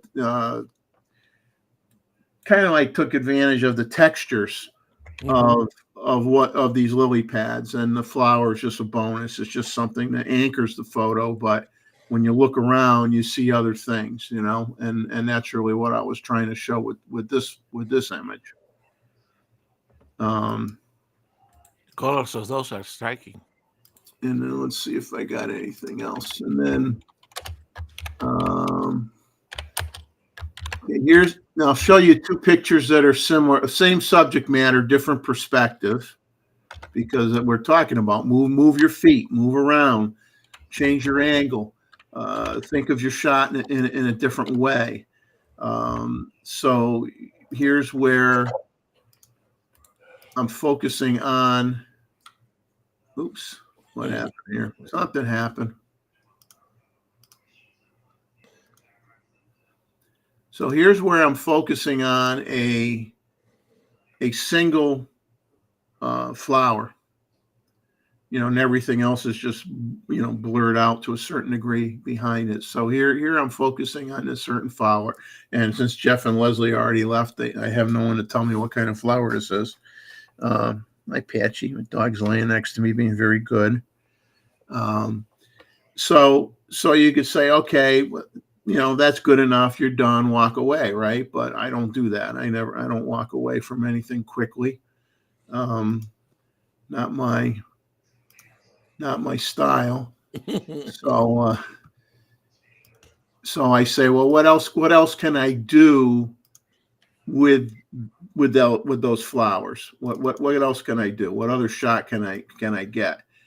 And that's what I'm going to show you right now. This is just, like I said, you take different angles and you come up with different ideas. And this was simply, okay, I had a narrow depth of field. I wanted to have a lot of the flowers out of focus intentionally, just to have pops of pink throughout the image. And this is probably the one where my arrow is now. This is probably the one that I actually showed in the last picture, was just this singular one here. And you can see that, okay, this one up here is in focus. This one in here, not so much. This one looks like it's in focus. These are a little soft over here, and obviously all the ones in the background are all blown out. But that was thought out, and that's what I wanted to show. So in my mind, I accomplished what I wanted to accomplish. I just wanted to have something that had a lot of color in it, and it had a few things that were in focus that would draw your eye to them. I like the light. And I don't know. I just thought that was like I said, that's another way of representing what was just this in the last shot. Exactly.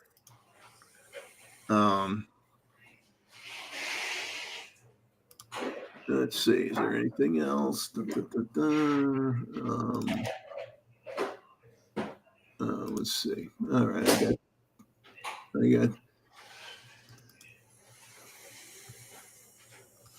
I got one more, and then I got a bird photo. Just because if I don't show a bird photo, I'm going to be, I'm going to be picked on too much if all of a sudden everybody thinks I'm a flower child and I don't do birds anymore. I don't want to have that reputation. This one, the brick. This was another one with the brick, but what I liked about this was all the leaves. The pattern. You got the pattern of the brick, you got the pattern of the leaves, you got this strange pattern in the background between dark and light elements, probably a hedge back there or a flowering bush or something. And then you have the little pop of color with the orange. I think if I went into Lightroom, I might try to brighten the orange up a little bit more. It looks good. But this is to me, this was a shot that's showing patterns and multiple patterns in the same image. When I show you the other photos that are going to show you the flowers, that we are in that mood today. That photo, for instance, that you have there with all the patterns, I would love to take that picture, but I will wait a day that is cloudy. That photo, cloudy, for me, low contrast, would be much better because you take all these reflections, then you have that juxtaposition of the planes would show a lot better, in my opinion. Yeah. Like I said, the light was wicked bad. Exactly. It was wicked bad, and you try to do the best you can with it. But now this last image I'm going to show is it's not the best photo. The lighting, once again, this was a horrible lighted photo of a bird, of a juvenile snowy egret. Juvenile snowy egret coming up. But it has a why do I keep losing it? No, I'm clicking on it, and instead of hitting share, I'm hitting cancel, and I'm canceling it out. That's what happens when you get to this hour in the morning. So this is a juvenile snowy egret, and there's a bee right underneath its bill. Now this was a sequence of photos, and this was like the bird was in some shade. You had a bright blue sky in the background. Lighting wasn't very good. I did fool around with it in post so that the bird wasn't like as dark as it was. But you can see the fuzz on the top of the head. But the funny thing with this image was it was a sequence of images, and some of the other images, this bee was actually in the bill. The bill was closed on the bee. Oh my God. And it did not succeed in eating the bee. The bee was in its mouth, and it opened its mouth, and the bee flew out. And then the subsequent photos, the bee was like here and here and here and here and gone. It looked like a bad idea. Yeah. Trying to eat a bee. So this youngster obviously is not that clever. It is not adept enough yet to know how to eat a bee, even when it has it in its beak, which was really kind of funny. I love when they have that fuss in the head still. Yeah. So Jim's taking off. Real Nikon lover. Have a good one. Same bat time, same bat channel next week. But I thought I would share those and do a little bit of a discussion about the flowers and the techniques and you have no reason. There's no reason in the world when you have any static subject that you don't take the time to shoot it from a lot of different positions because it's not going anywhere, right? And not only that, not only different positions, but different camera settings, right? Sit there and shoot it wide open. Shoot it at f11. Get the different so that you see the differences in your depth of field and what's in focus, what's not in focus, the different angles, and then you want to do that to program your brain so that when you go out to do these shoots routinely, you don't have to experiment as much because you've already done that, or you've done it enough where you know what effect do I want to have, and you just know what settings to choose without having to think about it. And the only way that you get to that point is you have to be willing to experiment and try different things out. And of course, as they say, results may vary, but part of the intangible thing that is going to affect your result is your lighting that you're dealing with to begin with. Exactly. Like Gustavo said, if this was an overcast, the best day for flower photography is an overcast day with nice filtered light. Still bright out. To have enough illumination on your subject, but And a small flash. like having a big diffusion panel over all your subjects. Exactly. And that's the ideal. But I just showed you that you can still get good images in bad light. You just have to be willing you got to maybe spend a little more time in post, or you got to underexpose and then bring up the shadows a little bit. You got other things that you can do to recover it, to make it something that you'd be willing to print and put on your wall. Yeah. First get the safe shot, then experiment. Yeah, get the safe shot. Yeah, it's just like recognize the condition, correct? So if it's cloudy and a little bit overcast, then you go for a certain type, like that one that I'm sharing there, Jeff. It's because that day was, you see, there is a lot of water in the leaf, correct? Yeah. And actually, this photo is one that I tend to gravitate towards when I'm doing flowers, which is trying to show kind of the certain flowers in the foreground, correct, and let it get out of focus as you go to the background. Yeah. Yeah. And so this one was also that day in Iceland. Let me see if I can grab it and I show you. Let me see. Sometimes it's difficult to. Well, you know how I bought that TT Artisans 2x macro lens, the tilt shift one that I bought? I haven't been able to. Where I would have fun with that lens is let's say I was in the middle of I don't know, just say I was in the middle of a big growth of sunflowers. Exactly. And I want to adjust that the tilt shift function and use it so that maybe I create a diagonal line through this big field of sunflowers where I can create a diagonal line across the frame of sunflowers that are in focus. Exactly. And everything else is blurry.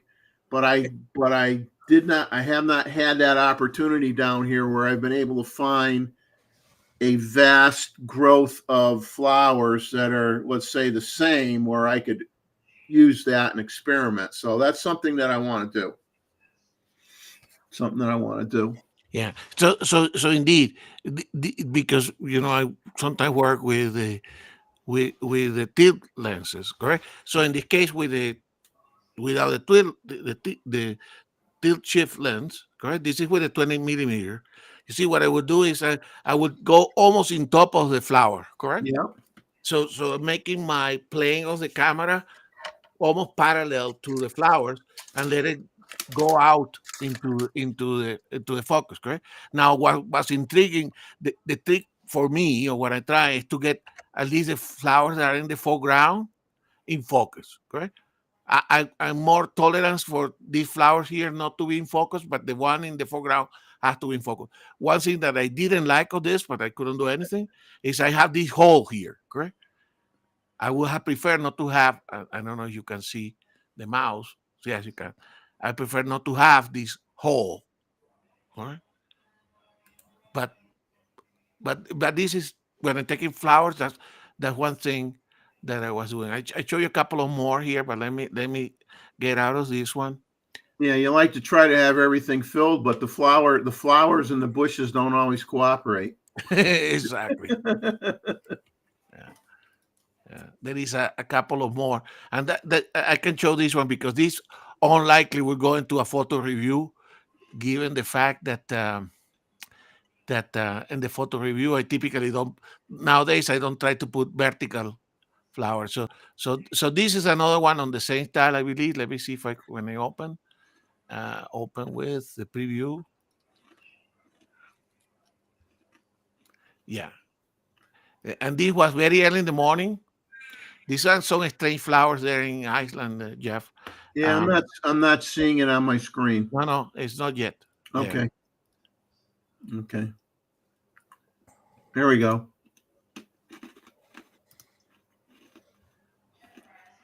See, the flowers look like little hairy things, correct? But you can see the same.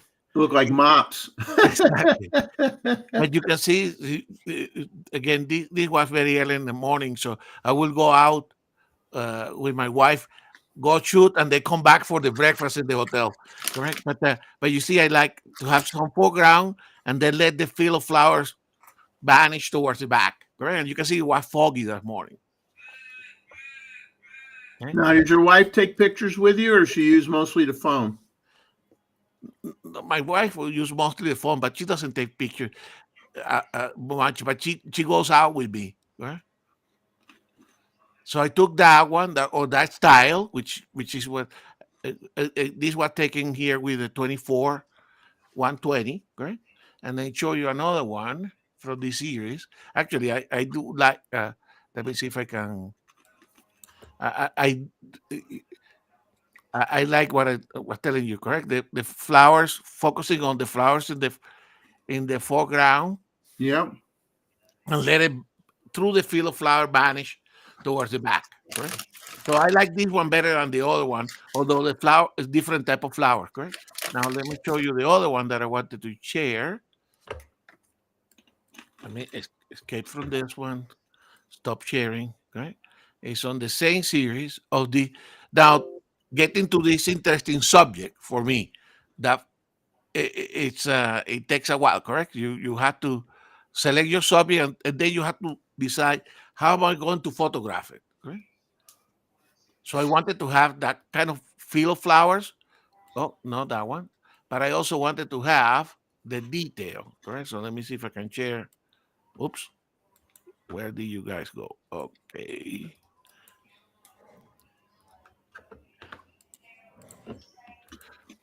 So this is now the detail of that flower.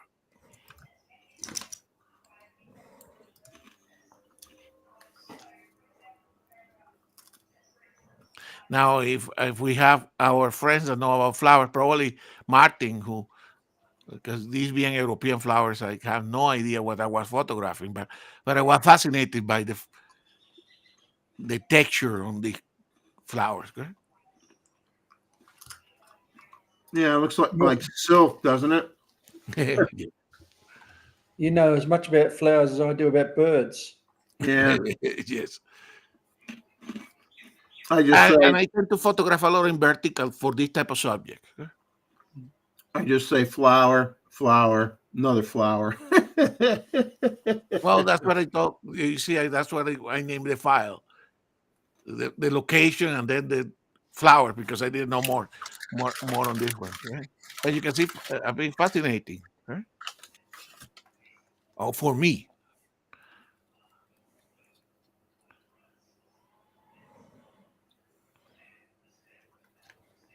And these are all handheld with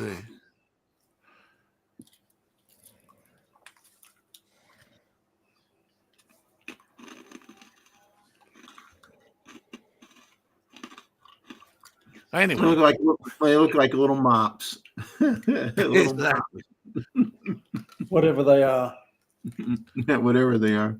Hey, it's if a subject that interests you, you just take a picture.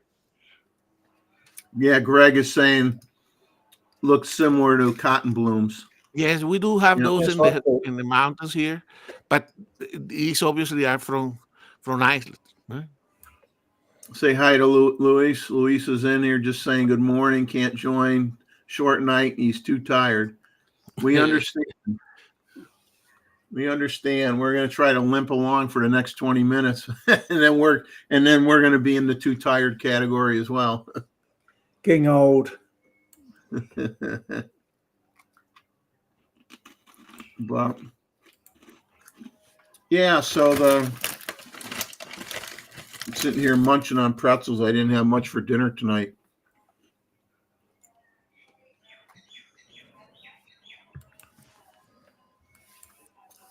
Yeah, depth of field is the big thing with the, how you use it, how much you want of it, or how little you want of it. I mean,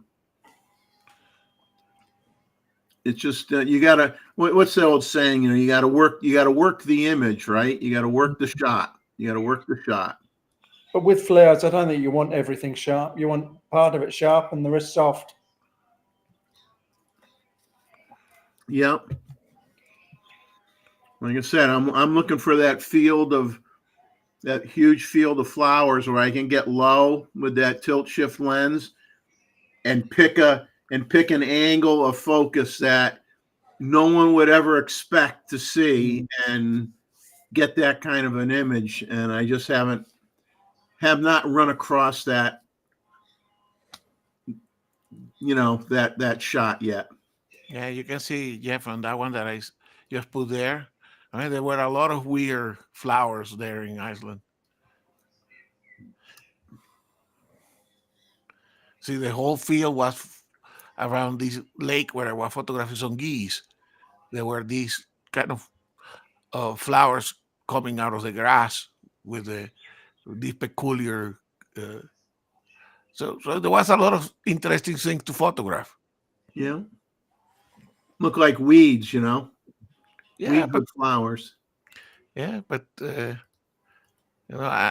like the fact that that you have, these are all the same type, correct? Yeah. Emerging out of the grass around it. It was like what's called like peat, correct? It was a peaty soil. It was very spongy, and then coming out of the underground, there was these flowers. So I photographed them like this in the landscape and kind of this mode where it shows them in the environment, and I photograph the detail. So I spent a little bit of time there. I love it. But I tend to favor that type of composition, correct? With a flower here in the front. Again, I would have preferred not to have the hole here, correct? But to have a flower here and then let it vanish towards the back.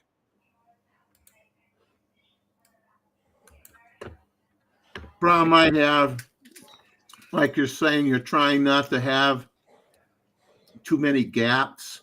You're trying to not, or dead space or whatever you want to call it. Mm-hmm.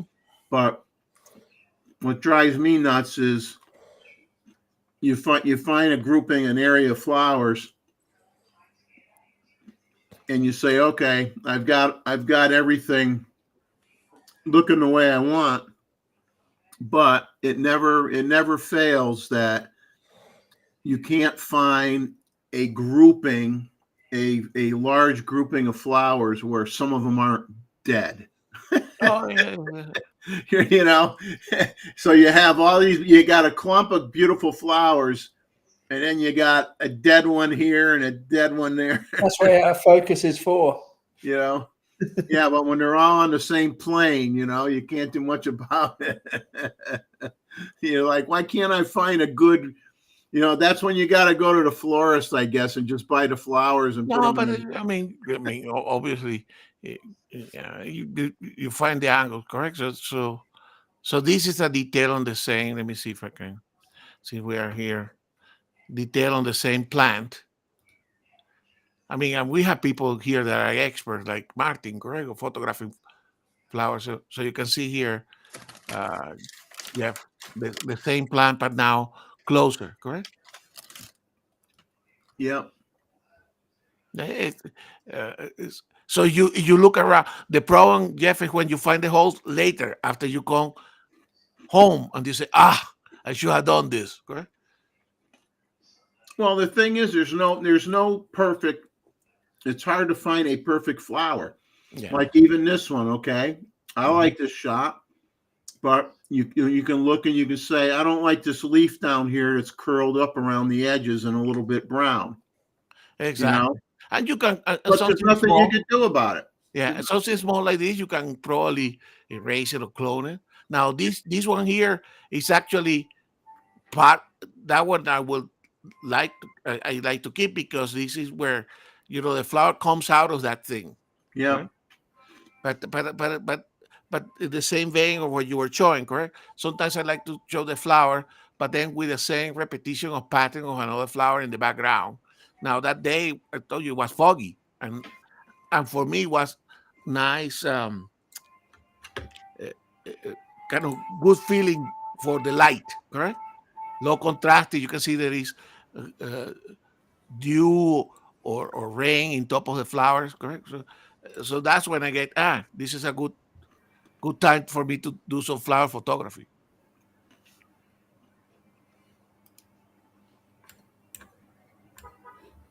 And of course, when you are in a new place, everything looks fantastic to you because everything is new. Right? Yeah.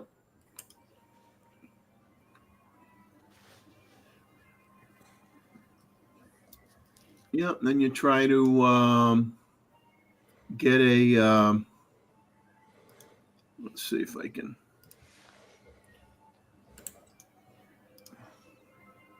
I'm not sure how this is going to look. I like that one. Same deal. You're trying to. Well, you'd say, gee, like, okay, you got a nice clump here, but it's a little, not quite as colorful here. You're scanning around, you're looking, you're trying to find that perfect pattern, and pretty hard to find. But you try to get something like this and just have a nice swath of color. Well, that's nice, but And in the field, it's very difficult. Most of the flowers are pretty healthy. Yeah, And and remember, you're photographing here in a garden, correct? Yep.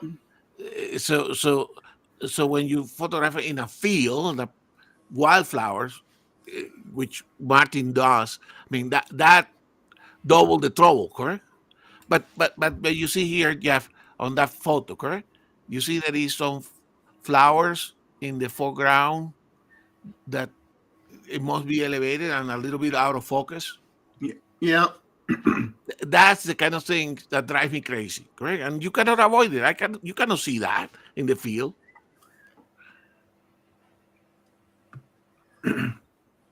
Nope. No, but you still, you keep trying, you keep looking, you're trying to. Exactly. Well, that's what there is the next day. Right?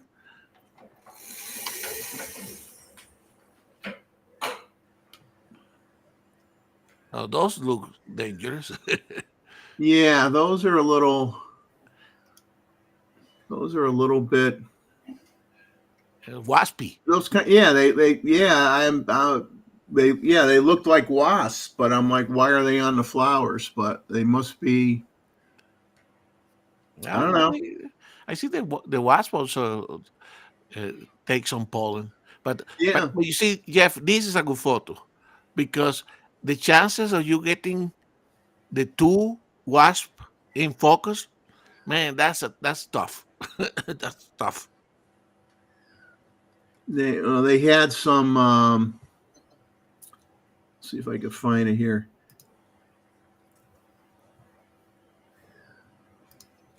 they had some decorative.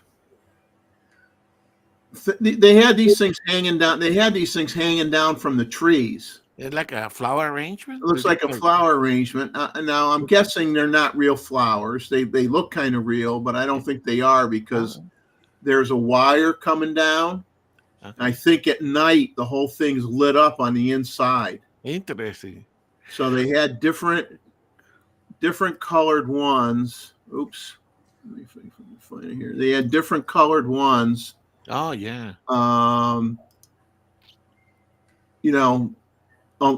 Throughout this area with the live oaks, and they had I like that photo. different colored clumps of flowers. It looked really real. I can't imagine that they're real because I wouldn't think they'd live very long. But I could be wrong. I mean, they could be real, but I just didn't think that they were. And you see, I like that photo even better than the purple one because it indicates the background, the fact that you have one of these other balls without the flowers on the side. Yeah. And then you chose some blue, like basically you're shooting up, correct? Yep, shooting up. This look lovely to me, correct? I mean, what you consider to be beautiful is subjective, correct? So some images speak to you better than others. This one, I like it. Then you look for something like this. Unfortunately, you get spots with the spots on them. And it had not too many. You can clone some of those easily, but yeah. I don't mind the spots. It's the part flare down the bottom that bothers me. Yeah. Exactly. That's the one that you crop it out. Well, I can't crop it out because if I go in this way, you know what I mean? Then I cut into this one. If I go up I can't go up high enough to get rid of all. I'd have to. The erase tool now is so. I'd so have good. to use the erase tool to erase them. It's so Well, good. make sure you got it right in the camera in the first place. But that's nice, and you have 4. And then then they do decorative stuff like this. Glass. Purple blob. Glass that they have mounted on these brick walls. This isn't sharp yet. It's sharpening itself here. Oops. Sharpened right out the picture. Sharpen it right out of the picture, yeah. Well, this one I actually like better anyway. This is a shot. You can't see the sidewalk in here because I got lower on this shot to get these different plants in the foreground. You got a little stream of light coming through here, just lighting up these white plants. And this is your live oak, which you got them all over the place. And then you got a fence in the background with a little bench you can sit on. And then right in this area, which you can't see, there's like a walkway and everybody just walks through here. And you got these huge live oaks everywhere. And you got all these beautiful plants that they put all around all over the place. It's a beautiful, beautiful place to go I'd like to see the red plants closer.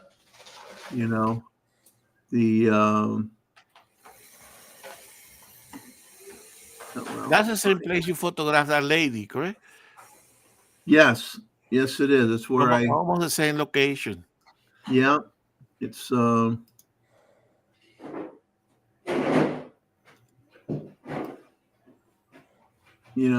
I said, they got beautiful grounds, just beautiful grounds there. I'm clicking on some of these and I can only see part of the image, so I don't know if I'm clicking on a crappy one or a good one. So you get to see bad stuff. Oh, that's those same kind of flowers, but with the green, a little bit of the green in the background. Some of them are in focus, some of them are out of focus. See, that's a kind of photo that I think will photograph well with the planner, correct? Because then you can really get the ones out of the plane of focus completely blobby, correct? Or a plant with just is with just a pattern on it.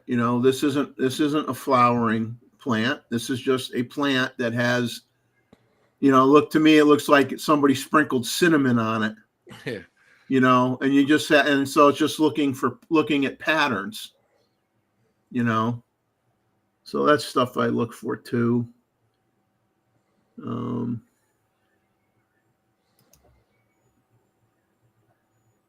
Yeah, and that's just a wider shot of the water lilies.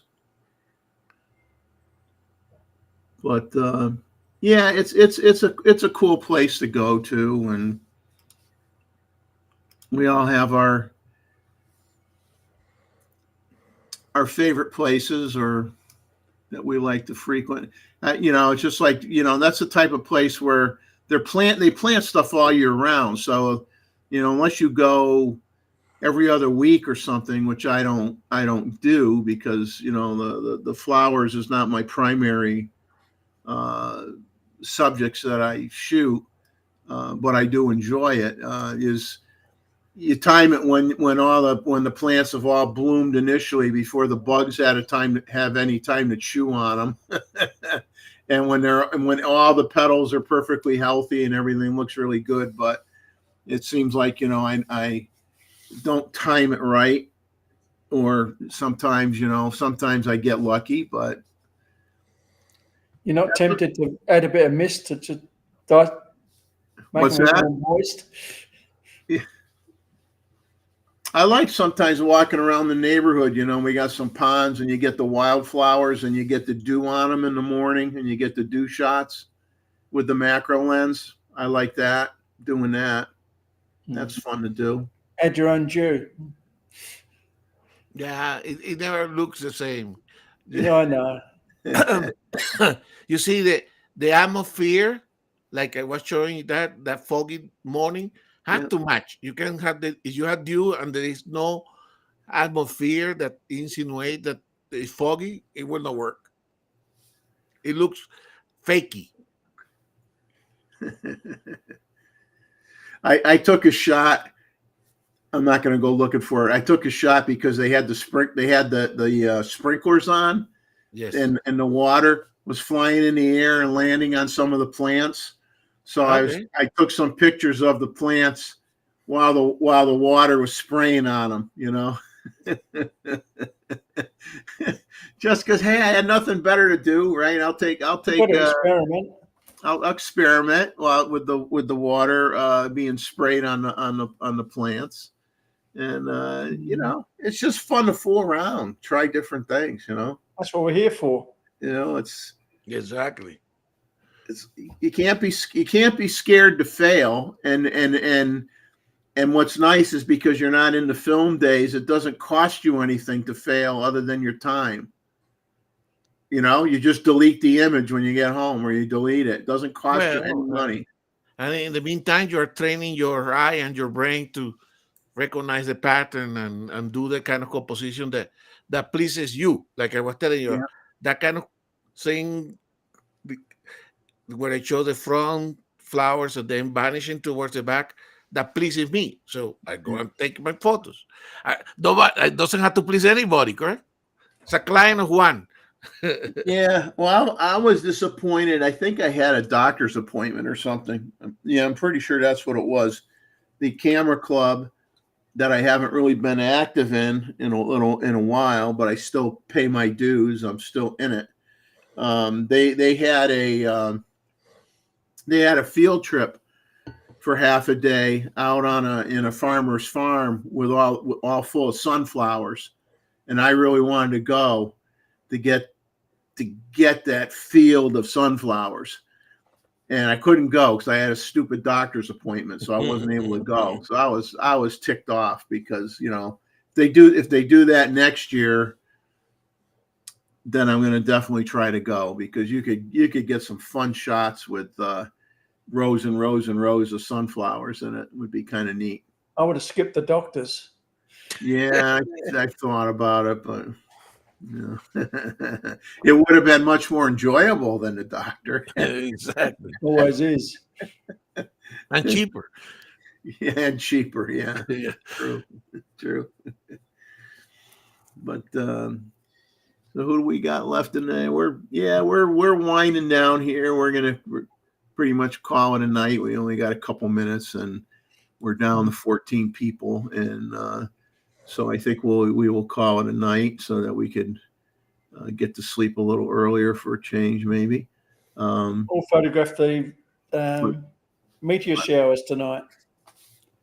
What's that? There's meteor showers the last few nights, and Ah, we're just reaching the peak of it. Perseid or something. Perseus, yes. yeah. So David get out will there, probably guys. do Take the meteor shower. You see, that's why you cannot be a wildlife photographer and a astrophotographer, because then you don't have time to sleep, because the photographer had to Got to do everything. Got to do a bit of everything. Exactly.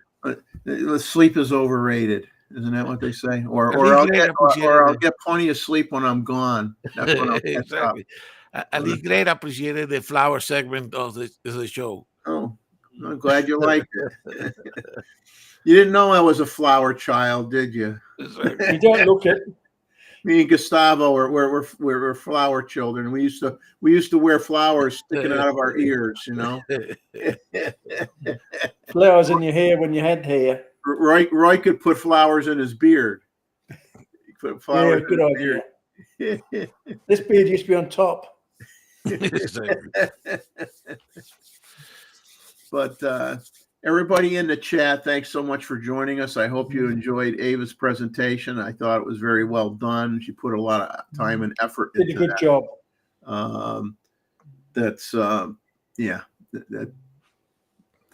She told me, well, I'm going to do it for you. It's going to take a little while. I says, we're not in a hurry, no rush. When you tell me when you're ready.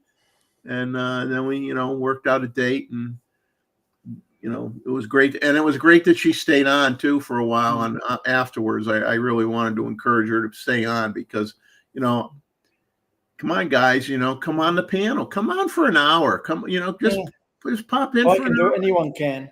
Anybody can. Anybody could come on the panel. Exactly. We're just normal Joes, normal Roys, normal Gustavos, normal Jeffs. We're just normal people, And we are probably the lower denominator on this community here. I mean, the only person here that's a pro is the guy in the upper right hand corner here. Oh, wrong hand, wrong thing, right there. But I'm retired. But I think when we look at our photo reviews and we get those images in, there's definitely people that are taking professional grade photographs, whether they're paid or not. They are taking professional grade photographs. And I've given up doing that. I've taken to enjoy myself. So yeah, everybody should be very proud of what they share with us every month. Yeah, that's actually one thing that we need to ask Roy to tell every now and then. See, he's a professional. Or when Ron shows up, that he's a professional. Say, hey, this is a good professional photo, guys, for us amateurs to get our ego a little bit boosted. Well, hey, I mean, it's that photo review is a time for us all to give each other a little bit of a pat on the back too, Exactly. because we're all taking the time to go out there and actually use our gear and take pictures. And there's so many people out there in the YouTube world that are kind of like the theoretical photographers. Exactly. Everything is a spec sheet, but they never go out and use their stuff. Exactly. Never go out and take any pictures. And at least we could say we go out every week. We go out every week. Some of us go out every day. and take some pictures. Exactly. And I kicked myself in the butt because when I was younger, and of course, you're raising your kids and this, that, and the other. You don't have you never have the time for yourself, But I used to say to myself, I got to go out and take one picture every day. Just one. Just take one picture every day, just to make yourself do it. But you see, Jeff, those times earn these times that you have now the time to make your picture every day. Oh, so yeah. Now what I've done in 6 years is more than I did the other 50. Exactly. And of course, it's cost me 100 times more than the other 50 too. Exactly. But we all have that problem. So the 28-400 looks interesting. I'll have to have another look at that. The what? The 28-400 looks interesting. Yeah, and it's probably not for me, but I need to have another look at it. The one that she had that went to 200 was very, very good quality. I'm not as fond of that lens. It's a little. I prefer the 24-120. Yeah. If I was choosing a lens. Yeah. I know. So there's a lot of color aberration in the 28-400, but that's not what it's about. Yeah. Yeah. It's the flexibility, Roy. The flexibility.